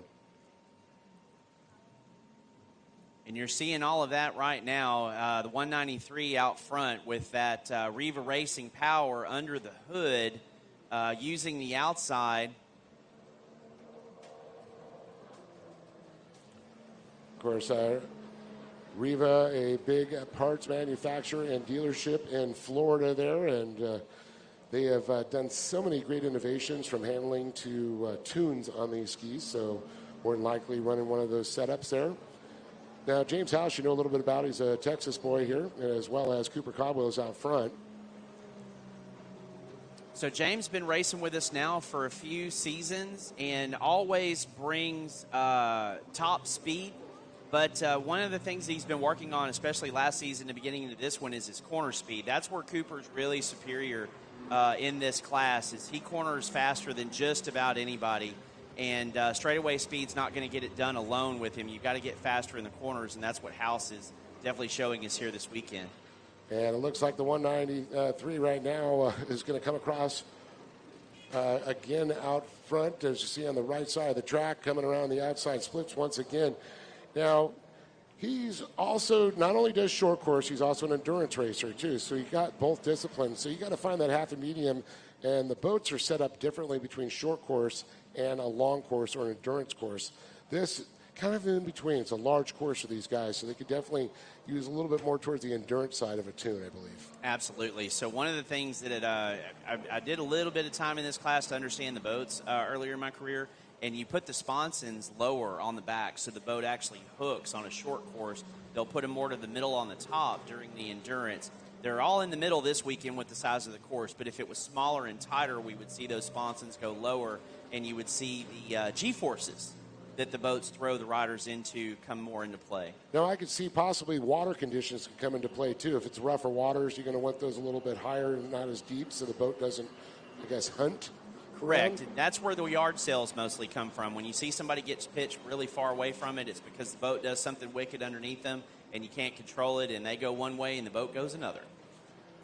Well, as we see now, working on a little bit of lap traffic there. That is going to be Cooper Caldwell again on the 193 as he makes his way by Strauss Murnick, his brother. And that's kind of a cool thing there. Strauss, one of our younger riders coming up into the class. And I'm sure Cooper's going to help steer him in the right direction eventually. But for right now, I'm sure he wants to be out front and take a win in this one. So Strauss definitely learning, not scared of anything with the motor underneath it. Whether he's on a scooter in the pits or on the biggest boat in the field, not scared of anything, Strauss Murnick. Well, I was also going to talk a little bit about Bobby Cardone on the 239. Bobby coming out of Estero, Florida. Bobby, well known for his Cardone Race Corner, his podcast. We're going to call it on Facebook and YouTube out there. And been racing for about 10 years, watching him come up through them, and a big proponent to push forward and bring people into racing around the country, and talks about all the racing that's been going on this year. And there's a lot of racing here around the world as well as in the United States. Yeah, also Greg Sewell that's out there on the 413. He's been running with us now for about 3 seasons. Came out of the beginner ranks in the runabout class, and you were mentioning earlier about having the speakers on the side. He's one of the ones that runs with those speakers. But always a great guy to speak with in the pits, Greg, and first person to come look underneath your seat to see if he can help you with what's wrong on your ski. That's one of the great things about this sport is everybody comes together because they want to see everybody out on the track racing together. Now, they may not give you all the secrets out there from what I understand, but they will help you at least get you to the line. That's exactly right. And that's one of the great things about being here in Texas is the hometown hospitality and the friendliness with everybody. We love seeing people come from other states and racing with us, and we're glad to have this big field that we do this weekend. That's right. Bobby Cardone is just going to come by as we go back out and take a look at our leader, the 193, Cooper Caldwell. One more time, Cooper comes from Fort Worth, Texas, about 2 hours from where we're here in Paris, Texas right now. He rides for Caldwell Racing, Monster Energy, Reaver Racing, Dean Strong, Commander Yamaha, MTI Boats, RP Elite Motor and Marine, 60 helmets, Jet Trap, Jet Trim, M-Pros, and Caldwell Custom Pools. And it takes a village to get these machines out on the water. I'll tell you, a lot of sponsors. Speaking of that village, the 424 of Ian Nooch at a Gulfport for Jet Blast, he's got a 4-door like F550 that carries 2 or 3 jet skis on it. Yeah, I did see that out in the pits, and that's quite the machine there, too. And not just about the rigs on the water, it's about the rigs and how you get them to the water. And that's definitely a machine that will intimidate a lot of people. That's right. But it's really great. So let's talk a little bit about more racers there. We see Michael Marcha just went by there on that lone Kawasaki 310 you talked about. Another great machine. Kawasaki being so dominant in so many disciplines over the years in watercraft racing. Well, this big course is definitely no stranger to it. It was wonderful in the offshore series. Now, one thing I know about the Kawasaki's, and a lot of people have told me, in rough waters, they do really well. And that's one thing since then that Sea-Doo has really worked on in their game, is to where you're seeing the RXPX out front right now, whether it's calm water or this light chop with the water roughing up as the laps are winding down. Doesn't seem to affect it as much from the start to the finish of the race. It stays the most consistent throughout. So Sea-Doo really working, trying to find that happy medium between the different styles of racing and water conditions. Well, and we've come a long way with technology, too. I mean, you and I rode fiberglass boats that you had to lay, new glass on and hope it worked. And with these composite hulls now, the speed that comes out of them is just incredible. Yeah, I asked somebody, because I know the Kawasaki's use a lot of gel coat, and they've actually changed to this composites now that you talked about. Probably lightened the boats up just a little bit, too, and makes them a little bit quicker and float on the water a little bit better. Well, and most likely, to do repairs to them, it probably is something you could do overnight and possibly salvage a weekend out of, rather than taking it to a fiberglass shop on Monday, hoping you get it back before the next round. So just go out and get some plastic weld? Yeah. Yeah. Go. Well, one more time, the 193 is going to come by here. And I'm going to look at some times here. He's got a 106.764. Now, second place, James House. Last time around, he did a 109. We're waiting for him to come by again. You can see him on the top right-hand side of the track now as we track him on the cameras here. And trying to get a little bit of times here. And then Cardone was a 113. But Caldwell, 106.7, very quick. He's on fire. He's about to come back to the back of the field right now off the backstretch. He's going to be running through him this next lap. Now we're going to get a time now as he comes by James House one more time. And it's a 112, so Caldwell about 6 seconds faster that last lap. Now I noticed that their laps were both a lot faster in the first couple. Kind of settling into their race pace now. Absolutely. So when you're out there, you want to get as far away from your closest competitor as you can quickly. And then as you start to not feel them behind you on the course, you'll know, okay, I'm well comfortably in front, but I want to keep a pace. So you get where you're comfortable and the boat's not doing anything crazy around you. You have enough time to look over at the tower and see if the white flag's out, and just ride your race, as they say. So you're not feeling the heat, so you can kind of back it off a little bit, you're saying? Yeah. Cooper's not one to lay off the throttle much, but James House isn't either. Well, definitely these two trying to go for an overall here. I know Bobby Cardone and the points sitting there. So these three riders all condoning for positions on the podium. At the end of the day here, this is the final moto, and we will find out who's going to get the overall at the completion when that checkered flag comes out. And looking at the time, this was a 12-minute race plus one lap. We're now at 49 seconds. So we're going to see if Caldwell is going to come around, whether he's going to get the white flag or he's going to have to wait until that. So we're going to see. So I believe white flag will come out this next time by. Looking at Cooper right now, everybody's doing follow the leader on the outside, but I do believe with the space that he's got, the white flag will fly as well. Well, Caldwell's going to come by. The white flag will come out. One more lap to go for Cooper Caldwell, the young man out of Fort Worth, Texas. Now, he looked over and saw it, and elbows are going up. I do believe he's going to try to get Nooch and Cardone here before the end of this one. Caldwell definitely setting a blistering pace out here today in that top position. James House doing really well, and Cooper very consistent on the time, so he did a 111.4 this last time by. So the last lap, we'll see what if he slows down a little bit or if he tries to push it to go after those boats in front of him. Looking at him on the backstretch right now, still see him pushing really, really hard and gaining that ground on the 424. Kind of want to see if he comes across that MasterCard buoy and takes the inside just once. Just to mix it up a little bit. I think the SBT buoys are looking a little lonely out there on the inside. I'm sure liking that Surecan set on the outside, though. Of course, the split's been very quick, very fast and flowing on the outside. Same time you're going to do on the inside, but a lot more negotiating you have to do through the buoys. So he's going to stick to the outside. Looking at the course right now on that inside split, like you're saying, much rougher in there as well. Well, the checker flag is going to come out for the 193 Monster Energy Caldwell Racing Rider Reeva Racing. It's Cooper Caldwell takes the win. Right. Seeing James House now on the far right-hand side to come around. He'll be seeing the checker flag, and that is second place. And a good look at that 17 boat there. Pro Cop. Really liking the colors and the wrap on that thing. I can tell you, it really stands out. And James House going to come across in second there as he was by some lap traffic. And there's Co-Pop that you talked about. Down a lap, unfortunately, at this point, but looking sharp while he's doing it. There's a race going on for position there, I believe, with the 78 of Drew Stallhut and the 279 of Strauss Mernick as well. And Strauss going to come across in that seventh position here as we now wait for that 239. The Cardone Race Corner Machine Fuel One Solutions comes across and gets that big third place. Final position coming across there. We'll find out and let everybody get sorted out in timing and scoring at the end of the day. And there it is.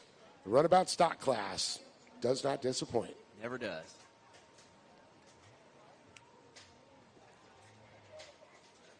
Nooch and Cardone having a great battle the whole moto that time. They're out there talking about it now. That's right. Of course, Nooch going to come across in that fourth position there, just shy of it. We're going to let him go calculate. And, of course, you know what I said. A race could be won or lost in tech. So they're going to go to the Dale Jet Sports Tech Tent and find out how their game played.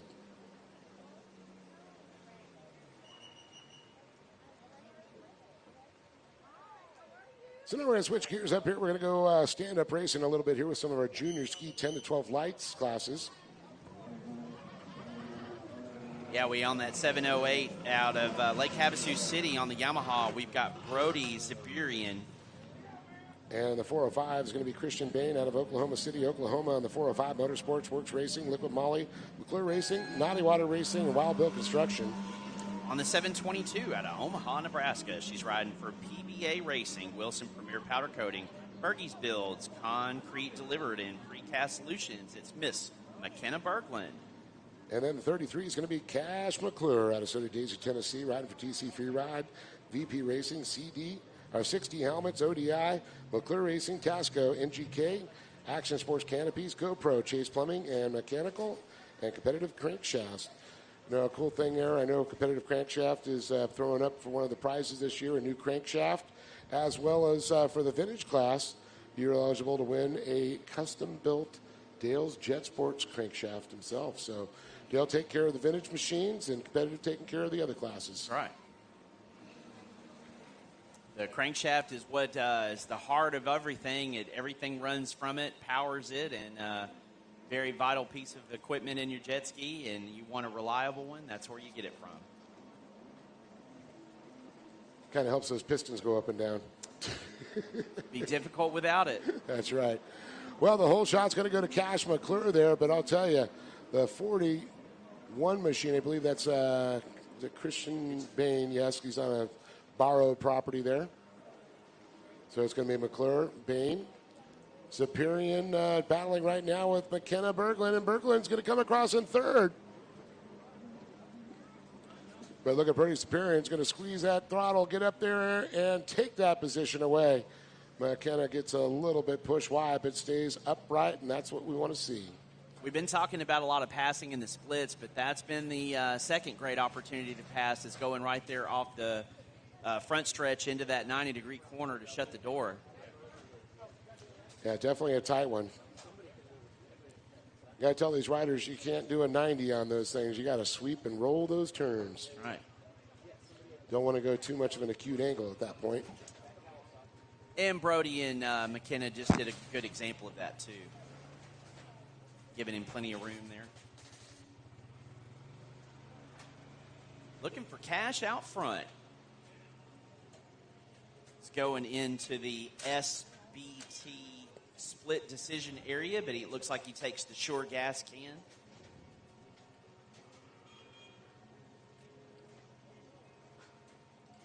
Yeah, I think it was a big point you brought in the last race. It looked really rough on the inside, so probably wanted to scare a few riders away there. But only the brave are rewarded sometimes. That's right. You've got to roll those dice and gamble just a little bit. And as Christian here in second place on that 41 gets closer to Cash throughout the moto, he'll go for broke and turn that inside line on and see if it helps him or hurts him.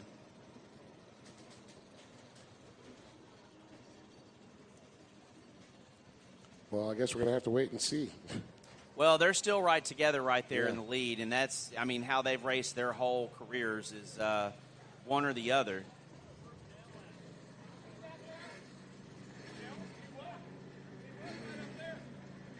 And don't forget, after your fourth motos, to make your way on up behind the registration trailer to the Fuel One area. We got Tech up there. Great time to pick up some extra gas before he runs out.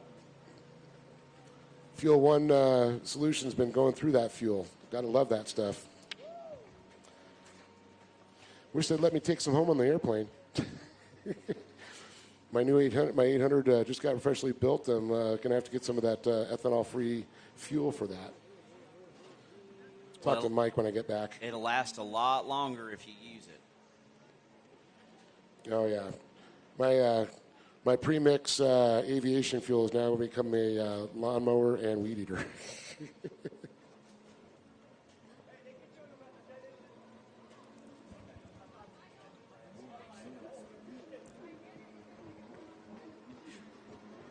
McClure's going to come by the 33.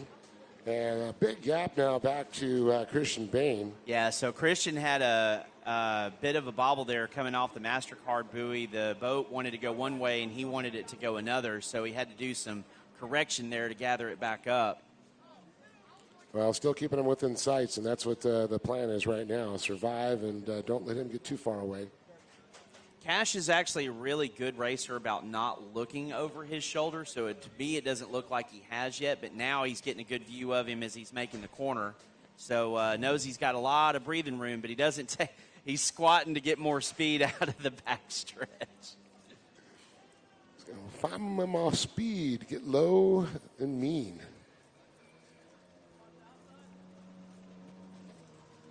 Or as you called it, the Severa squat? I saw Lucas Severa do it first, and a lot of people imitate that one. Looks like he even drug a leg just then. What, throwing leg drags now? Never seen Cash do that if he did or not. I got a trivia question for you. He did. You did? Who's the first one you ever saw do a leg drag? For me? Or in competition? Do you want me to reveal my age? I'll be good and say Victor. The slasher. Yep. Now, it's funny. I talked to some of the other pros. He goes, I used to love when Victor put that leg out there. I just aimed for it.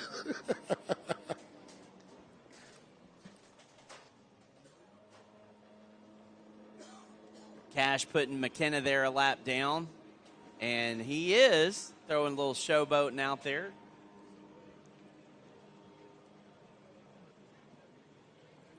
Well, if you got that good of a lead, good time to play a little bit and work on your style, but don't take yourself out. Well, one thing about these boys very much is they have a great time. You think racing and very determined, very, put a lot of pressure on yourself. Not these guys. They're out there having just as much fun as they would be doing anything else that you would consider fun.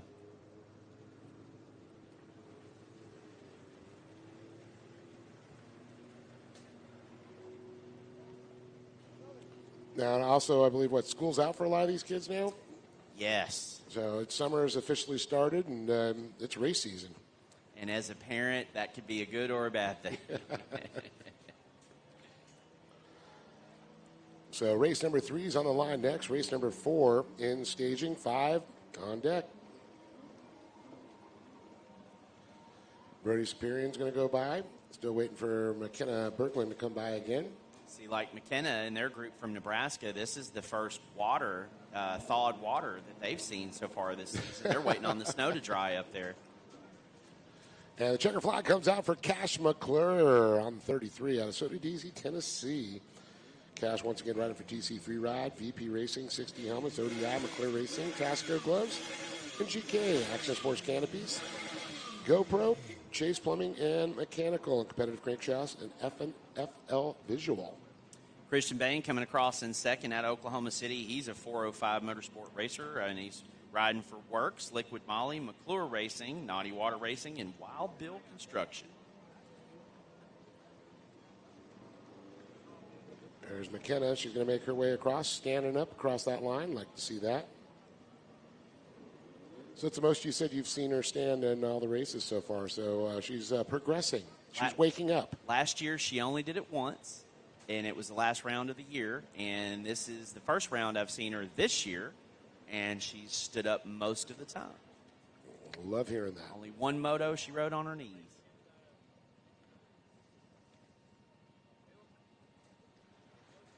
Brody out there dragging the leg, too. See, Brody's a lucky young man. He gets to live in Lake Havasu City and gets to hang out and ride with some of the top pros in the world. They train, and world champions are made there at Body Beach. I mean, riders during the World Finals, weeks before, they all show up to train there. It's incredible. So kind of like the circus coming to town early. Oh, yeah. The old joke we always say, we're like carnies. Travel around the country, bring our circus in, and blow out the next day. Only experience I had with that was at the Nationals when I got a chance to race there, and a lady from Havasu would ring a cowbell the entire race. That would be Nedra Atwood, the #1 fan. Unfortunately, we lost her to COVID a couple years ago, and still a big memorial of her there as you enter the Crazy Horse campgrounds on the island of Lake Havasu. And she has a little statue that says world champions are made here at Body Beach on the island. So off going, we've got Anna Glennon on the 777s there out of Kansas, now living in Havasu, SBT, HydroTurf, Crucifix Bomber Eyewear, Quickie Sense Pro Watercraft, and ADA Racing. Our points leader coming into the weekend on the 54 out of Johnson City is Thomas Lambert. And Nick McMillan is going to be on the 479. And I think that's going to round out our field.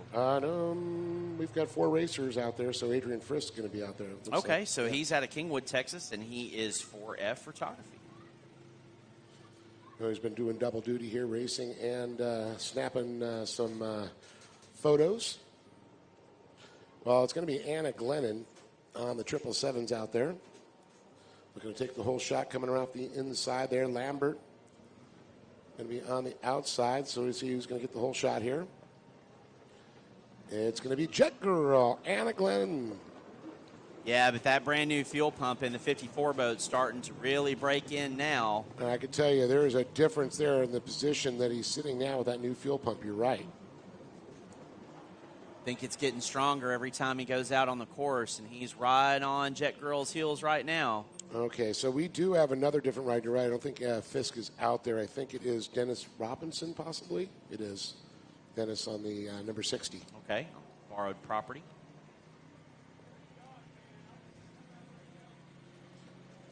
Racing on the Lona Boat program. Yeah. Looking good out there, though. Probably not, maybe not same setup as his ski is, so doesn't want to take too many risks. Maybe have a deep response in, or it looks like it's got a RRP hand pole on it, so he may be used to standing way further back. I know that's uncomfortable for me to be that forward on the ski. Well, they make them adjustable. Really? They are adjustable. So they're for short people and tall people? Yes. Okay. You can move them around. Some of them have the fixed ones where they cut the tubes. Got to set it to where you're at. So it is borrowed property. It could be for a setup for a shorter guy. Yeah. But there are always a little adjustments you can still make on them. RRP for Rick Roy Products, one of the innovators of jet ski freestyle. Anna Glenn comes by one more time. The 777 still out front with Mr. Lambert. So she looked over at the tower this time by, and then over her shoulder and saw that she put a bit of that gap on the 54 ski.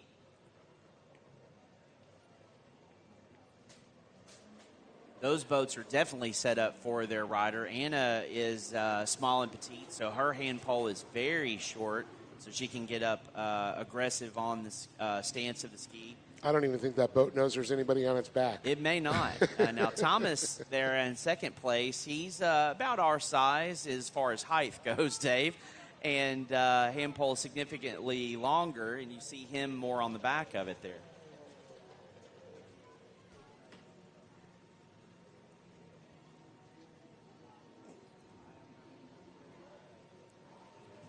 Wind's starting to pick up a little bit. That's not going to phase those two one bit.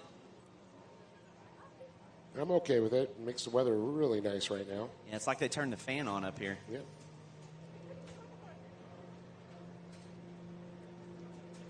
There comes Robinson by one more time. Here is Anna Glennon. Gets ready to come by. Start to see a little lap traffic. Now, if you look out on the tower, we can't see it from here, but you'll see the lights that we see go green.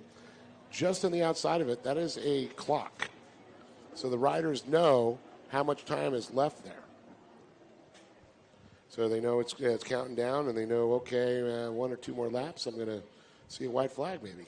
See, in my days, there was a guy that would hold up a 2 or a 5, so a clock is nice. Well, 2 or 5, all I used to get is the cross flags, which is halfway. Wow. And the backs, it would be 2. So you get the cross flags, you look for that, then you see the 2, and then you know the white flag's coming out next time by. So you know if you hand your flag man a $20 bill, he usually gives you a few extra signs there. Yeah, no, Crocker never used to do that for us, or even Wicked Princess. You know, Jeff Hill does some of our races out in Havasu, and he's real good about letting the guys know how many laps to go.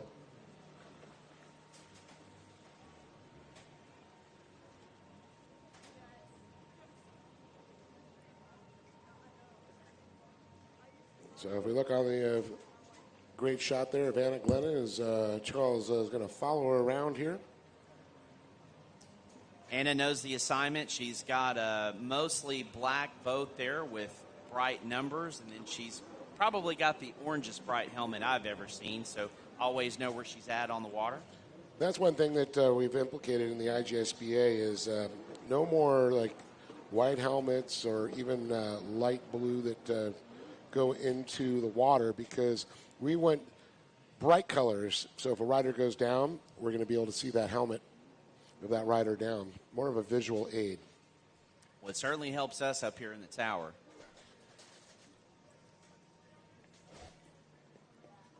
Lambert there also using orange as the top hat of his choice, and his ski's got like a reflective rainbow type wrap on it, so you can see the sun hitting off of it and what's helping you identify it. It's a big safety thing. And if you got a white helmet, put a sticker on it, something bright goggles. I always dreamed of having one of those custom painted helmets. You know what you do when you get a brand new custom made helmet? Put it on the shelf and admire it for the rest of your life. Nope. You take it and drop it. You get it over with. Just every race car driver does that. Really? Because you know you're going to scratch it, and then when you do it the first time, you go, man, if you do it on purpose, it's over with. Okay.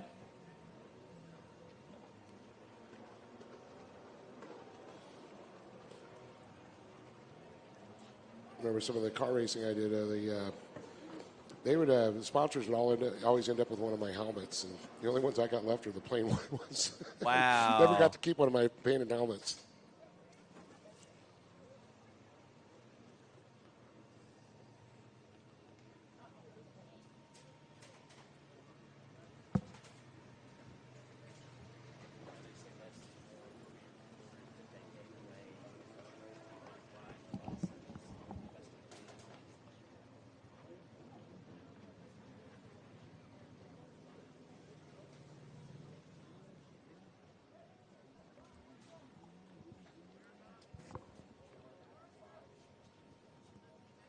Okay. Yeah, yeah.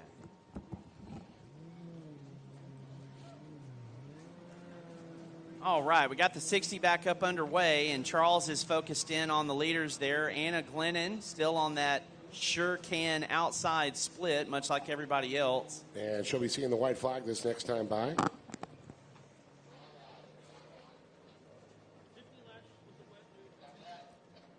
McMillan on that 4.79. We said in the first moto, I do believe that ski is box stock, as you said, Dave. See it definitely not handling the same as Anna or Thomas out there. Slip sliding away.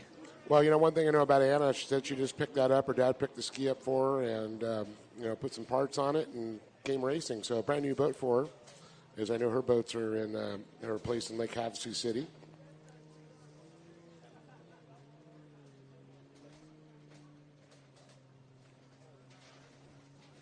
Love seeing Jet Girl grow up in the tray, as we say. Cut her teeth on a 750 SX and now out here in the pro class on a 1500.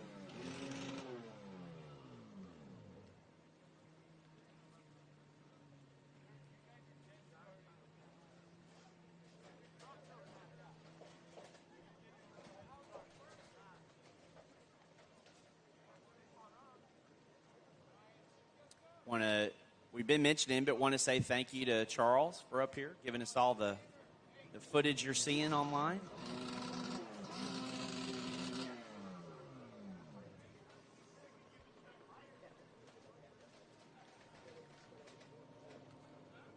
Thank you.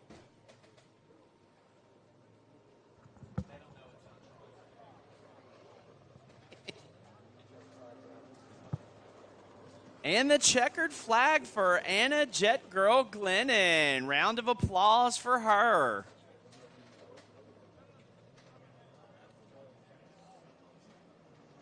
Here comes Nick. I know he's going to be looking at a whole lot of parts after this one. Thomas Lambert, Mr. Consistency, padding that points lead.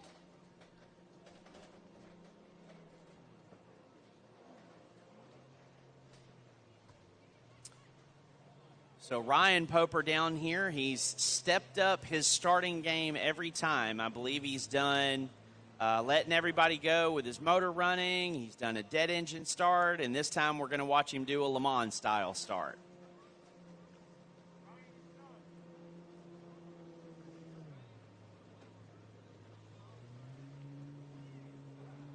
As all of our Robinson goes through there to take the checkered flag, so we're going to get them safely out of the way and go into our next moto.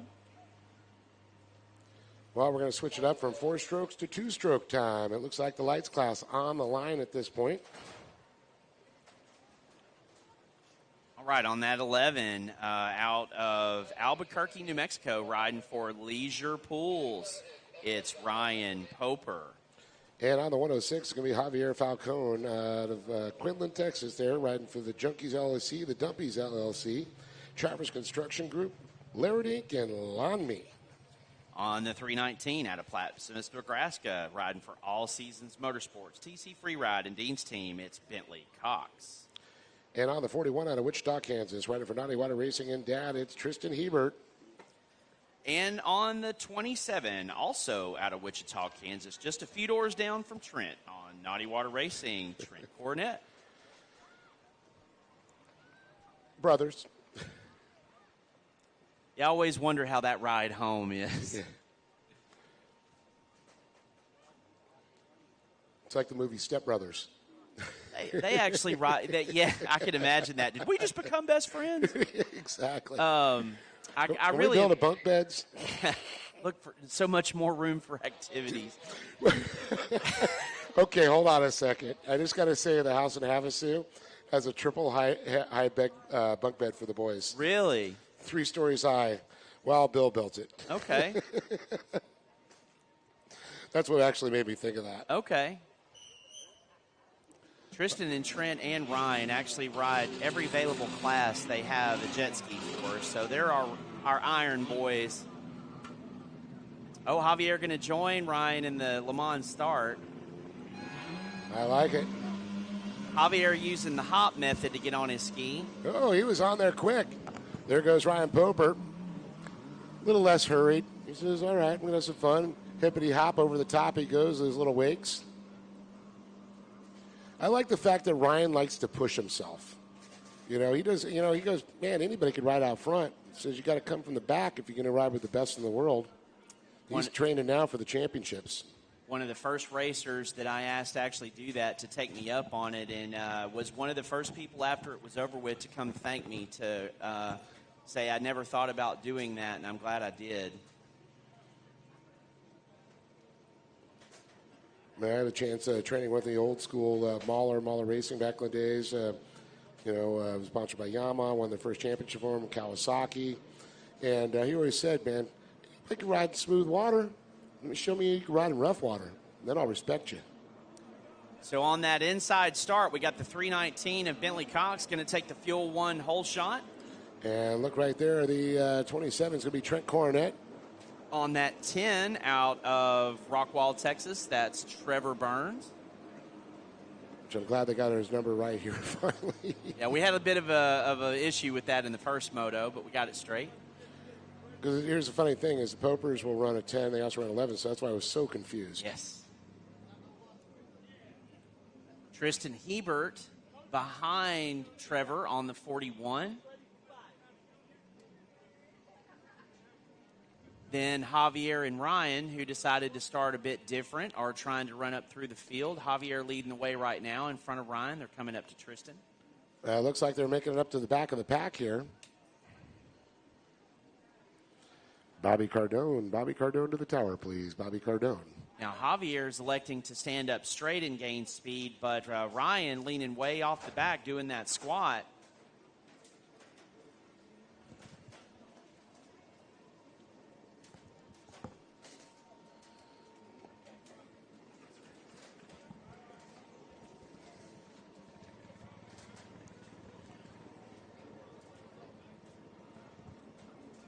Bentley on the outside, out front now.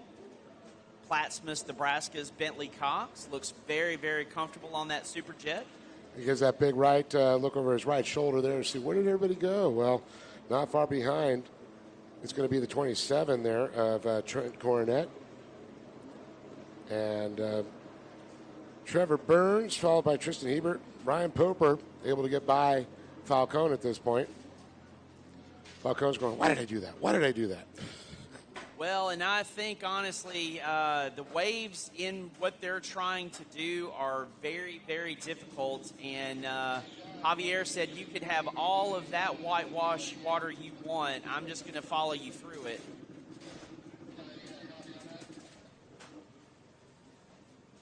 Bentley, meanwhile, he's not even worried about what's happening behind him. He is way out front now. Yeah, definitely. He is checking out there. This race exchanged leads 5 times in the first moto. Bentley's making a statement here saying, I'll go wire to wire. Well, Poper's already up to 4th place. Now, we do have a couple classes. It's going to be Ski Pro-Am Lights. So Trevor Burns leading the Ski Pro-Am Lights. Ryan Poper sitting 2nd. Bentley Cox in the Junior Ski 13 to 15 Lights in 1st, with Trent Coronet 2nd, physically also in class. So, Dave, I'll tell you that Ryan was getting my attention just before this race on that Le Mans start, and he was sign languaging to me that you're about to see plenty of the inside split, and we're seeing it so far. And look at this. Poper just used it right there to trying to get a pass on the number 10 of Trevor Burns. Burn, baby, burn. And look at that, Poper right to the inside, railing off that inside wake, using it like a berm. So now he's going to go to work on Trent Coronet, currently in 2nd place.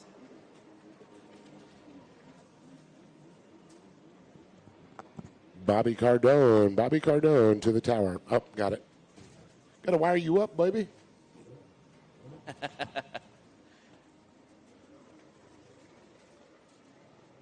So coming up on that 2-minute mark. So we're going to see 2 more laps here. So coming into the MasterCard buoy, Poper has gotten to the back of Coronet.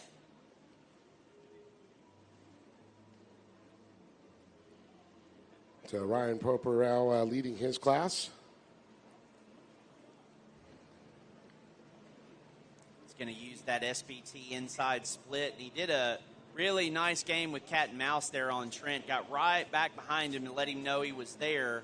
And Trent going to do everything he can on the outside to hold him off.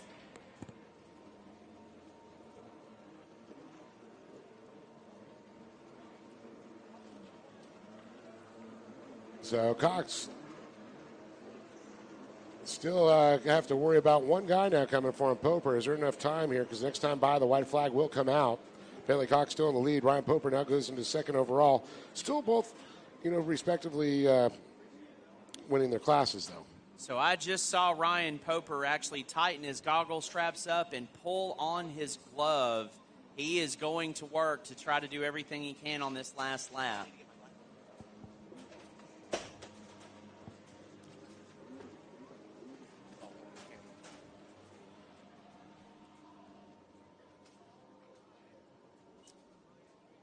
Bentley putting in that work out front. He goes around the MasterCard buoy now, and he's going to stick to the outside.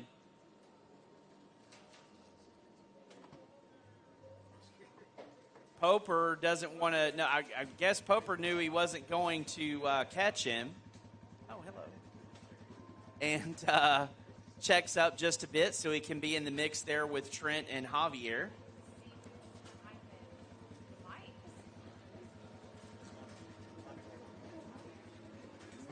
And Bentley Cox going to come by one more time. So as you said, there's a clock out there that we can't see.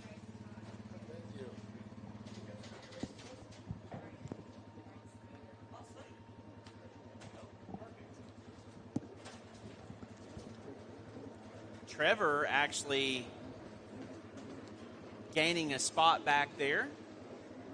He lost it to Ryan and then got it back on this lap. Well, it should be white flag out there right now. It's a 7-minute lap. We are now sub 30 seconds. So checker flag will come out this next time by for Bentley Cox.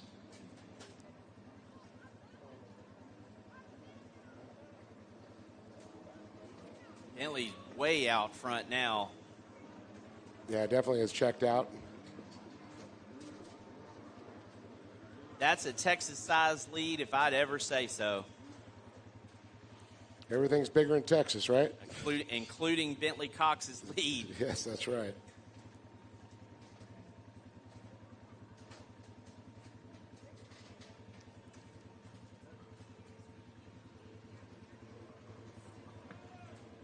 Dave likes a little humor, and I know he's lived here. If you do scream out the stars at night or big and bright, you're going to get a clap back. White flag flies for Bentley Cox on the 319.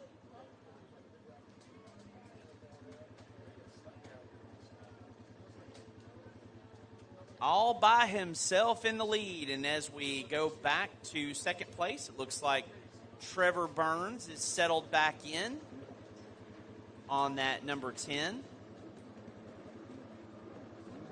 Then the battle for position between Ryan Poper and Javier Falcone doing that Le Mans style start. You want some holders to the line? Holders to the line for runabout.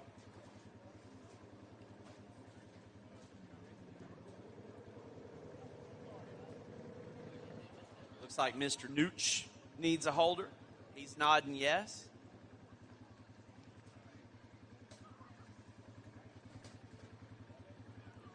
So Ryan actually checking up behind Javier again. I think he's doing a little test and tune to see what his ski is doing against Javier's. They're going to battle it out. There's Tristan Hebert on the 41 coming across the start-finish line there. Liquid Moly start-finish line.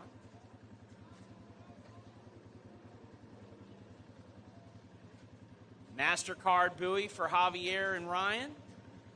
Your leader with the checkered flag, Bentley Cox.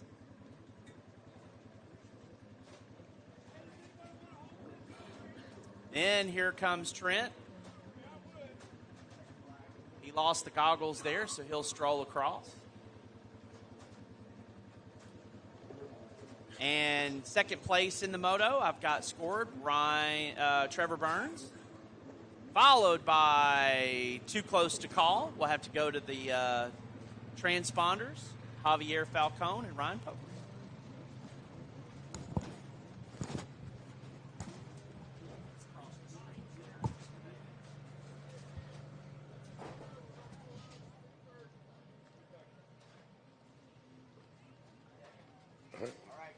Give you guys a heads up. If you guys are trying to get some fuel for to go, make sure you guys check out Fuel One Solutions. They're going to be rolling out at 2:30, so make sure you get whatever cans of fuel you want to get. You know, it's still cheaper than wherever else. So right now we're at race number 5, Runabout 1100 Limited, Stock Sport GP, and we got all our holders on the line. Dave, what a race out there! These last couple motos have been on this last moto of these couple races. Let me get my words right.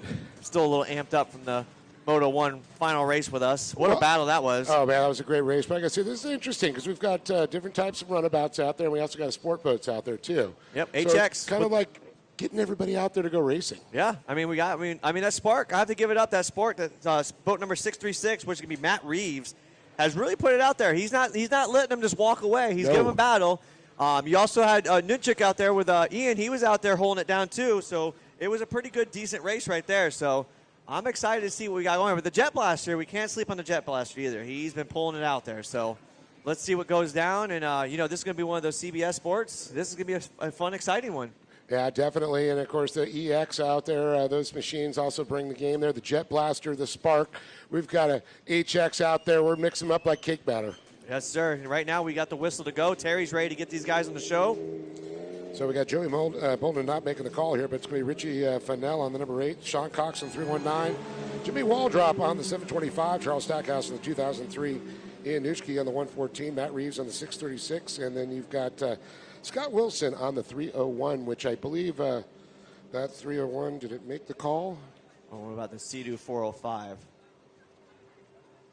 Well, let's see what we got. We got Charles on the camera zooming in on it. Looks like our outside-inside are battling right now.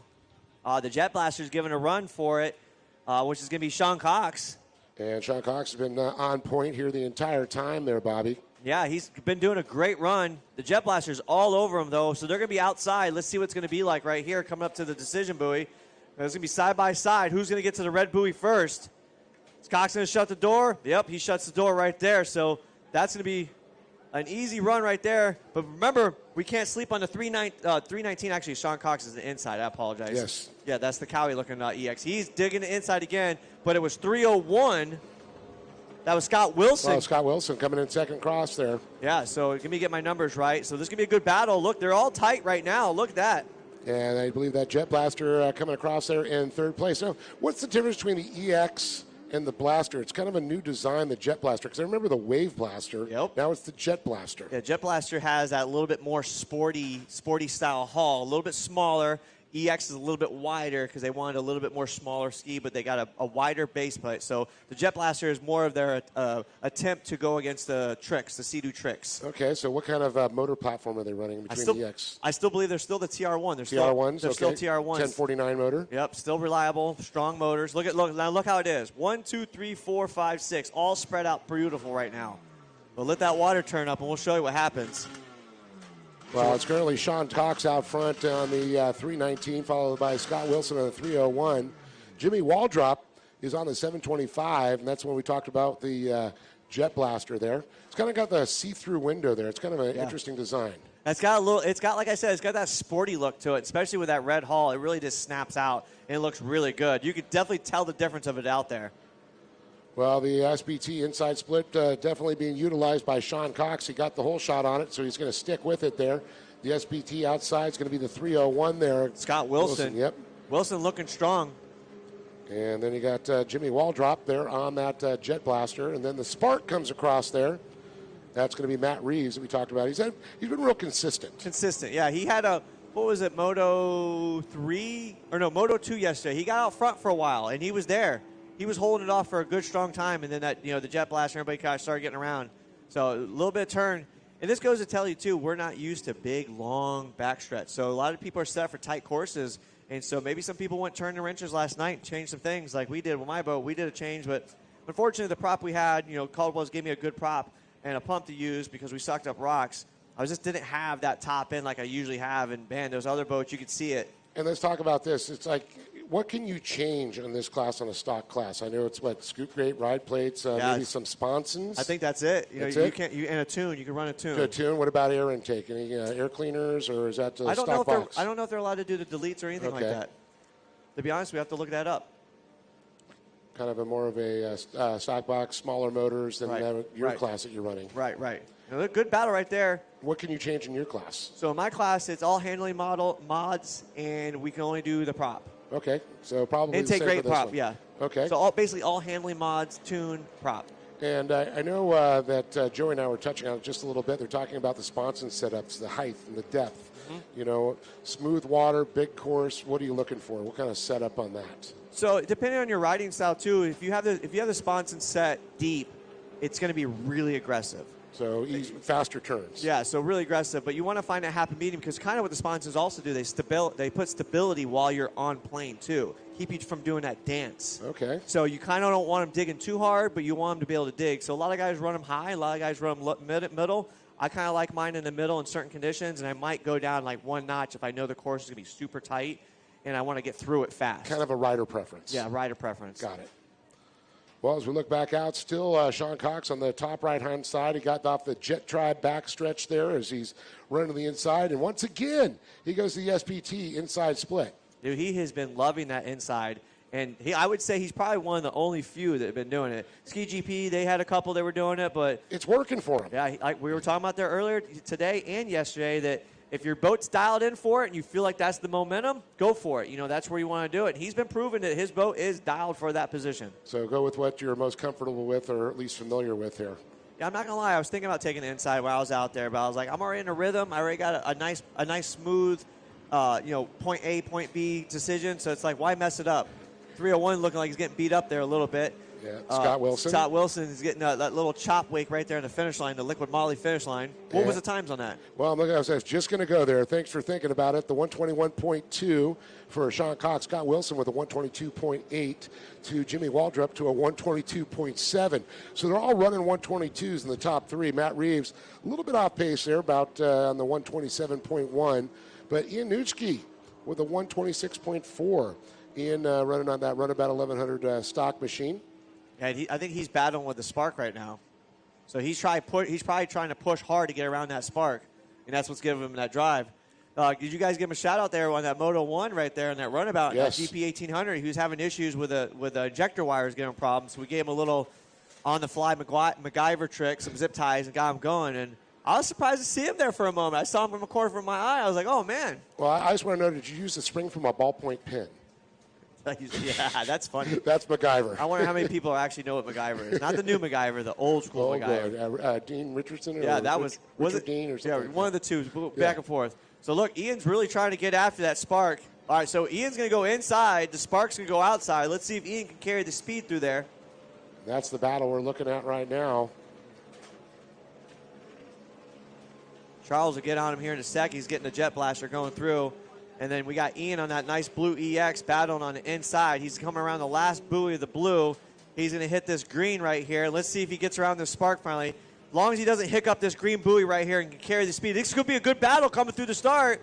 Oh, let's see if he holds the door. That's going to be it right here. Oh, the spark don't have the horsepower. Let's see if he thinks big. Go through it right now. So Ian's got it. Boom. Clean sweep around the spark. Like I said, the spark didn't let it have it. That's right. So Nushki is going to be in now fourth position. Reed's going to go back to fifth at this point. Oh, and he pulls the lanyard. Oh, no. Oh, I've done that before. All that hard work just went out the window. Whew, man. Well, hopefully it is a lanyard. What was Ian's lap time on that right there on that lap? See if that he was really a pushed 126.1 to Matt Reeves, a 127.1. Yeah, so he had that second. 1 second. Yep, 1 second. Yep, there it is. It was a lanyard right there.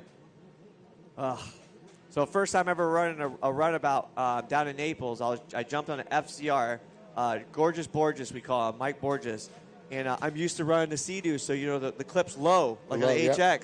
So I got on the Yamaha and stretched out, and I had it clipped to my waistband. Popped right out. Yep, so it was pretty good on that one. But we're going back to the race action right here. We got 301 doing good, chasing down the 319. Jet Blaster's doing pretty good. Lap times are still on point with that. That's right. So we just saw Jimmy Waldrop there still trying to chase down there with Ian Nuchke in tow on the right side. He's getting ready to come through here. But still, the story is Sean Cox out front. Yeah. On the 319, followed by Scott Wilson and Jimmy Waldrop, the top three. And Sean Cox has had a great day today. Just set that boat up nice. Look at the leg room he's got out back. Like I said, I can't talk about it enough. It probably sound like a broken record, but that inside split for him has been amazing. He has not switched it up at all. Cox just seems like I got it wired. Why change it? I got the whole shot and everything. We just saw a great shot earlier there. The 203 of Charles Stackhouse made his way by. That's going to round our top 5 racers on the track at this moment. We have an HX. He's letting everybody go by. Boat number 8, which is going to be Richie Fennell with a Sport GP. It looks like he's got some issues with it. It's like cutting in and out, so it's probably got that water ingestion issue, the Cowie 1100 motor in there. And Matt Reeves, boy, he has definitely slid back there. Stackhouse was able to get by him.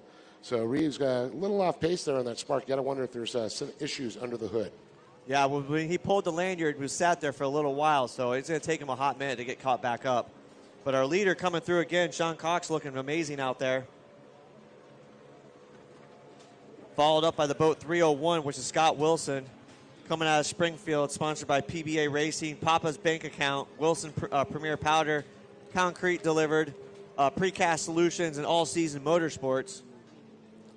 As we're just watching now, also Jimmy Waldrop there on that brand new Jet Blaster, bright red. I tell you, it's a sharp-looking boat. Yeah, you can see it from afar. He's all the way in the back straight. You know that's a Jet Blaster. It's got a clean look to it. I mean, if you watch it out there, too, it looks amazing, too. When he comes on the backstretch, we'll see if we can get the camera on him, and just look how clean it looks going through the water. Like, it just doesn't have a whole bunch of wash coming off of it. It just looks clean going out there across the water. So we get extra points for style. Yeah. Yeah, I mean, like right here, we got him on the picture right now. No, that was the other boat. That's the second place right there, which would be 301 Scott Wilson. But then there's the Jet Blaster right there. He just looks clean. He's got the boat hooked up. It's not coming out of the water too much. He sets up for the turns, and he just hooks and goes. So it's got the boat dialed in. Just got to find that speed. There's every little inch gets you a little bit more. As we switch it up just a little bit, we're going to go back to our leader, though, with the checker flag. Yep. Wire-to-wire winner right there. Give it up for Sean Cox right there, making it happen. Round of applause. Followed up with boat number 301, Scott Wilson. Can't take it away from him because he battled hard to try to get there. And then rounded up the field of boat number in third place.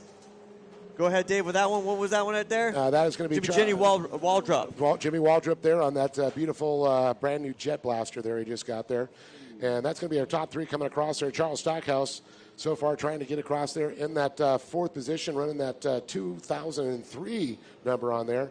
And Ian Nuchke, who's waiting for him there. That's going to be Nuchke's going to be able to make it up there and move into 4th place. Stackhouse will have to settle for 5th as he comes off the inside SBT splits.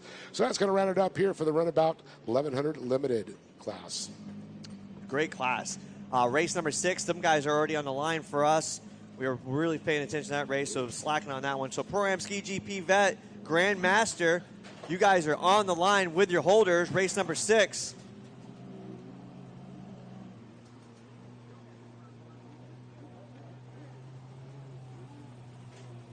It'll vibrate when it turns off. Just hold it. Just press it one time.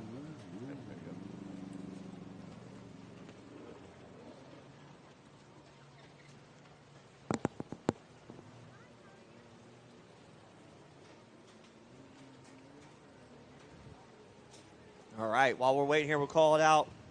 We're getting some mics over here in the boat 10T. It'll be Trisha Poper. Boat number 11, Ryan Poper. Boat number 410, Brian Snyder. Boat 299, Trevor Burns. Boat number 10, Jeremy Poper. Boat number 104, Tim McGee. Boat number 93, Don Cope. And boat number 114, Sean Dudek. And 187, Derek Morosky. And boat number 54, which is Charles. I don't think he's going to be in the water on this moto. Nope. He is not happy about it, but I tell you, man, it's always nice to see him out there in that Bullet V3, man. That is a pretty color he's got on there. Yeah, that money green looks amazing. Forest green. It's actually Lotus. Lotus green. Yeah, Lotus. Yeah, British Racing green. No joke. That's awesome. I like that. Couldn't think of that one. Just waiting for him to add that yellow stripe. Pinstriping. Moto 7, you guys should be getting prepped. No, he's going to start dead engine. Boat number 11. No, Ryan's going to do his infamous Le Mans start. Yep. Or maybe he is going to get a holder. He's going to do it this time serious. Okay. All right. So you want to do one real start, and he had a couple dead engine starts. Well, this is going to be a real start right here. So this is the real deal. So Ryan says, I'm coming out real deal on this moto. So he's been practicing. Think about it, a regional level race or national tour race. It's the best time to get prepped for a world finals or aqua bike or world class race. You got to practice for any scenario so you don't get thrown in. And of course, the World Grand Prix kicks off in July in Bulgaria, one of the IGSBA World Tours. There you go. So I'll be heading off there. And then, of course, it's so great to see it back on the schedule for Lake Havasu City, Arizona. Oh, yeah. They did finalize that one, didn't they? Yep. Yeah, they made up. They figured it out. Yep. All right, let's see what happens. So Burns, Poper, Dudek, Borowski, and Snyder. Yeah, look at Ryan. Ryan came serious at pole position inside. He hits that first white buoy. And hasta la bye-bye. Yep. But I believe, is that Jeremy right there? That's Dad right next to him, wasn't it? Or Trish. She's been so quick, too. I think she might have had that outside, I want to say. Let's see what comes through right here. Maybe that was her. Oh, no, you know what? She was on the outside. Yep. That's right, because I saw Megan Burns holding for her. There we go. Nice dig. Did you see that dig on the inside? That was clean. Ryan has got that boat hooked. Look at it. Just rails right through it. Outside looks like they're okay. Inside is digging hard. Well, that fast power sports machine. Trevor Burns. Yeah, Burns coming for it. Look at that. But Ryan's going to give him a run for his money. Trevor almost had a little. You're right about Jeremy. That is Jeremy, then Trish. And that's a 10T. That was 10T. Yeah. That was Trisha Poper. Yeah, so they all have identical boats. It's just they all have identical wetsuits, except for Ryan's different. Yeah. So it looks like it was Ryan, Trevor, Jeremy, and Trisha right now with Derek as with our unofficial with our lap counter right now. So, yeah, that was Morosky, then the Dudek, then Brian Snyder, Tim McGee, not making the call there, so it's going to be Snyder will be the last listed rider here. And if you look at the 299 Trevor, man, remember he was battling hard all weekend. You know, Ryan was doing those tests and doing stuff, so it wasn't like Trevor just gave it away whenever he came up to him. He made him work for it. Trevor's fast. Yeah, so Ryan's really setting up a pace right now, which we're watching the leaders right now come through this outside chicane outside splits. Oh, he's putting his hand out, dragging it across the water. Was he slapping the buoy? He was almost slapping the buoy. Look at that right there. That was silly. All right, so we got a battle. Looks like Jeremy and Trevor right here. Jeremy just couldn't hook it hard enough through the double greens. Man, I cannot believe he is racing today after that Scorpion. His peller let loose, took out the vanes of the pump, locked everything up. Scorpion, the thing literally augured into the water, and he just went... heels over tea kettle. That's the worst feeling. Oh. I've come over the front of the runabout before. And he's not exactly as young as he used to be when I first met him.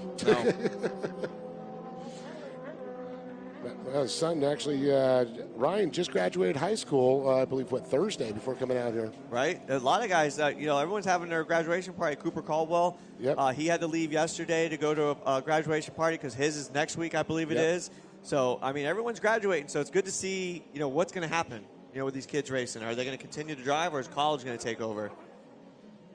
These kids will find time. It's in their DNA. Yep. So, Brian is really setting the pace right now around the outside split. Burns is trying to figure it out. Nothing against him, but look at he's just setting the pace. Well, I'm going to say, look at right now, Jeremy Poper on the inside coming around. Trevor Burns on the outside.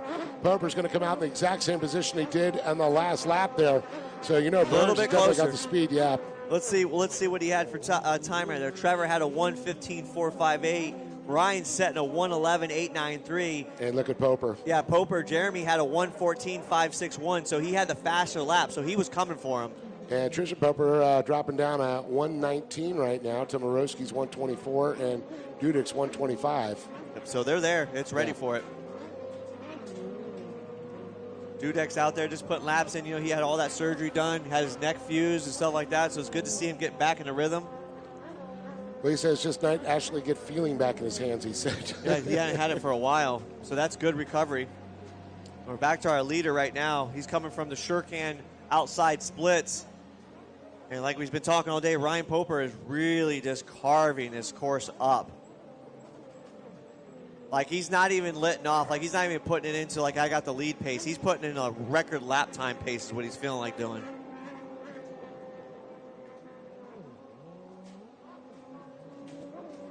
Let's see. We got Jeremy and Trevor Burns are just following the leader right now. So Trevor's going to be setting it in second. I believe Jeremy lost a little time going to the outside that time. So looking at his time, there was a 116 to Burns' 114. Poper, 109.3. Blistering. I think that's one of the fastest laps we've had. Yeah, Ryan is set. Like I told you, if you watch him come through this outside split, he has got that thing carving through there. And Trisha Poper did a 118, about a second faster than she did on the last lap. She's actually getting quicker each time. Usually you see him slow down a little bit. There's Morowski. That's Derek, the 187. Dudek coming through right now, looking good, switching the legs, getting the bars down, getting comfortable. And here we go. We got our leader right now, Ryan, coming through this outside split. Look at him hit this yellow buoy. Swing, and then he hits the red one. Boom, we got the arm out dragging. Let's see him sweep this yellow. Boom, he hits that yellow, digs it in hard, does a little quick chicane around this red through the liquid Moly checkers. Really set. Oh, Sean Dudek went for a water sample on the outside over here. Ryan's going to give him a little wave, say, hey, buddy, how's it going? Passing him through that. I thought Kevin was going to give a black flag to Sean. Oh, man. Did you see? You can spit it out, Dave. Our course marshal. Holy moly. J-Rod. Jeez, thank you. He threw a black flag to him in Havasu. Did he really? Yeah. That's funny. J-Rod don't play. He's hilarious. Oh, he's funny. I bet you Sean was like, I don't know why I just couldn't think about knowing the kid since he was the X-Cream monkey. Yeah. Race number 7 on the line with the holders. I see you guys on there. Thank you. Race number 8, Junior 4-stroke lights. You should be getting prepped, gassed, and ready.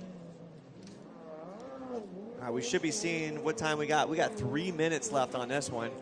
Ryan is setting a blistering pace right now. Yeah, 10 minutes, a long time on this ski. But, man, I'll tell you, Ryan's going to be one to really watch this year going into the World Finals or any of the big international competitions that he'll compete in. Right. Definitely. Question. Supposed to be on the right side of that buoy? Ooh.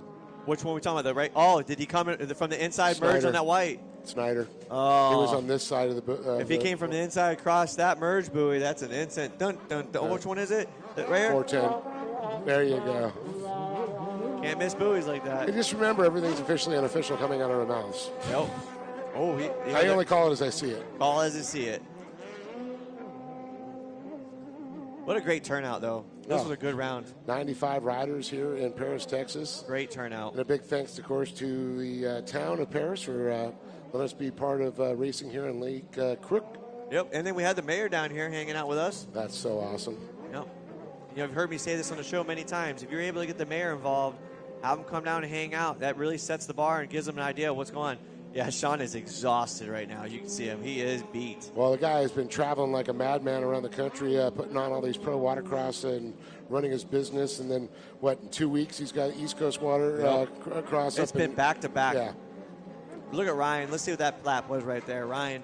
All right, so he went back to a 111, 161, but his looks like they're going to record his fastest was a 109.364.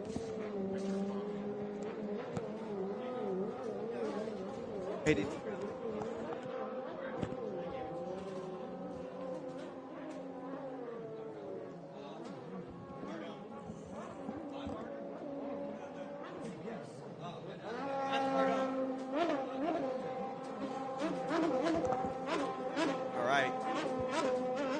it looks like Jeremy Poper stretches back a little bit. Yeah. Did Trevor just let him have that? Yeah. Really? I don't know if Trevor's boat, something's going on there. Look at him. He's playing with the throttle, lifting it up, listening. I think he might just be spent. He's young.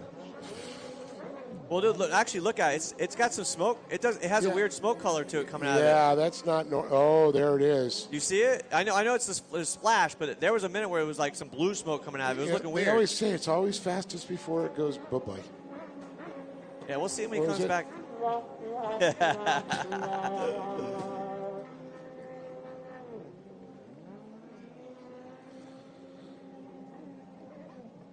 See, looks like he got back. Maybe he just wasn't feeling it right there and didn't want to keep continuing. You can only guesstimate when we're in a tower. You never know what's going on the water. People on the shore can say, "Oh, you could have done this, you could have done that," but when it comes down to it, you weren't there.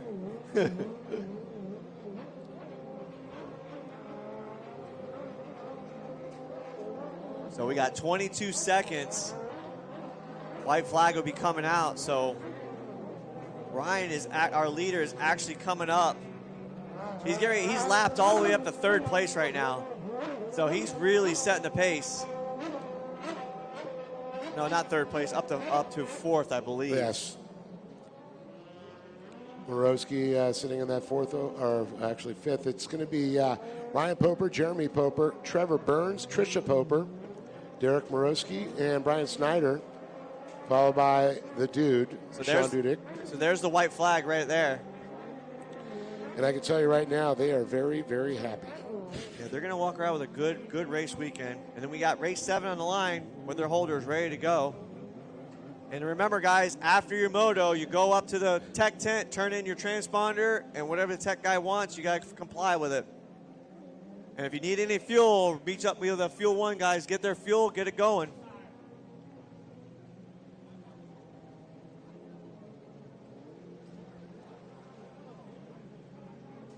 All right, looks like we're just getting through some lap traffic right now. Get through it.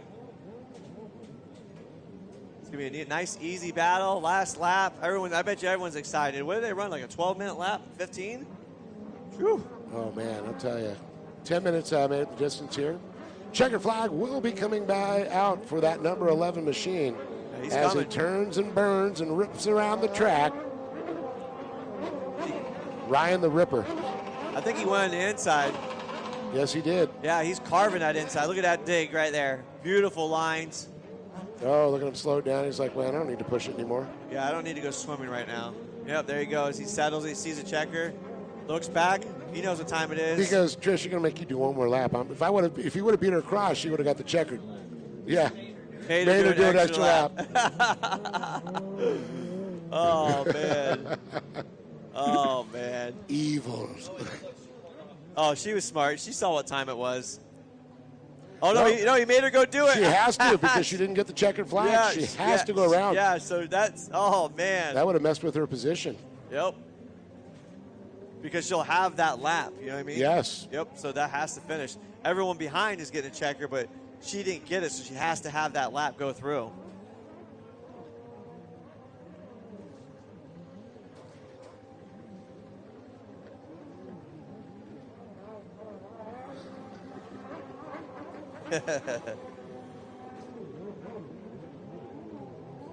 All right, so that's going to be wrapping it up right there. So let's see how it's going to finish out. It's going to be Ryan, Jeremy, and then Trevor. You know, if Trevor's boat looks good, I think he just might have been having a cramp or something that afternoon day. Well, we can get him some idle later.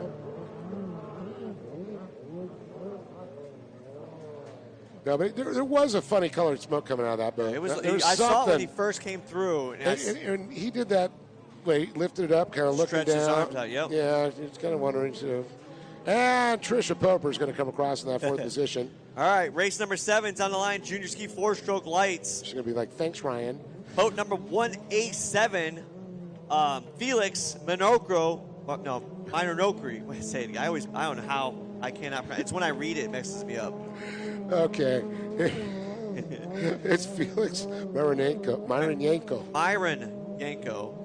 If you see how it's spelled, it makes you just. Anyways, my dad works H2O. Boat number 444. Go ahead, Dave. That's going to be Creighton Kettleson. Boat number 319, Bentley Cox, coming out of Plattsmouth.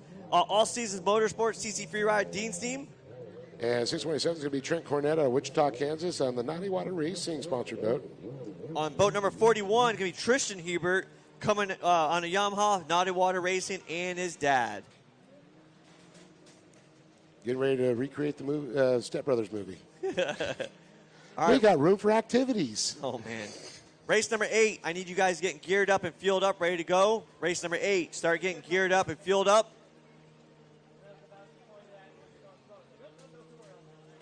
I don't know if Joey's around close. I'd like to get maybe go visit the little announcer's booth. Joey, if you're around, go ahead and come up to the tower, please.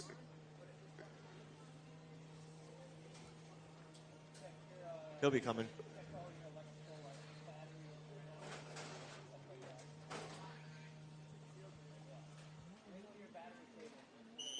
All right, we got the whistle. We got a Le Mans start, 2 Le Mans starts. Oh, Felix, we got a Felix and... Felix is going for it. I love it. And so is Tristan. Ooh, Felix was sleeping on that one. Nope, almost a stumble. Who's going to get it? Who's going to get it? Ah, Tristan's Ooh, up there. Felix gets on it and goes. But they're still inside and outside. Tristan's got to be calm about it. Got to be calm about it. Got to be calm. I love how these kids are having some fun. Yeah, one of the things you got to learn when you're young, you got to handle the pressure. Like, just focus, clean, get through it.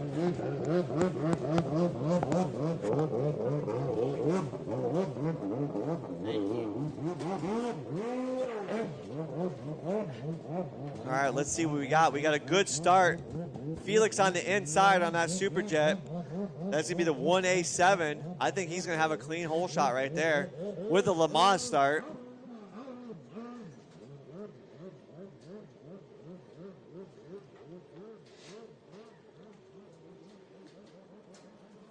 Yep, that's going to be a nice clean run. Let's see if it's going to be matchmakers right here on the finish line. Going to get that Fuel 1 hole shot of the day. Felix. Nice race right there. That's a good run right there. It's going to be followed up by boat 40. Oh, and he swims it right there at the freaking buoy. So 444 comes across, which is Creighton Kettleson. He's going to settle in a second. That's Bentley coming there across in 4th. Tristan made it. No, Tristan's still down. So Bentley's in 3rd.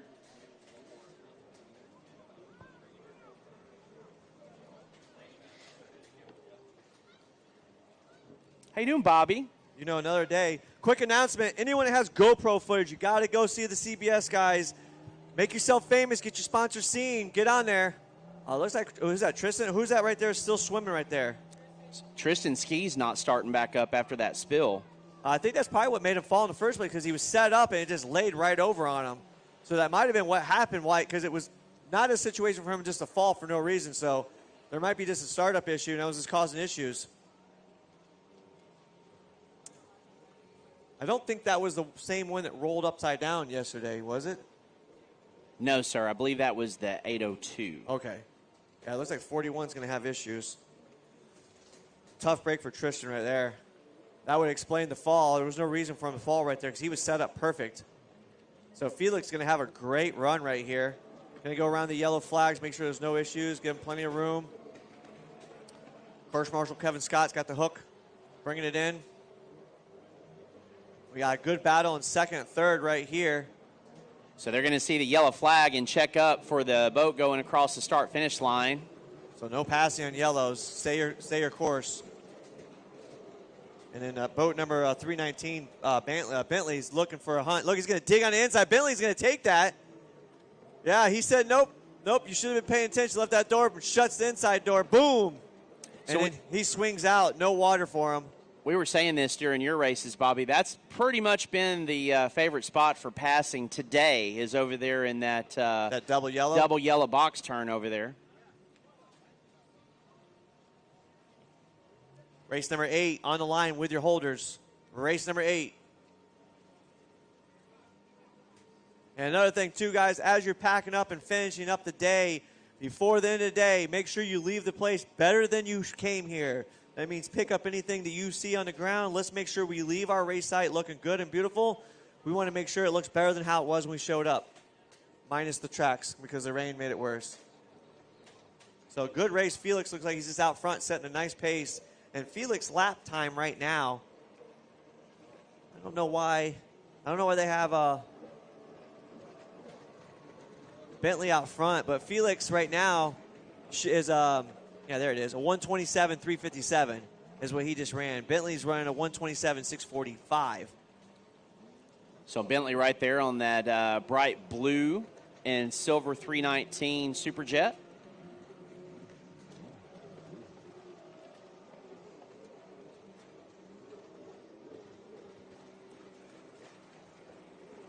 Some people like their Yamahas white, others like them blue.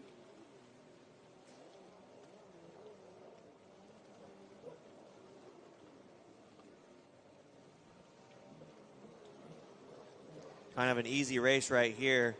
I wouldn't say easy, but for watching and announcing, this is kind of spread out. I mean, Felix is way out. The rest of the crowd just got in the back stretch, and Felix is getting ready to go to the decision buoy.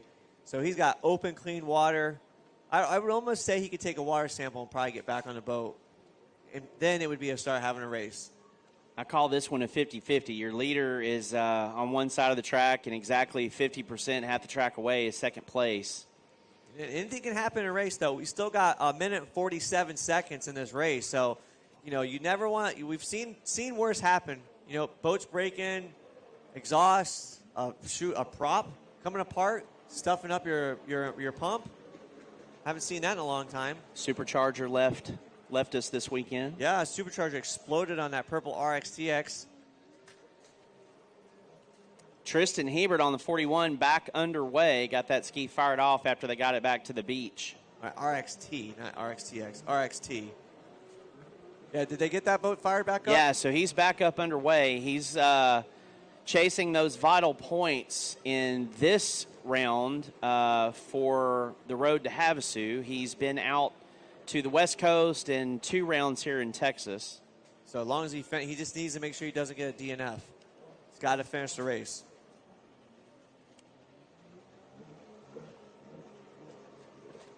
Yeah, big game changer when they went for the top, your best rounds. That always worked out to my favor when I raced, throwing out your worst 2 rounds.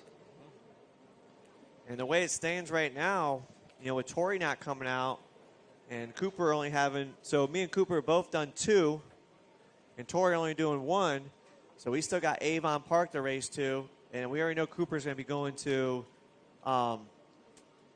Lubbock's, right? So our points would be pretty good with that one. So really think about it. If you look at what they've done for the points chase, it's really going to be exciting. And here we got Felix, our leader right here, looking good. We've got 10 seconds right now left, so he's going to be going back through this and coming around to the white flag. And if you listen to Bobby Cardone Race Corner, you'll hear him say, if you make your way out to Lubbock and come back to the East Coast, you have an opportunity to hit a couple other spots. And it definitely helps your chances for winning one of these overall titles. Yeah, because we still got a race in Avon Park, Florida. I want to say that's the last race for the tour before we go to Havasu. Is that right, Charles? Really? There's still a bunch. I have to look at the schedule. Yeah, we'll there's see. a lot of racing left. 10 total. Yeah, there's a lot of racing left. When you bring up your schedules on your show Monday night, you'll see there's a lot of racing left this year. So Tristan's still having issues, and you're right, Bobby. It's intermittent. He was going good, set up strong, and then it just died out on him. He had to go down to his knees to keep it on. Yeah, did it right there to him on the straightaway. Yep. So it's almost like a fuel later or electrical. Could have some water in there. Like what it does, it kills him, kills it right when he goes into a turn. So he's setting up, and it just throws him off. So hopefully he can just keep it going. Our leader, Felix, though, man, what a start. What a start. The competition, though, was Bentley having an issue with the Le Mans start. Couldn't get the lanyard in the right way to get fired up right now. So Felix coming through right now, getting a white flag.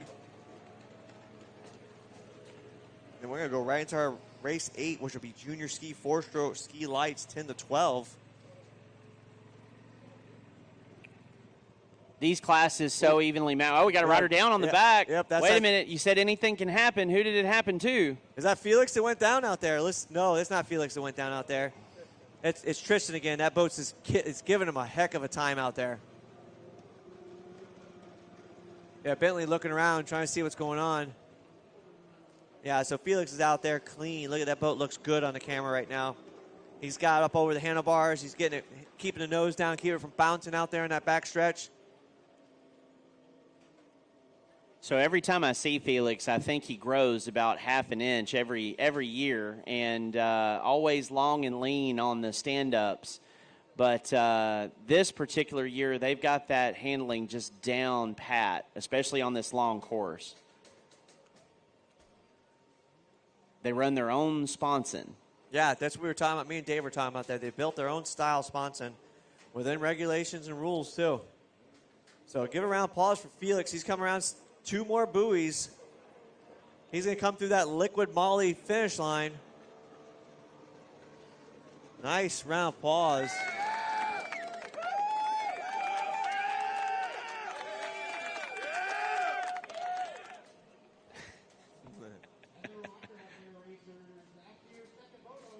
So Felix going through to the shutdown area, and then we'll have a... Hold on.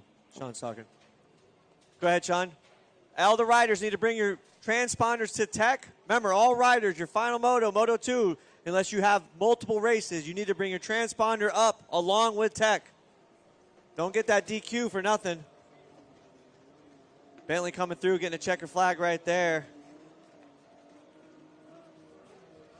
And then followed up by Creighton right there. And then Christian is having issues. So this time, I wonder if, he did stop on the final lap. So I wonder if he'll still get a DNF or will he get the finish race? So I'm not quite sure. So race number 8 on the line, juniors. Boat number 802, Sawyer Kettleson. Boat number 405, Christian Bain, coming out of Oklahoma City, right out of 405 Motorsports, Works Racing, Liquid Moly, McClure Racing, Naughty Water Racing, Wild Bill Construction. Go ahead, So on that 114 out of Gulfport, Mississippi, riding for Advanced Contracting Services, Team Jet Blast, Green Hulk and Riva, it's Jay Nutsk. On the 45 out of LaSalle, riding for Cook Brothers Concrete, Killer Frog Racing, Pro Watercraft, High Speed Industries, Jet Pilot, Jet Trim, Team Reckless Abandon, it's Colton Grinwald.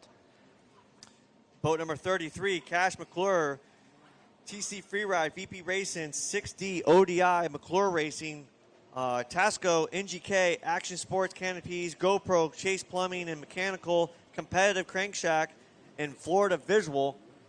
On the 722 out of Omaha, Nebraska, riding for Papa's Bank Account, Wilson Premier Powder Coating, Berge Builds, and Concrete Delivered and Precast Solutions, it's Miss McKenna Berglund. And guys, I got to say, Sean's already told us, we got to get your transponders in. If your transponder's not in, you're going to get charged big money for it. Looked like nobody was sleeping on that line. Ooh, little bumpy run right there, an outside split. The two of them got together. We're going to be running 8 minutes on this one. Race number 9, start getting geared up, fueled up, ready to go.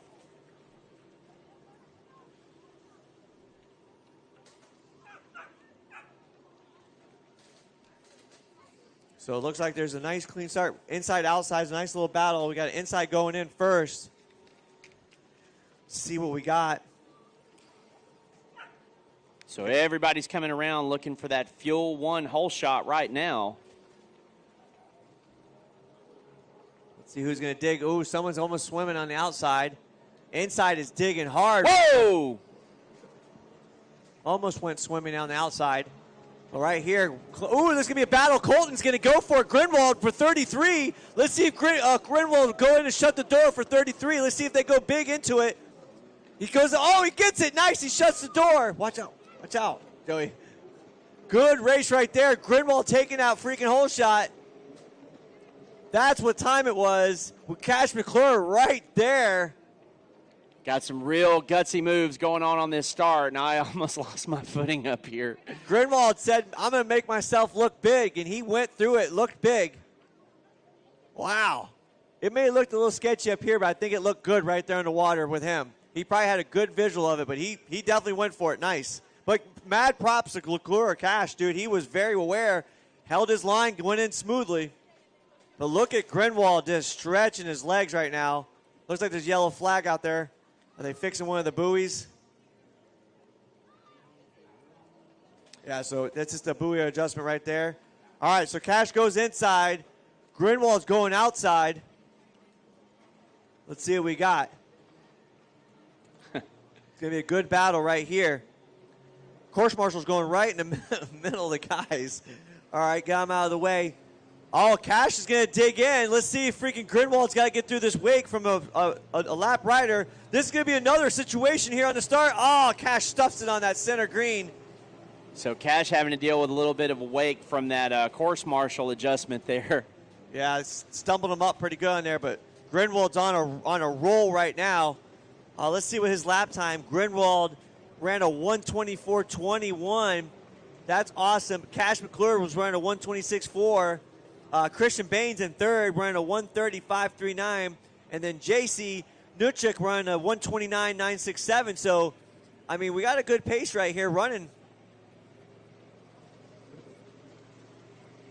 Grinwald looking to stretch that out, though. Every time he's got to the back stretch, he gets the ski straight, pointed the way he wants to go, and he gets on the back. There's not much of him, folks, so everything he can get out of the weight he's on there, he's definitely doing right now. And we can't give it up. You know, we can't take away McKenna. McKenna's out there holding her own.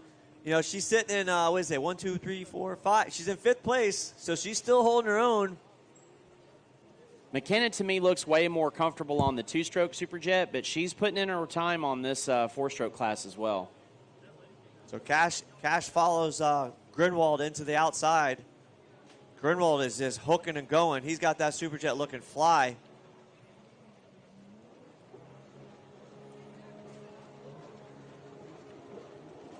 He's definitely in attack mode right now. Got that foot all the way up in the front of the tray. He's already switched his feet around to take this box corner.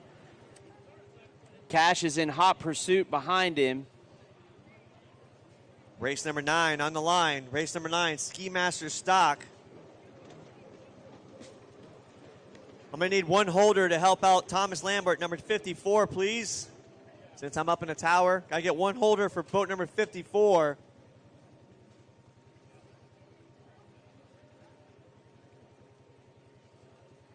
Good race out there. No more issues so far.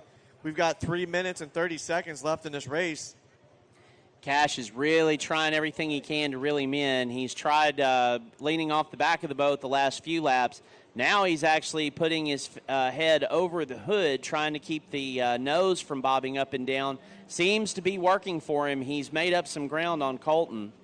Yeah, but Grinwald's got the speed. You can tell he's hooking and going. So they get bottled up in the splits, but Colton's got that boat just moving. So you can see it right here. He comes through this yellow, hooks it nice and smooth, does a little check over, goes through the red, doesn't even have to work that one, sets up for the yellow, hangs the butt over the edge, stretches it out, leans over, gets that liquid Moly through the liquid Moly start finish line, and look at the gap. Now, I saw it that time. So because Colton is in front like that, dirty water, where Cash wants to run, he cannot. He's got to negotiate the ski in between Colton's waves, and it's not allowing him to run the line that he wants to. Right. And again, Colton just ran a 1:22.430, and then McClure ran a 1:22.578. So the battle's there. The chase is there. Both of them are about to catch McKenna, though, on this next lap in the splits. So both of them have to deal with water on this lap. Yeah, they're going to deal with dirty water. So here's where the decision goes. You know, if you got the ability to be patient and just go with a lap rider in the same split, you can do that. But if you don't have the time and someone's all over you, you have to go the opposite direction. So it looks like she's going to go. She's taking she leaves door open for him to get through. So she's self-aware. She knows what's going on. Great course awareness. That was beautiful.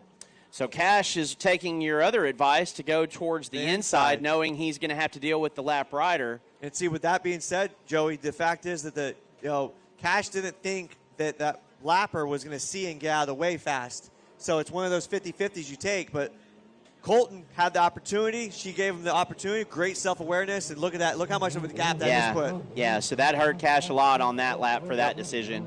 And, that's what they call lap riders are the equalizers. That's right. All right, we got a minute 20 left on this lap race right here. Been a good race right here all the way through. Are we playing moto chess that way or checkers, Bobby?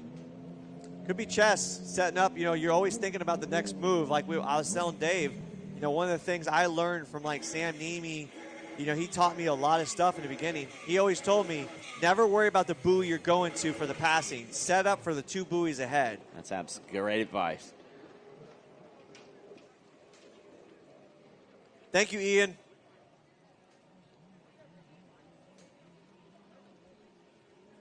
Everybody out there, if you don't have an engine tuner or builder in your camp, it's races like these with these long back stretches where that investment pays off.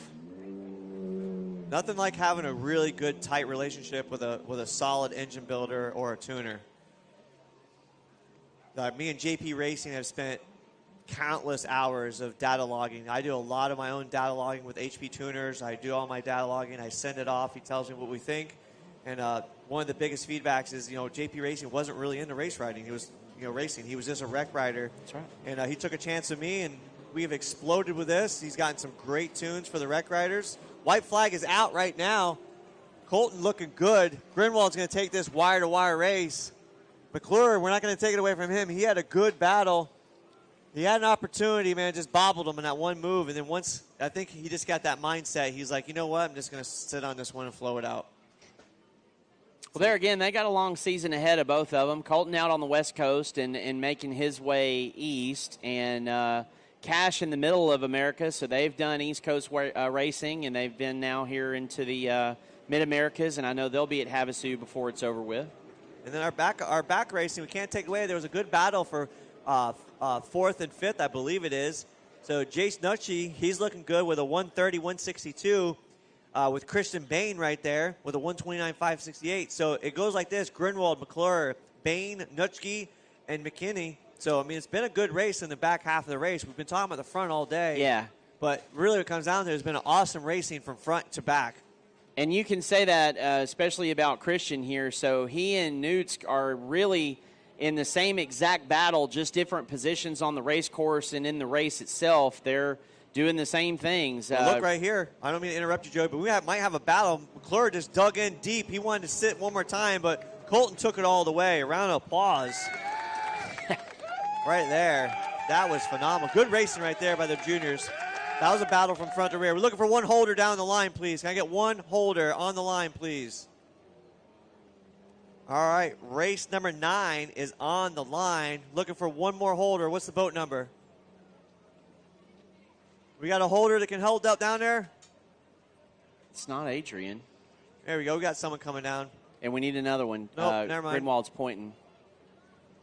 Superior's going to do it. We need one more holder. Where are we at? All right, while we're doing that, race number 9 on the line. Boat number 35, Adrian Fisk. And on the 51, it's the Missile. Boat number 60, Dennis Robinson. Almost said Dennis Robin. On that 817 out of Hurst, Texas, riding for Watercross of Texas and TCS Marine, it is Joe Barilski. On boat number 777, coming out of Kansas, riding for SBT HydroTurf, Chris Fix, Bomber Eyewear, Quixie, Pro Watercraft, ADA Racing, Anna Glennon. On the 34 out of Weatherford, Texas, riding for Him Construction and searching for a sponsor, it's Mike Lewandowski. Boat number 114, Indy Nutschke. Ian out there running. Yeah. So also on the 114 out of Wichita, Kansas, riding for Naughty Water Racing and Dad, it's Trent Cornett. Nice. Boat number 405 coming out of Wichita, running Naughty Water Racing and his dad, Tristan Hebert. On the 0. Hold on. We got boats switched around. Who's on the 114? Tristan. Tristan's on 114. And Trent's on 405. Or 27. There we go. I don't think they did a motor swap on 405 that fast. Yeah. But on the 0, as always, out of Oklahoma, it's Brian Ridley. Boat number 645, Charles Brook. On the 508, it's Dave Superian. Boat number 54, my man, Tom Lambert, LVP Jet Sports, Tommy Tubes, Cardone Race Corner. Well, let's make it happen. And Thomas is coming in as the points leader, correct? Okay. Just want to let you know, Superior will be Adams Mechanics, Pro Watercraft, Haggis, and Flow Vision. Okay.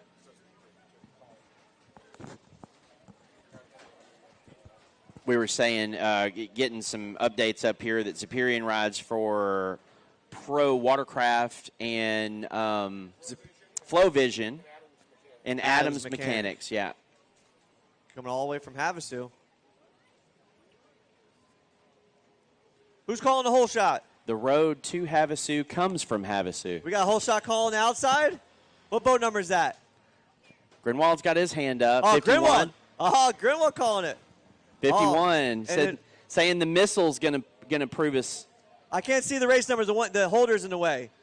Oh, 27. Who was on the 27? Cornet, right? All right, let's see it. Sweep that outside all the way. What about Hebert? You're not going to call it? He's like, don't talk to me, Bobby. Don't give me that voodoo. This is his first weekend on a GP1 with a 1500. So, yeah, I know, Mama. I know not to say anything.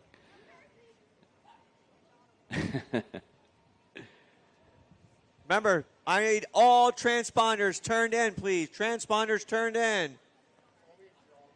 If you're done racing, turn them in, or you're going to get a nice charge on that credit card. Don't be calling Sean 2 days down the road. Oh! Bobby, I know you're up here asking for a hole shot, but if I had to pick a favorite, I think that winner chicken dinner black boat with the orange helmet's going to look pretty fine. Hold on. We got something going on. Oh, we're going to make a switch. No, the black boat you were talking about right there is on right here. Look on the course, sitting on a stand. Looks like they got a stick or something in there. Huh? Something in the pump. So that's Mike Lewandowski. Yeah, they're working hard on the back of that ski trying to get something cleared out of it. So that's going to be our 2-minute right there start. Mike, that happened to me, or Cardone, that happened to me one race to where a sliver of wood, like a twig you were talking about in orange, actually sucked up in my pump, and it was eating my wear ring apart and causing too much cavitation to race. I was racing our late good friend Brian O'Rourke did that awesome race. What was it, Nashville? Yeah, Nashville. And basically a drag style slalom and ended up getting – they had their rope floating when we go to get up on top of the freaking stand, and it sucked up like 3 feet of the rope into my pump. So we busted out our backup sport boat to race for the closed course, and the backup boat was actually 8-1 Racing. Bailey Cunningham, my Australian friends, they bought a sport boat to have over here. That boat sat in my garage for 3 years, never touched it, and I just fired it up, and we went out there and we got a second place that weekend. Put a beat down out there. Yep, Pro Watercross event. That was awesome. Definitely miss our boy Brian O'Rourke. So they're going to go ahead and use the rest of these 2 minutes to get another boat in the water for Lewandowski. Yeah, it looks like Caldwell's just going to have him dipping back. Looks like we're going to go on a 2.97, so scoring. Make sure you grab that transponder off that boat and put it on that one. Pick, guys, if you can grab that transponder off 34, take it to the other one. And look at him scramble. Good call, Bobby. Look how smart I am up here. The Caldwell Racing team, man, they are some great people making things happen. Look, first of all, let's talk about this team effort from everybody on the shoreline right now coming together to make someone get out there and go race. So we're going to give the good go. We're ready to go. Yeah, I saw somebody whirl the hand in the air to signal to get him started up. That's our boy Sean Dudek. He's on a mission. So we're going to take him all the way to the outside. Oh, no, they're going to let him have his position. Okay. No boat change situation. Fairness.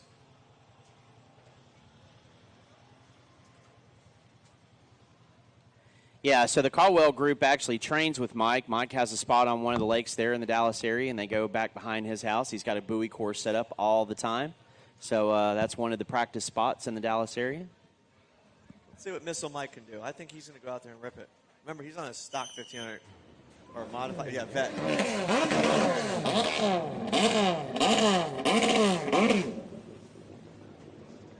27 kind of having a fumble there.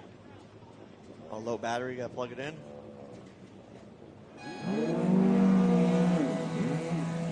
Good start right there. All right, let's see. Ooh, a little battle right here on the inside-outside.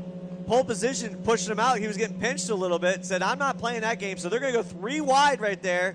Inside had some issues, so he had to settle in. So it's going to be a change out right there. Inside's got a tremendous lead right now. And that was the change out on that boat. So who was on that boat, that 114? Remember they changed. Tristan Hebert's on the 114 for this round. It was Trent Cornett last round. Yeah, so Tristan's on that 114 inside lead right now. Kind of slowed down for a second. There it goes. All right, looks like it's going to be a battle. That black boat looks like it's going to come out. So here comes the 777 on the outside. Yeah, Anna Glennon's going to try to see if she can dig in. But Tristan's going to cake it all the way. Fuel 1 hole shot. Followed up by Anna. Followed up by Ziperian. Oh, no. Yeah, is that Ziperian? Yeah. Yep, Ziperian with a 0 coming up in third. Brian Ridley with his best start of the weekend on the 0, followed by Adrian 35. Fisk on the 35. Yeah, Fisk looking good. Lambert's just out there collecting points. That's his goal. Well, he's doing it to it right now. Yep, he's going to go away with the leader in the points. Race number 10, I need you to start getting geared up and fueled up, ready to go.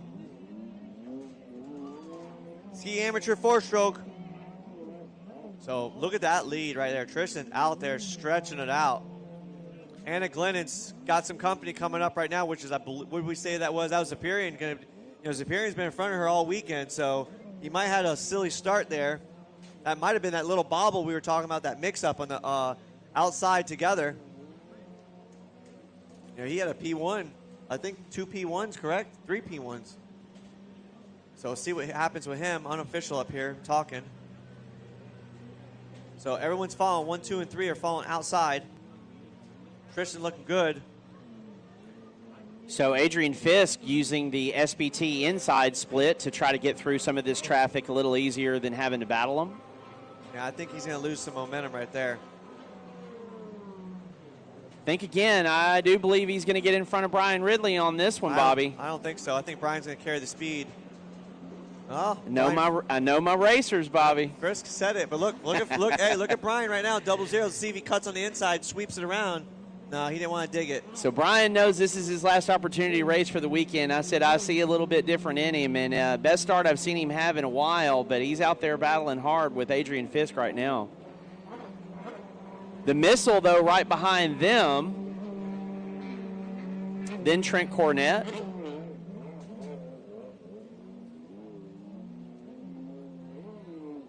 Then Lambert. We'll go ahead and let our main man, Dave Arnold, he's been sitting here chomping at a bit. He's ready to say something, so I'm going to let him hand it over to him for a few minutes.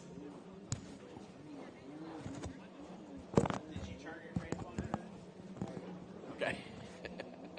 All right, Bobby, thanks, man. Big help this weekend. Bobby Cardona, can't thank him enough for being up here. And, of course, Joey helped me out here. Unfortunately, Mike Young had another gig this weekend and home in Florida working on the hydro tracks. Transponders. Also, not only to return your transponders to Tech, you got to go to Tech. You got to go see Dale. Ziperian's going to come by there across that Liqui stripe one more time here. And it looks like Adrian Fisk there on the 35. Followed by the big 0 on there. That's going to be Brian Ridley. So Trent Cornett getting in front of the Missile here on the 51. Now, I got to say, I'm not going to age him there, but he goes back to the days of Larry Rippenkroger, Dave Flash Gordon, Hollywood Watkins, all the famous racers, Dave Flash Gordon, Mike the Mauler Yelich. That's before Victor and McCluggage and all that were around. They were still in diapers. That is correct. And there was a time of the tour before the hay time of the tour, and Mike's definitely from that era. From the early 80s. He told me he's found the Fountain of Youth 3 or 4 times now. Yeah, well, Must have visited St. Augustine, Florida there. I think that's where they said they hit it. Okay. Out front on the 114, Dudek Racing, Tristan Hebert. On that beautiful Commander Industries machine. Charles Ginchard also spending some time on that boat this weekend. Anna Glenn sitting second overall, that 777s. Originally out of Kansas, now making her home in Lake Havasu City, traveling the world. She was commentating for E1. So that's kind of cool. And she worked for Con Media, worked a lot with our good friends in the off-road industry, so it's great seeing her at a lot of events. Trent there, rather, trying to get in front of Brian. Those boats actually well matched in speed.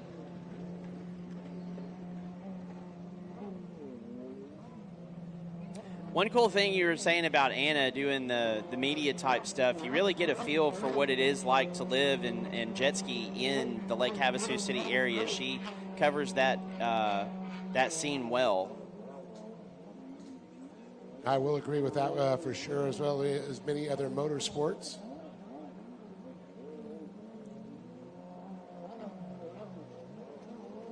Caldwells are starting to do that, here in Texas, and not here with us this weekend, but always Jules Hopkins. Yeah, I was missing. The Hopkins are from Texas here. Well, they're from Mississippi, but they call Texas their racing home. The racing home. That's right. And doesn't Gary live down here, or is he live in Mississippi? No, also out of Gulfport, Mississippi. I always see him racing around Texas. Yes. Great people. And it's funny, my soon-to-be brother-in-law, his name is Gary Hopkins, too. Oh, really? So I mentioned to my fiance Leslie, last name Hopkins. So when I see the Hopkins, she gets all excited. She's like, are you talking about my brother? No, it's the father of one of our racers. You may want to change that contact information in your phone. I know. I think I got both of them in my phone. I get a lot of Joey Moriarty phone calls in the jet ski world. There goes the 54, goes flying by. And the reason we want to mention him is he is the points leader coming into the weekend. Yes, so Mr. Consistency. When we talk about the road to Havasu on this U.S. National Tour, you do not get to win it if you're not there, and he has been at every round so far. There's that phrase, you got to be in it to win it. That's right. He's proven it out there today. I always tell people you don't have to win every race, you just have to be consistent. And Dave, in my career, that was always the most frustrating thing. I could show up to 3 or 4 rounds and win, but it was always the guy that finished 4th or 5th that ended up winning the tour title because he was consistent every round. Well, sometimes you're the windshield, sometimes you're the bug. And the event trophies were always, 2 or 3 foot tall, but the end of the year championship trophy was as tall as I am.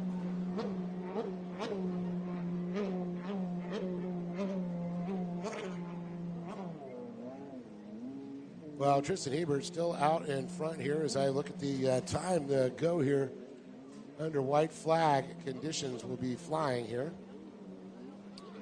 Hebert, next time by, we'll see that white flag. Yeah, so he's coming around the SBT splits.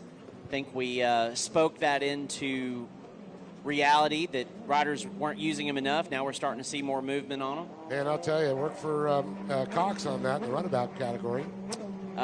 Paid off real well for Ryan Poper and his motos as well, yes. Jeremy Poper did some beautiful moves through there, too. He was doing really great on him yesterday until the Scorpion came out.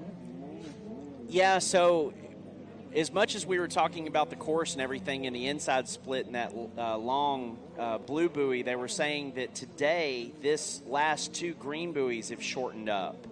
And you really have to think before you make it to point straight towards the finish line, and that seemed to trip up a few people today too. Now, has there been any water fluctuation on the levels here at this lake? So this morning it felt like the beach was a little bit closer to us with the tide, but now it's exactly the same as it was yesterday. Yeah, I'm trying to figure that out because there's not too many tidal systems here. No. Any rivers? No, it's a man-made lake that feeds the power plant reservoir. But the wind direction has changed today. So yes, that could affect the, yes, most definitely. Yeah, so we had a westerly wind yesterday after the storm system blew through, and today it switched to northeast, which is what we're getting this cool breeze for them. Is that what they call a cool breeze in Texas? That is, yep. And if you live south of a paper mill, you may know why.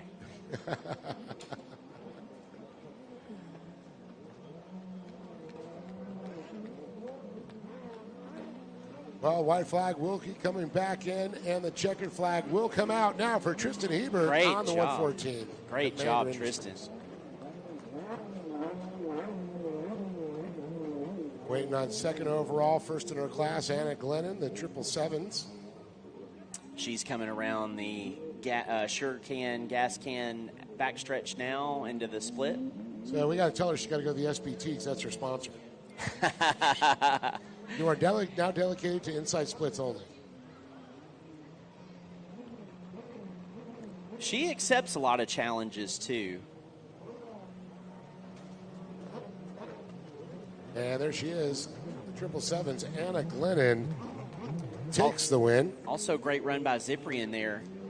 As a Zipper, David Superian, Adams Mechanics, Flow Vision, and Pro Watercraft. Chris Haggis, one of the Texas boys, sponsoring him. Now making his home in Lake Havasu. So we've got a ripper, a clipper, and a zipper in the jet ski world.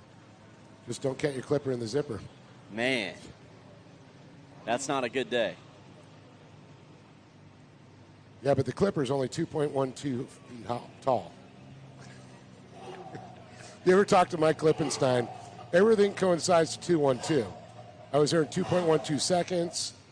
You know, I beat him by 2.12. I always say he's 2.12 tall. Okay, I can live with that. My race number is 232, and my wife takes a screenshot of it every day and sends it to me and tells me she loves me. There you go. Well, the rest of them are going to finish it out here. Superior, Coronet, Fisk.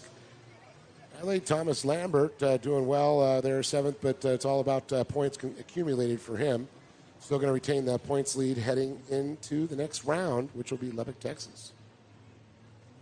Yeah, a lot of people have been asking me about that today. You know, what for you next, or where's the next? And I've been talking about the Junior Nationals and in the Lubbock rounds.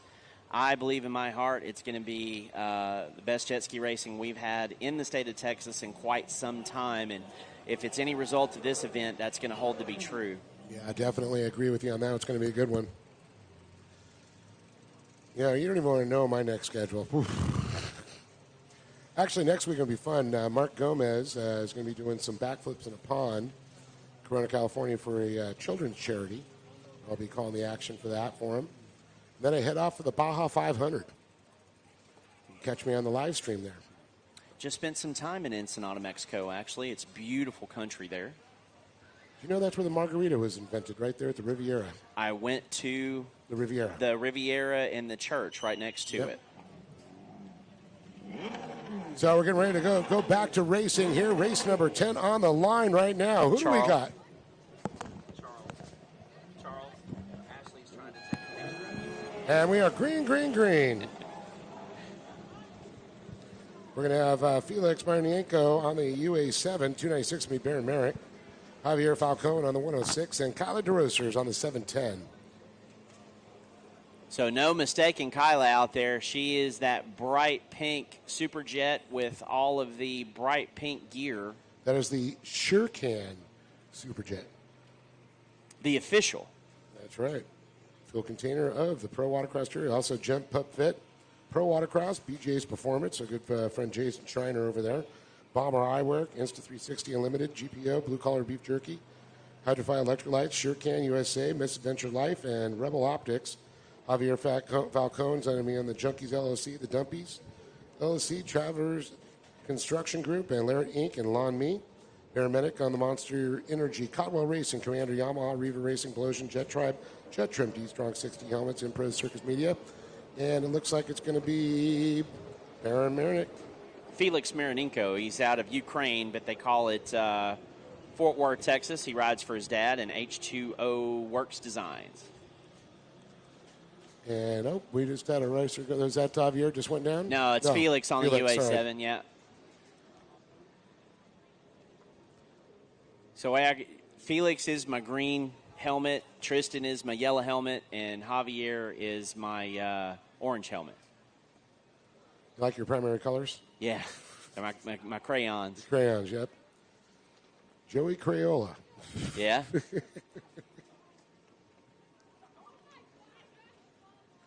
Well, look at them all equally spaced out on the back Jet Tribe stretch.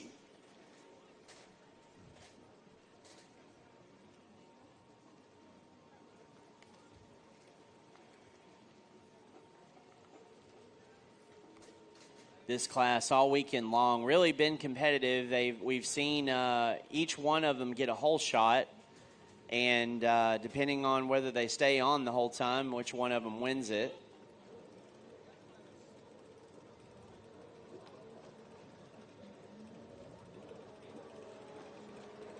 I think Barron is the only one that's used to a track this big out of all of them. Yep, so it's going to be Javier Falcone, Baron Marinick, Felix Manyenko, and Kyle DeRosa is the running order as they get ready to come across the stripe. Waiting for the pink flamingo to come by.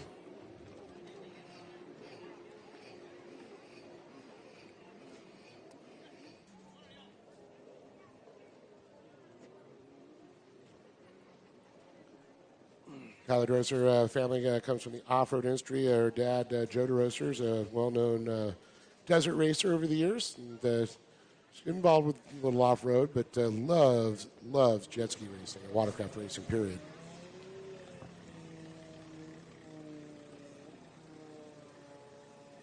It's one of those crazy things. It was always the jet ski, which is actually the trademark mark name of the Kawasaki jet ski. Yamaha's the Wave Runners, and then, of course, Sea-Doo. So it went from let's go jet skiing. Now people are saying let's go Sea-Dooing.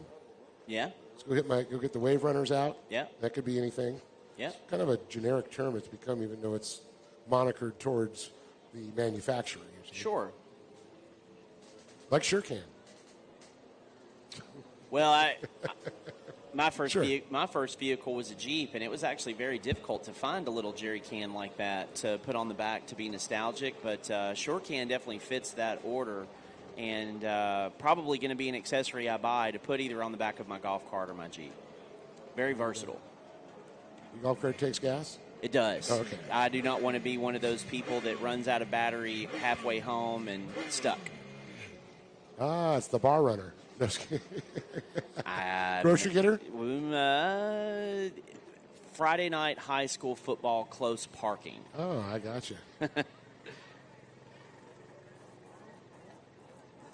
Is Havasu a golf cart community as well?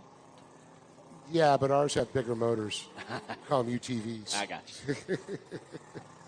There are a few of them out there. I think Florida and the Village is more the golf cart community. Hey, it's okay.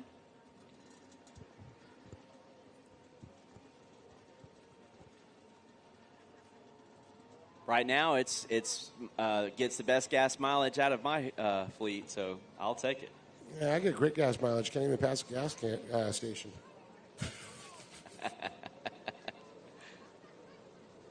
Javier out front, and they're all just stuck to that outside split, but he's on the 901, and he told me it's 106 upside down and backwards. Okay, and? Well, his number's 106, but they haven't changed the numbers on it yet, so he said just imagine I'm upside down and backwards, and it's me, so I'll go with that. We used to have a driver in off-road and short course and also desert, and his name was Clyde Stout. And the joke was he ran the number 13. And he goes, well, you know what? It was 13, 31, 13, 31, 13, 31 every time he rolled. Okay. Speaking of the Jeep life, I had a sticker that said, if you can read this, please flip me back over. Yes. Well, Falcone hopefully not going to have to get flipped over on that 106 there as he continues to lead this one on the Jet Tribe backstretch coming around to the MasterCard buoys and going to make that decision. Do I go sure can outside or I go SPT inside? Javier used the inside split in the two-stroke class trying to catch up to the back of the field, but out here in front on the four-stroke, probably just play it safe and stay on the outside. I think everybody is pretty much staying to the outside. Come on, mix it up like cake batter out there. Go to the inside. Somebody use the SPT two buoys. Don't threaten Barron with a good time. He'll always go that road. Barron switching up the wrap on that ski last year to the Monster Energy graphics, and I tell him it looks like a Joker comic with the purple and green together. It's pretty cool. Says he loves it. Switched over from a red wetsuit to a green. Said it fits his personality better. Felix. You know what Kermit used to say? It ain't easy being green. It's not. That's a famous song as well. And who sang it? I don't know. Kermit. Oh, he's the credited artist for it? Oh, I've seen it. It ain't easy being green. Okay. Man, what is it with the Texas fire ants here, boy? They blister up. Got bit a couple times here. So their venom is based off of their diet, which comes from the bugs that they eat. So yes, they will leave a mark. So what are the bugs they eat that make the marks like that? Most likely a beetle. Most likely some type of a beetle that can't escape them. Ah. You would call it a June bug. June bugs. White flag comes out there for Javier Falcone and Baron Mernick. And here comes Felix Marienko. It's actually catching up a little bit there to Baron. Get a little bit closer. Looking at the times here, 121.1 to a 121.5 and 121.2, so a little bit quicker. One of the things that Bobby was talking about with us on this the four-stroke Superjet class, when they're in clean water, you can negotiate the turns the way that you want to. When you get closer to the rider in front of you, you have to negotiate the water that they give you, which slows you down and allows them to get a little bit of breathing room again back to you. So stay away from the jet wash. Yeah. Pump wash, jet wash. And here comes Kyla DeRosers. Soon to be Kyla Keach. A little bit easier. Well, that's going to be easier for me to say. I had to listen to you guys say her name a few times. Mine's difficult to say, and I definitely had to do some homework on hers. So it's funny, I say on my phone, I'll say, call Kyla DeRosers, and it will say, calling Kyla DeRoger. Mm-hmm. And I have a French background, so that's actually how I wanted to say it. Yep.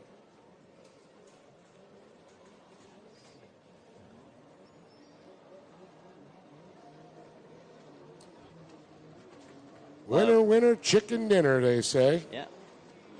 Mernick and Felix, they're still close together, like you said, all bunched up. Yep, so Javier Falcone, Baron Mernick, and Felix Marienko. Say, Felix had a 121.4 to Baron Mernick's 123.4, and Javier had a 125. So I'll tell you, Felix was getting faster every lap. So that's good. And when you see somebody get faster later in the laps, that's good. It means he's been training. Sure. So crucial to start in jet ski racing, and that's something we've seen diversified. If people work on their starts, they have to, work harder to lead, and we've seen a lot of good examples of that. What do they say? Lead follower, get out of my way. That's right. Oh, Kayla doing a little showboating out there for us. I guess that would be a knack-knack for jet skiing as best it could be. Did the foot come around the back all the way to the side? Sort of, yeah. It looked like a sort of like a karate kick from the front all the way to the rear.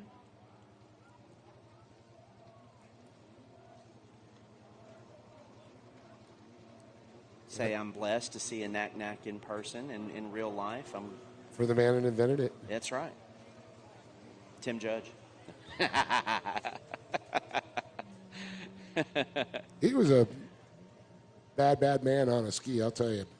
Tim Judge, not only can he spin those wrenches, he could ride. Heck of a sport racer. Well, we got race 11 up there. Vintage 650, 750, 550, Vintage X2 on the 216 is going to be Joe Ellum. Hopefully that's right. On the 33 out of Garland, Texas, riding for Dale's Jet Sports and Elite Fireplace and Stove, it's Sean Whitaker. And on the 25, it's Ian O'Connell. On the 78, he's been our moto winner all weekend long. Rad Dad Racing, Caldwell Racing, Monster Energy Team, it's Drew Stallhut. And on the 17 is going to be Shannon Watson on the GSK Machining LLC, Miller Cycle Shop, Naughty Water, Watkin, Wax Racing Products, Mid-America Dragway, Fast Fuel Line, and Tough Jug. And out of Fayetteville, Arkansas on the Square Nose Superjet. No, I'm sorry, he's on the 550. That's Rob Butler. And that's going to round out our field here for race 11. 25 is the 550 and 75 is the Superjet. Okay. They look both like 75s to me, but... Well, if you take 50 away from 75, you get 25. Yeah. I was reading the sponsor. I was going to say that took a moment. I was reading the sponsor here, WattCon. I love talking with Johnny, and now that he puts out content about what he's doing there at WattCon, it's fun to watch. Have a good hood seal from him. Not Rock Auto. Rock County Jet Ski Salvage or something like that. His other business.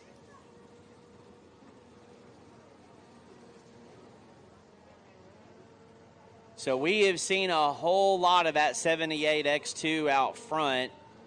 That smell in the air is not pollution. That is two-stroke mixed gas and oil. Coming from our own man. Yeah. And the 25 is going to be right behind him there. That's going to be Ian O'Connell on that 550.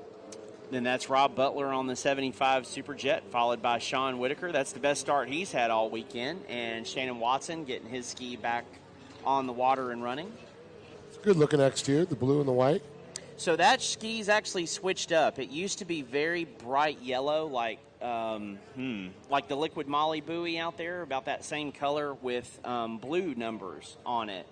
And Shannon always wears smiley face shorts, so his nickname is Smiley, Shannon Smiley Watson. And they switched it up and painted it gorgeous blue like that, and it's yellow on the bottom. Put some IPD numbers on there. Shout out to Casey.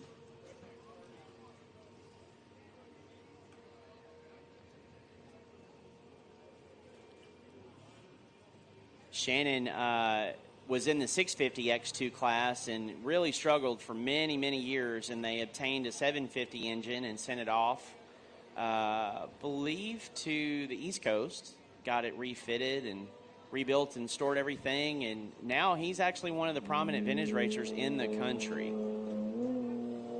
Well, it's good to see him out here for sure.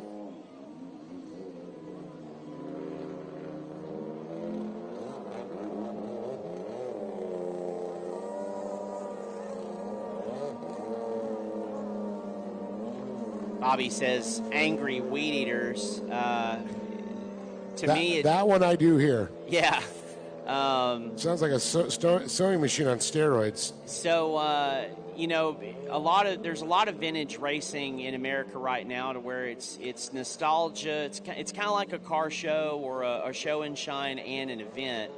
And that's really what vintage racing has become. It's more of a challenge to keep parts on these skis, keeping them running, let alone, race them. But these guys are actually able to do it all. It's still fun. What year is your SXR? Well, the whole is a 03. Okay. And everything's updated. Went with the updated ignition and all that. Okay. So you have an actual fiberglass bottom hull. It's pretty bulletproof. Oh, yeah. Great. Performance fiberglass, redoing it right now.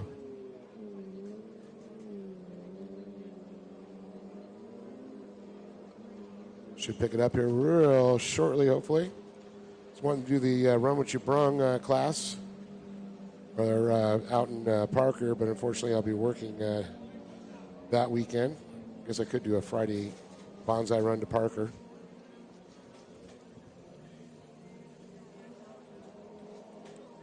There is an 800 SXR out there. I don't have him on my sheet, or it's a boat substitution. That's what I'm looking here. Is that the 216?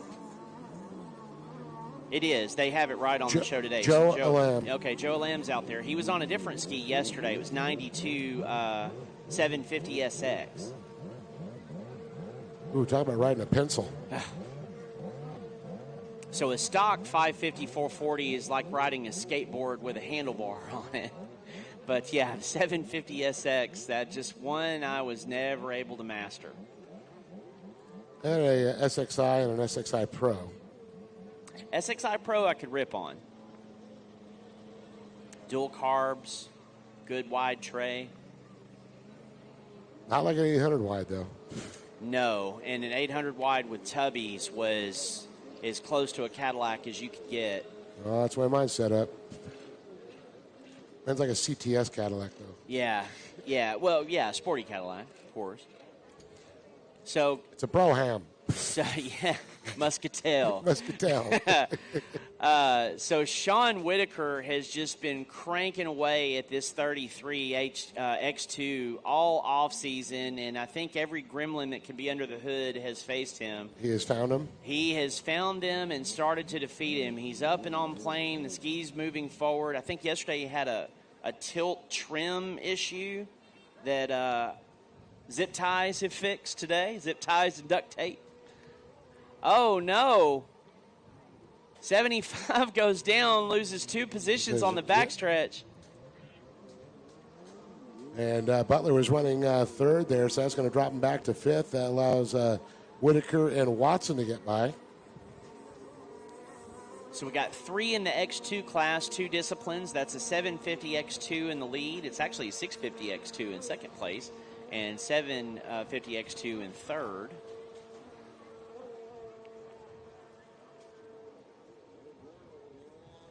Oh, Butler goes down again.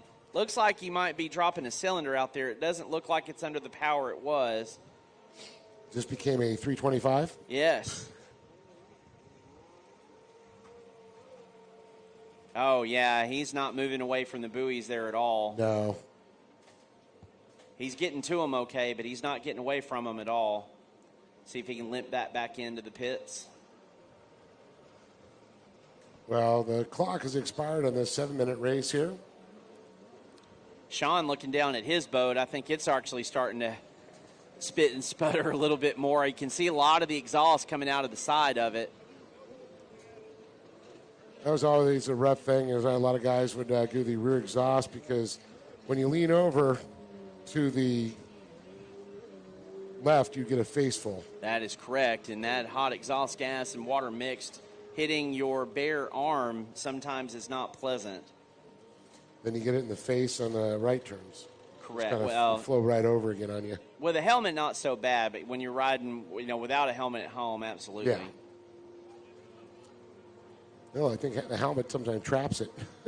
It has for me.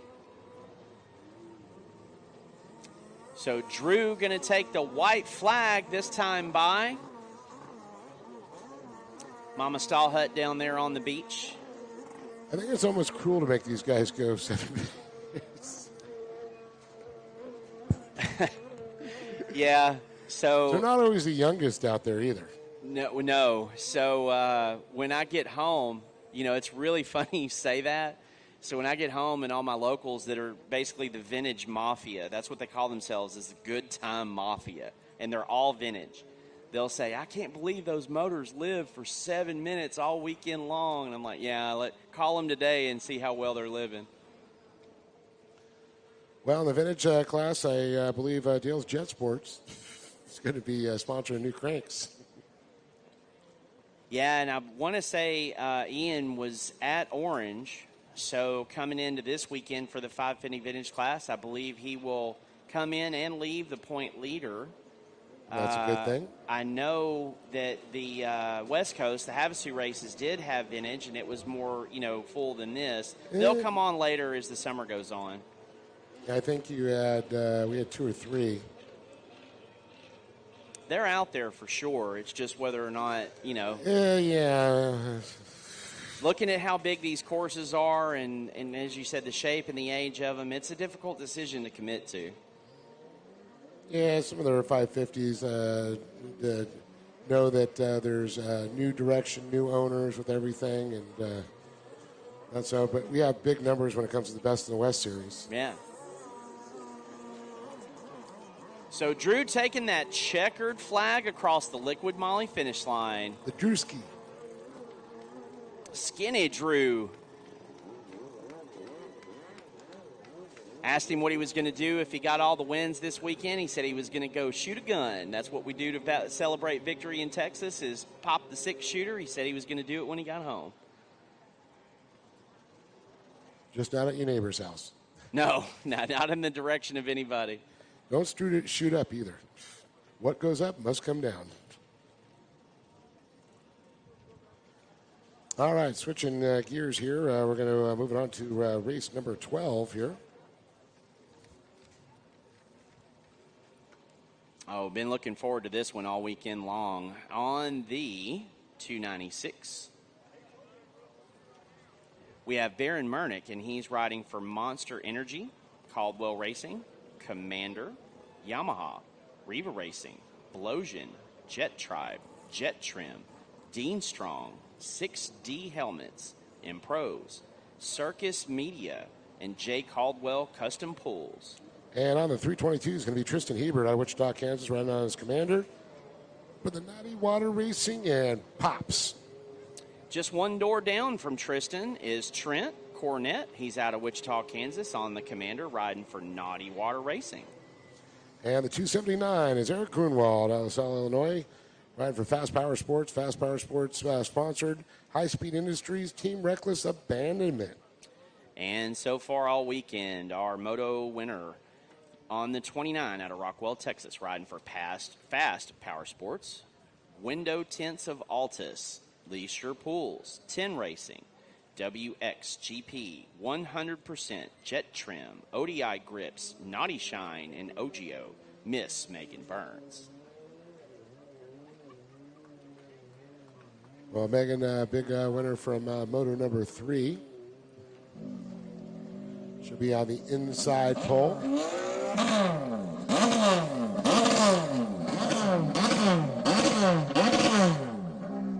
Megan Ski has the 1992, the lightning graphics from the 550 down the side of it. If you ever get a chance to get a good look at it, it looks like a lightning 550.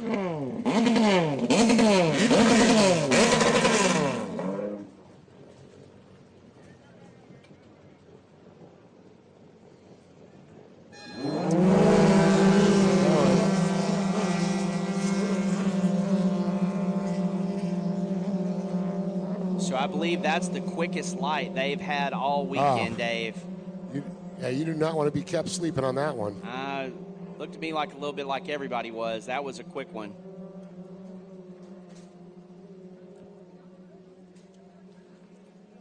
As I'm looking out there, you can see the clouds, little cloud cover, puffy white clouds around, but you can see the different colorations of the water. So in Paris, this is what we call the magic time, where the water is 2 different colors in the shade. You can see the skis really, really well on the water, tell their colors. And then in the sun glare, if they have reflective paint on them, they actually glisten and shine. Well, it's looking to be once a little bit change up here. Let's see. So Grinwald's got the best start he's had all weekend long. He's coming with a full head of steam. And it's going to be Burns off the inside. It's going to get the whole shot.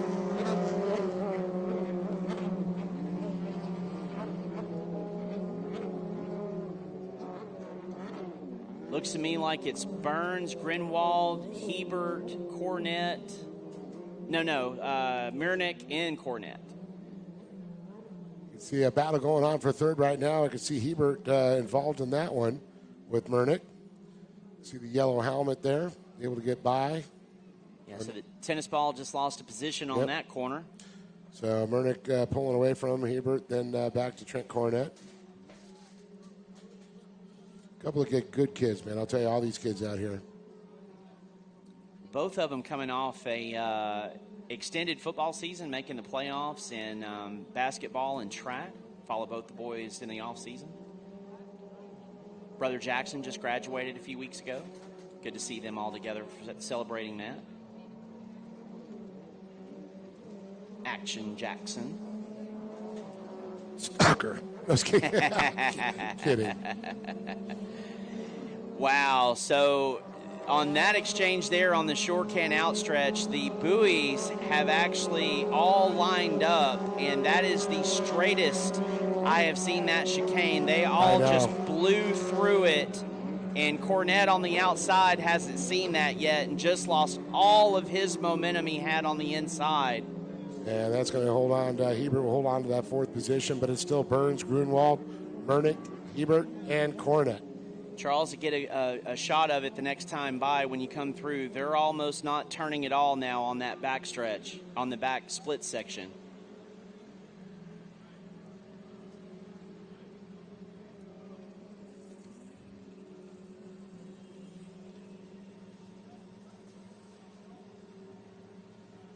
And they all know it, too. They're not checking up one bit at the MasterCard buoy, going right into it. As Bobby says, dig in. They watch them now as they're on camera. They are about to blow through this section. They're digging in like a tick on a coon dog. Man, that's it. I can tell you as a racer, when you're out there and you see that's the case, you look forward when you're out there getting back to that section to get through it, knowing you're making up a bunch of time. Well, Grunwald right now to the SBT inside split. Burns sector the outside. Sure can. And it looks like Grunwald trying to make him a little time, but look at this. Oh, my goodness. Actually, I take it back. That was Baron Murnick. So Murnick just checked up behind Grunwald to get the outside position. I had that reversed. That's okay. Again, they're in that bright, glistening spot to where they... And both have gray boats. Exactly. So it's the magic hour in Paris, but you got to know your views. I'll be lost when I go to Havasu. It'll be a complete environment change for me.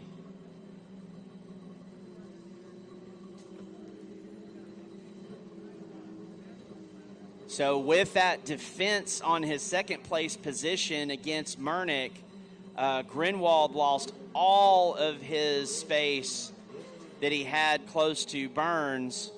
So going from offense to defense, Megan's got the jets turned on high, and she's at Mach 2 right now.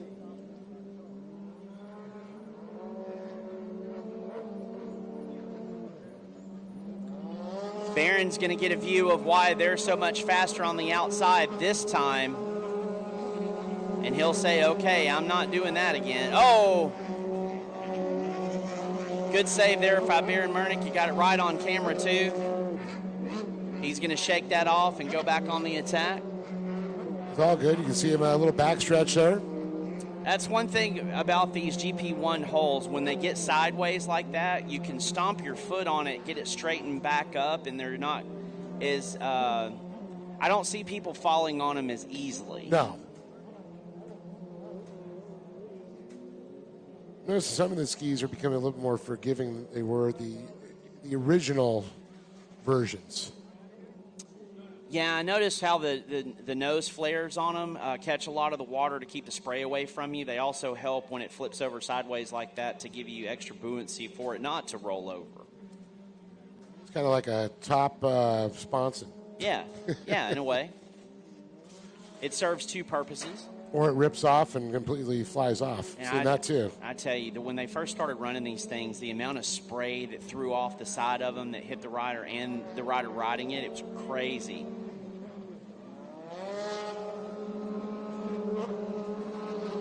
Megan Burns going to go by one more time. Looking at her time here, it's going to be 1:18.7. Grunwald on the 2:79. It's going to be doing 1:19.8. Followed by Baron Murnick with a 1:19.4. So Murnick about 0.4 of a second quicker on Grunwald, but Grunwald's still out front. Yes. And there's about, I'm going to say 1, 2, 3, 4, 5, about 14 seconds separating them. So we need some holders for this next round for Sports Spec. We know that you guys are loading up, but do you have business still on the starting line for some holders? No, we can load up. We're going to do awards here today still. Murnick working hard out there for sure. Every time he gets close to Grinwald and tries to make it interesting, something happens and it sets him back.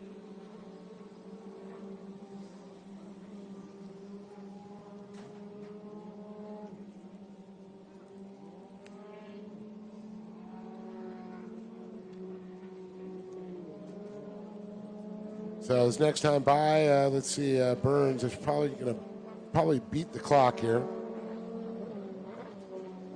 Yeah, ever since she's seen that outside start, her lap times are just really, really consistent. I mean, like I said, they're all out there now. I think She's actually a second faster this time by. Yeah. And let's see, Grunwald. Grunwald literally laid down the exact same time he did last lap. Incredible. And Murnick's probably the same lap he was before. A 118. Yeah, so that's still a second faster than Grimwald. We're going to see them link back up before the end of this thing.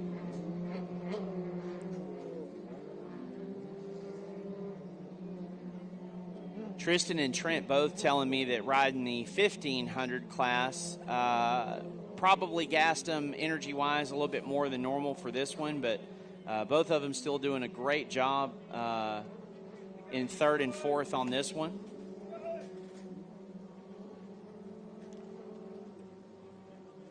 So race 13 is on the line, race 14 in staging. So we need two holders down there for a couple of our sport riders. Yeah, it looks like Shannon Watson's going to need two holders. Hear that? He's saying peace out. No, I know him better. He's saying two. Yeah. Peace, man. Give me two. You talk. Give me two. Give me fuel. Give me fire. Give me double shot of White flag. 29 taking the white flag.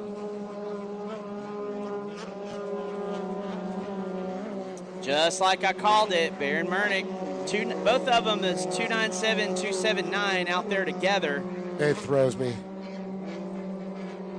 279 on Grunwald, 297 on Murnick.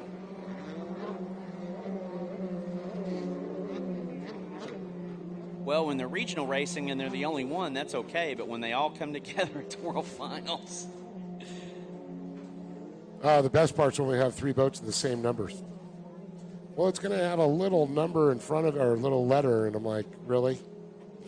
On the way you and Don say those names, it's just incredible. You know, I have trouble with names like Smith. After some of them y'all say, I could see why.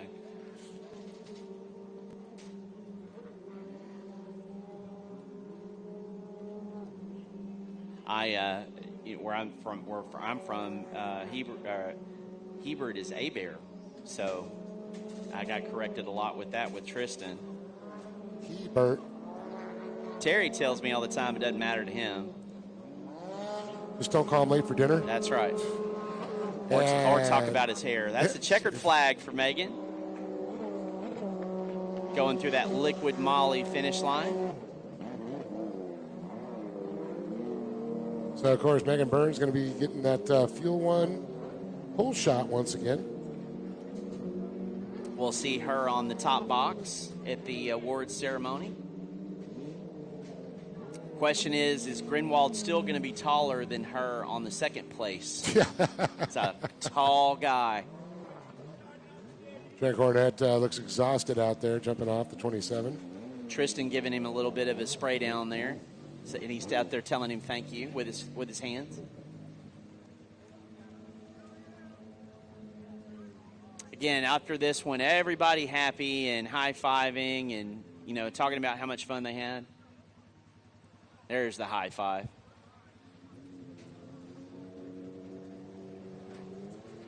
Sport Spec, Junior Spec, Novice Runabout Rec Lights.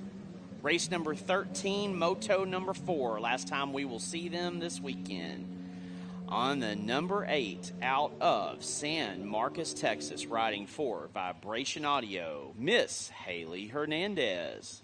On the 106, coming to us from Clinton, Texas, here it's going to be the Junkies LLC, the Dumpies LLC, Travers Construction Group, Lair Inc., and Lawn Me. It's Javier Falcone.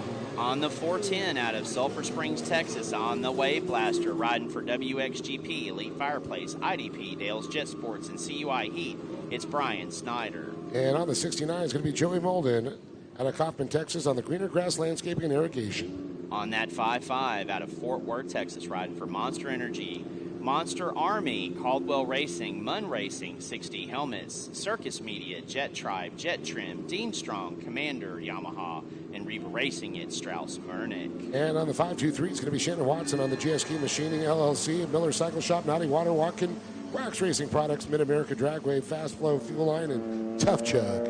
On that 72, we call her Duct Tape out of Garland, Texas, riding for Dale's Jet Sports and Elite Fireplace and Stove, it's Sean Whitaker.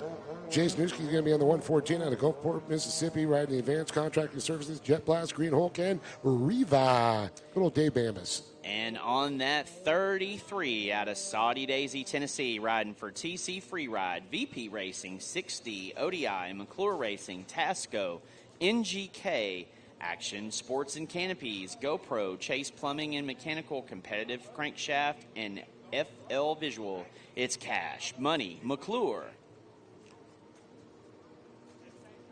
So Strauss not letting the EX go. He's going for that Fuel One hole shot. And he's about to get it. And there it is. HX.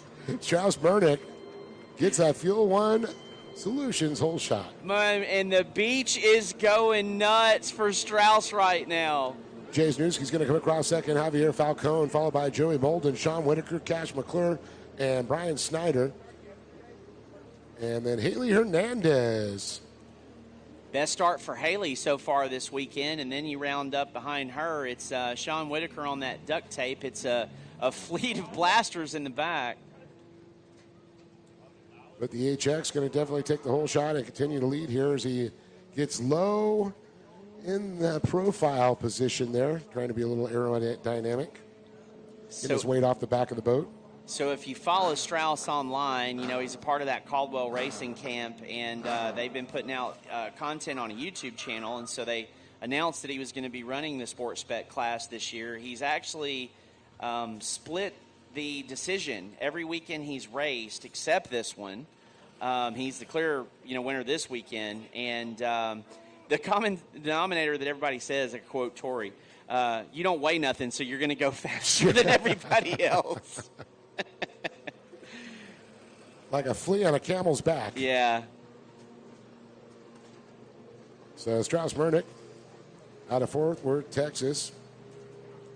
And the funny thing is, this is only Strauss's second race on his ski. Everything else has been on either Tori's ski. He raced one of our skis early. All of them different setups. So I know, yes, it's still an HX, but all of them are set up for different reasons. And different riders. Different riders. And did I set up for a 55-pound, 60-pound rider? No, but it definitely I got the data I needed when Strauss ran the HX that weekend. So awesome to see Sean Whitaker out there. We talked to him about gremlins on the X2. He's fought a lot of gremlins on that blaster last season too, and ended up having to do a motor change. What is it about motors? They run best right before they blow up. Oh yeah, man, that thing was so fast before it went. Well, that's the way it works. Yeah, so Sean had a bad vibration issue. He's gotten all that fixed, and I'm starting to see more consistent starts and laps of him this round. Yeah, we have a short course where we always have a little joke. It's puff, puff, boom. See that puff of white smoke or blue smoke, you know something's going to happen. Yeah, but I mean, if you knew you were only going to be out there 5 or 6 minutes, you would pump it up and give as much of the performance as you could. Especially in the final moto as we watch Chase Newski go by there trying to chase down Strauss Murnick, both respectively winning their classes. Yeah, so they're number one in both of their classes, and as we come back in the field, you've got that 106 right there with the garage sale numbers on the side, followed by Joey Malden, your points leader coming into the weekend, and then Cash McClure in the junior class. Yeah, leading his class there. So in sports spec, it's going to be Strauss Mernick, Javier Falcone, Joey Molden, and Brian Snyder, and Sean Whitaker is the way it runs in that class. So Brian actually switching from the HX last season, had a lot of problems with it and went and bought a blaster, told me that he feels more at home at it, and he's finished every race that he's entered so far. So not many, I mean, you know sport boat racing, not many people, if they switch to the dark side, which is the HX, ever go back to the good side, but it's working out for Brian. And they give you guys a shock on an HX. What's over that? They don't work. They just look cool. I want to see 3D out here racing. Did they ever race those? I've seen a couple people race them. I watched sport mode, the go-kart mode. The Gauntlet game show. I think they raced those.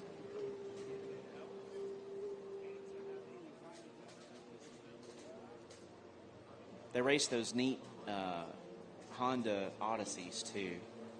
That and the cross carts too. Yeah, that's the new one. So Javier looking behind him. Brand new ski for Javier this weekend.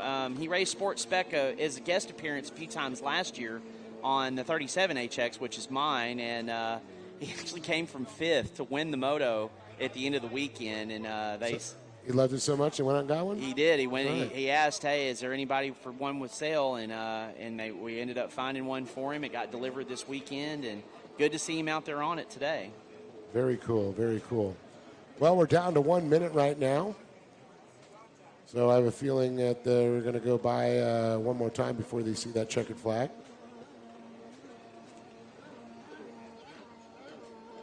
He said in this class, most vintage classes, especially the sport class, when we all see a part that pops up online, we'll maybe send it to 5 or 6 people and try to get it in the family if you would. There's parts on that 55 ski for those reasons. Strauss was hitting his legs really hard in the surf race, so he asked for pads, and we were lucky enough to have a set of pads. They're disappearing quick, but we had some, so Strauss out there with a new set of pads. Well, race 14 is on the line, the last race of the day of the Moto 4s. We need one. Looking for holder. Yeah, we need one holder for the 636. For the Spark. So Joey telling me before this one he's wanting to pad that points lead and make sure he finishes. So he's out there doing the same strategy as Lambert. Joey, a former world champion in the vintage runabout class, looking to do that again in sports spec.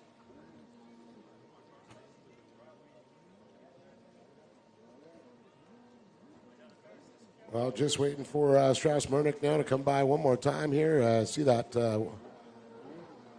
white flag come out? Yeah, I can see that Terry's grabbing the white flag now. Pulled it out of the holster. Yeah.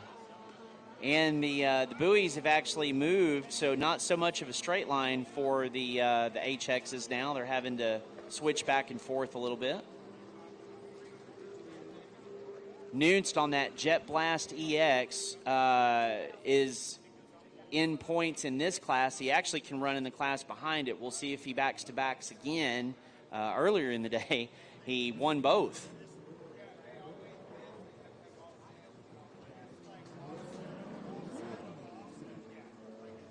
All right, Brian there looks like he's going to pull in on the white flag lap. Uh-oh. iPad just overheated here. Get it out of the sun. Yep. Say my arms are not to the overheat stage yet, but they're getting close. It's Havasu all over again. Yeah. So Cash is out there in the junior spec class. He's on a blaster. He loves those Yamaha products. So they've been working hard on the tune on that boat this weekend and the starts. He knows how to ride, obviously, in all the other classes he's in, but says it's nice to have a seat.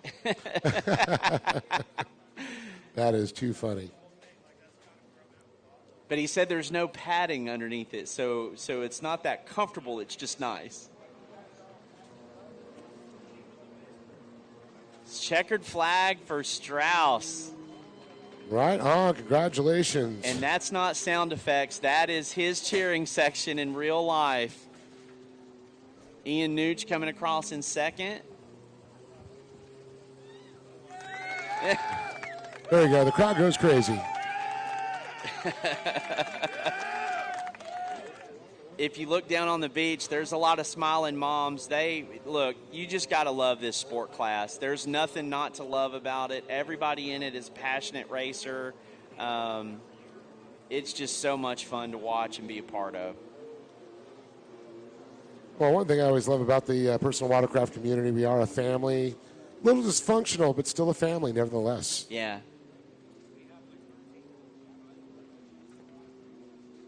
And people ask me all the time, why sport? And it's like, well, it's a stand-up with a seat on it. So if you race one, yes, you're going slower, but you learn the course a lot better, in my opinion. You learn lines, you learn how to give room.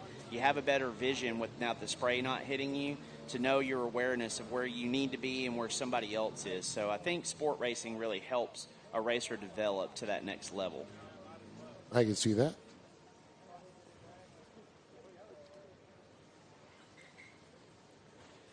All right, everybody's across the finish line, so we can move on to race number 14, Runabout Wreck Lights.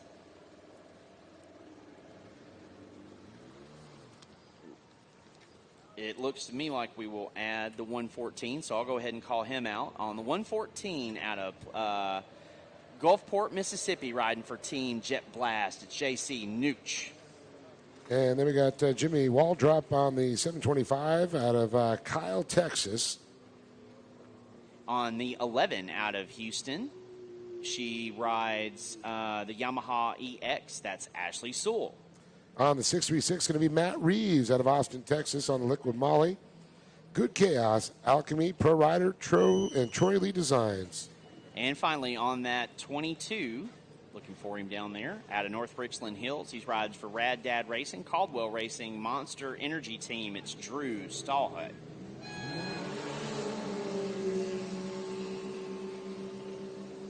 Well, unfortunately, my iPad got a little hot there. I kept trying to get a fan on it right now, but not having any timing and scoring at this point. Well, I guess I could pull it on my phone. There's some extra riders out there. I saw the 301, which is either Scott or Gavin Berlin. Did see one extra rider. And it's not. Okay, so Drew's not out there, but can't mistake that green and white 319 out front. That's Bentley Cox.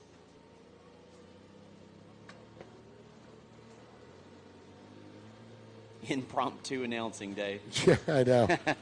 Well, I'm actually pulling on my phone now. So it's Jay Newski on the 114, Bentley Cox on 319, Jimmy Waltrip on the 725, Gavin Berglund on the 301, 11 is Ashley Sewell and Matt Reeves on the 736. It's Bentley Cox going to come by leading this one with Jay Newski, Matt Reeves, Jimmy Waldrop, Ashley Sewell, and Gavin Berglund. So let's see. Ian had to line up on the outside start in this one because he had just finished the last moto. They were already stacked up, and he snuck in. He knows those buoys over there are close, so he's looking for that advantage on the whole shot. But Bentley on the inside start was able to make a good run through the greens and grab that Fuel 1 hole shot. I'm telling you, that inside is quicker than people think, and we've seen so many riders make up time and distance going through there. Well, and with the wind coming out of the northeast like it is, it's not necessarily affecting the inside of the course near as much as it is the outside now. So, yeah, with the remaining motos, if you're listening to us, the inside this shaping is the last up. moto. Is it? Well, okay. Last chance, everybody. All right, go out there and run the inside before it's over with. Prove us right. And there is that inside run right there. You can see Bentley Cox taking in, of course, Newski going to go to the inside. Dave, I don't know if anybody ever comes to you and tells you this, but they'll say to me, in this series especially, is, I'll listen to what you say up there and then apply it to when I'm out on the race course, and you actually help me race better. So take that with a grain of salt, if you will. Well, we're watching what's going on. You can tell what the course is doing. We got a good perspective up here in the Tower of Power. Always love a good Tower of Power. So looking at the time here, 5 minutes remaining, 2 minutes 55 seconds has elapsed.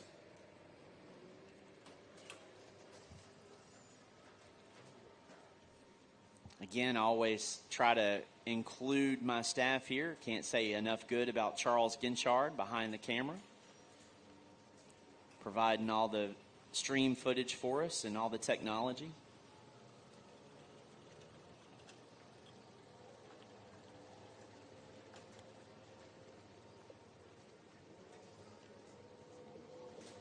So Bentley's still out front, and he's moved to the outside. He's been listening to us on how those buoys are set up.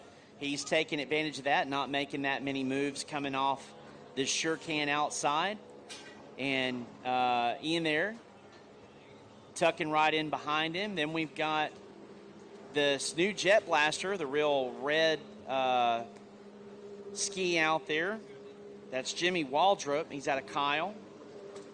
Gavin has gotten in front of Ashley and Matt now, so it's a little switch position there. You got Ashley Sewell in front of the 636 Matt Reeves. Matt out of the Austin area. Ashley out of the Houston area.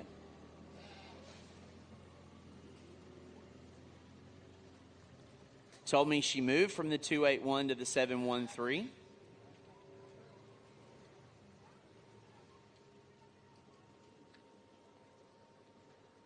I think I just found out how they wash one of those little, 570s or down there. Just dump it in the lake. Oh. Well, a tip for those here, wash as much of this red dirt as you can before you go home. Once it gets home, it never finds its way from home. I guess in Havasu, sand is normal for you guys. Live at the beach, too, man. Sand's part of my life. Whether it's the desert or the beach.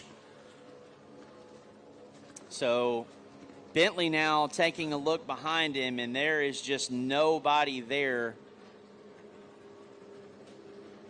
He made a statement in that 4-stroke Superjet class earlier today, and jumping on the runabout here, doing the same.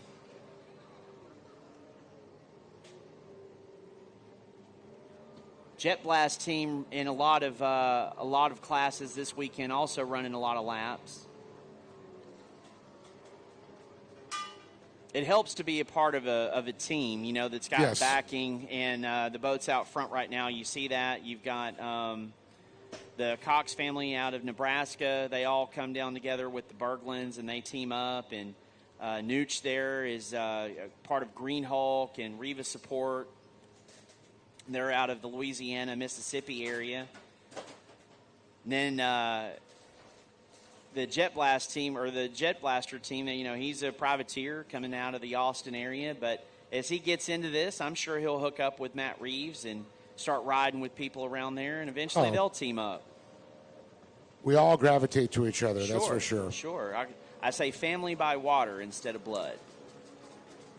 So looking at the time out on the water there, 1:19, turned by Bentley Cox right now, and 1:31 left on the clock. So we're looking at 2 more laps for him. He's going to see another lap before the white flag comes out. Okay. He could beat it.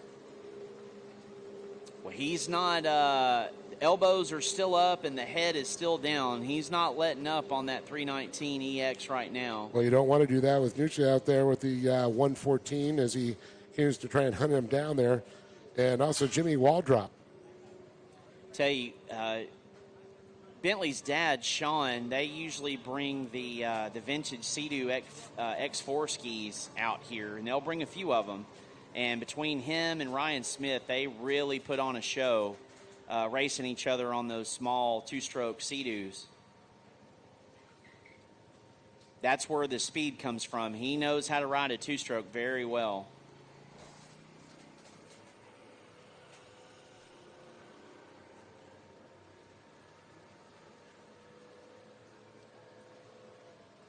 Got a good battle shaping up now.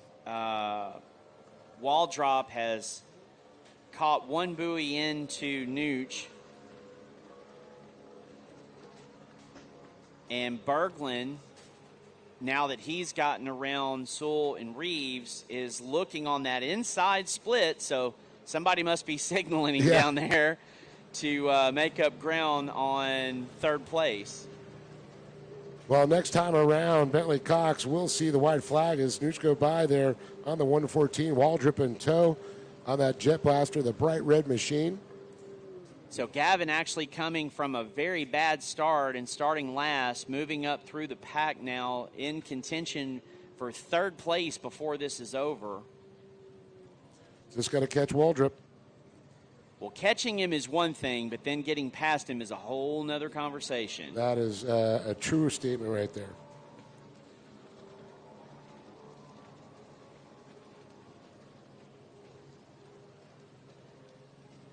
Yeah, getting past was a stronger tool in my toolbox than passing.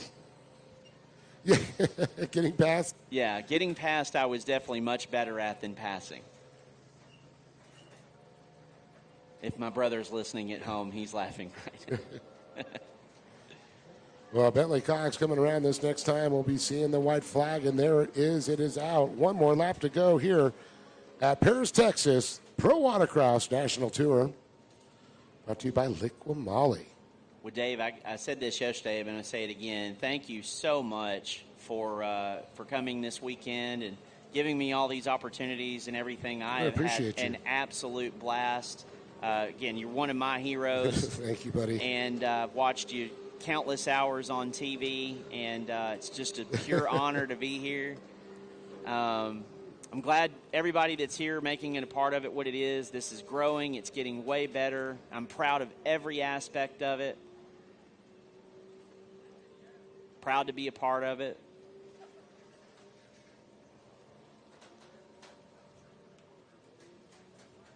And Bobby, I know Bobby can hear me, also one of my heroes. And he'll say he's one of my critics. So Ashley Sewell taking the white flag, and Matt Reeves, always a good race. To give you some background on those guys, they went into the final Naughty Water race last year all tied. Everything that they did, checkered flag for Bentley Cox. The actual last moto of the year is what decided their championship.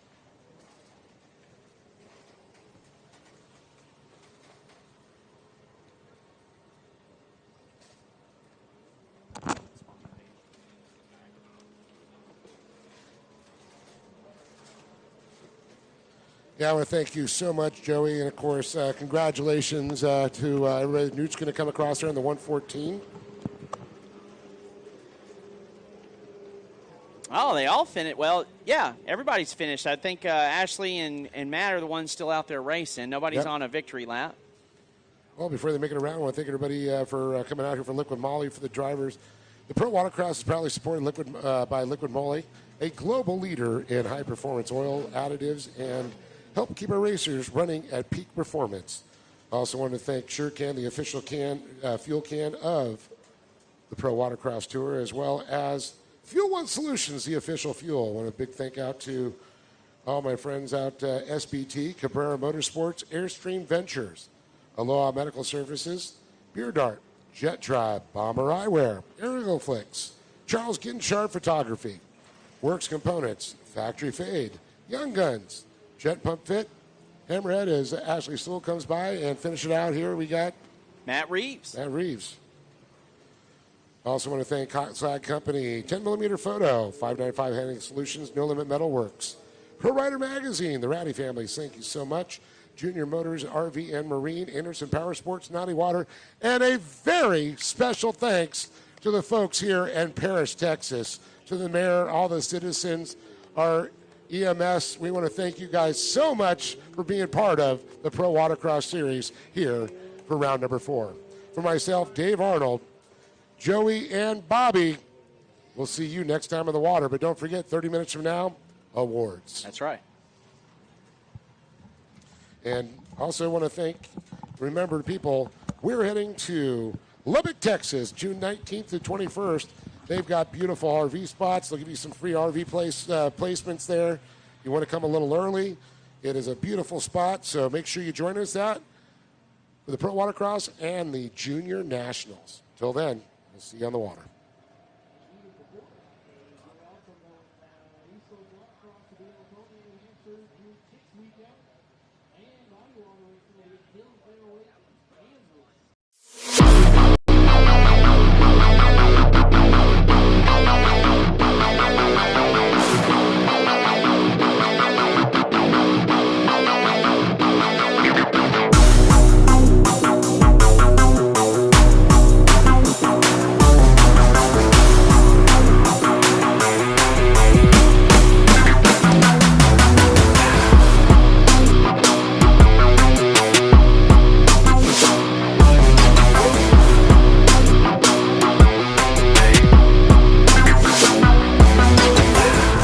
Whether on the streets or the track, our premium oils and additives keep you moving no matter the road.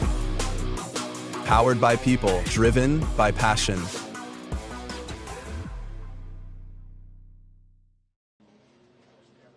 When you're racing at this level, every second matters, and so does every detail. I trust SureCan, the official fuel can of Pro Watercross, to fill up my jet ski.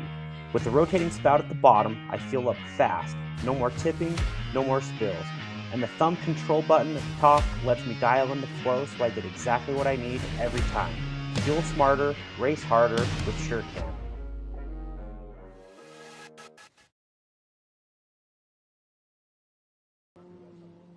A new tour.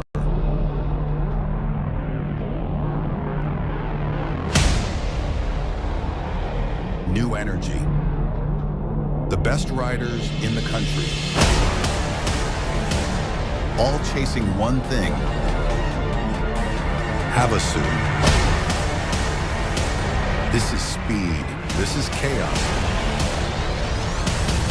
The Liqui Moly Pro Watercross National Tour. The road to Havasu.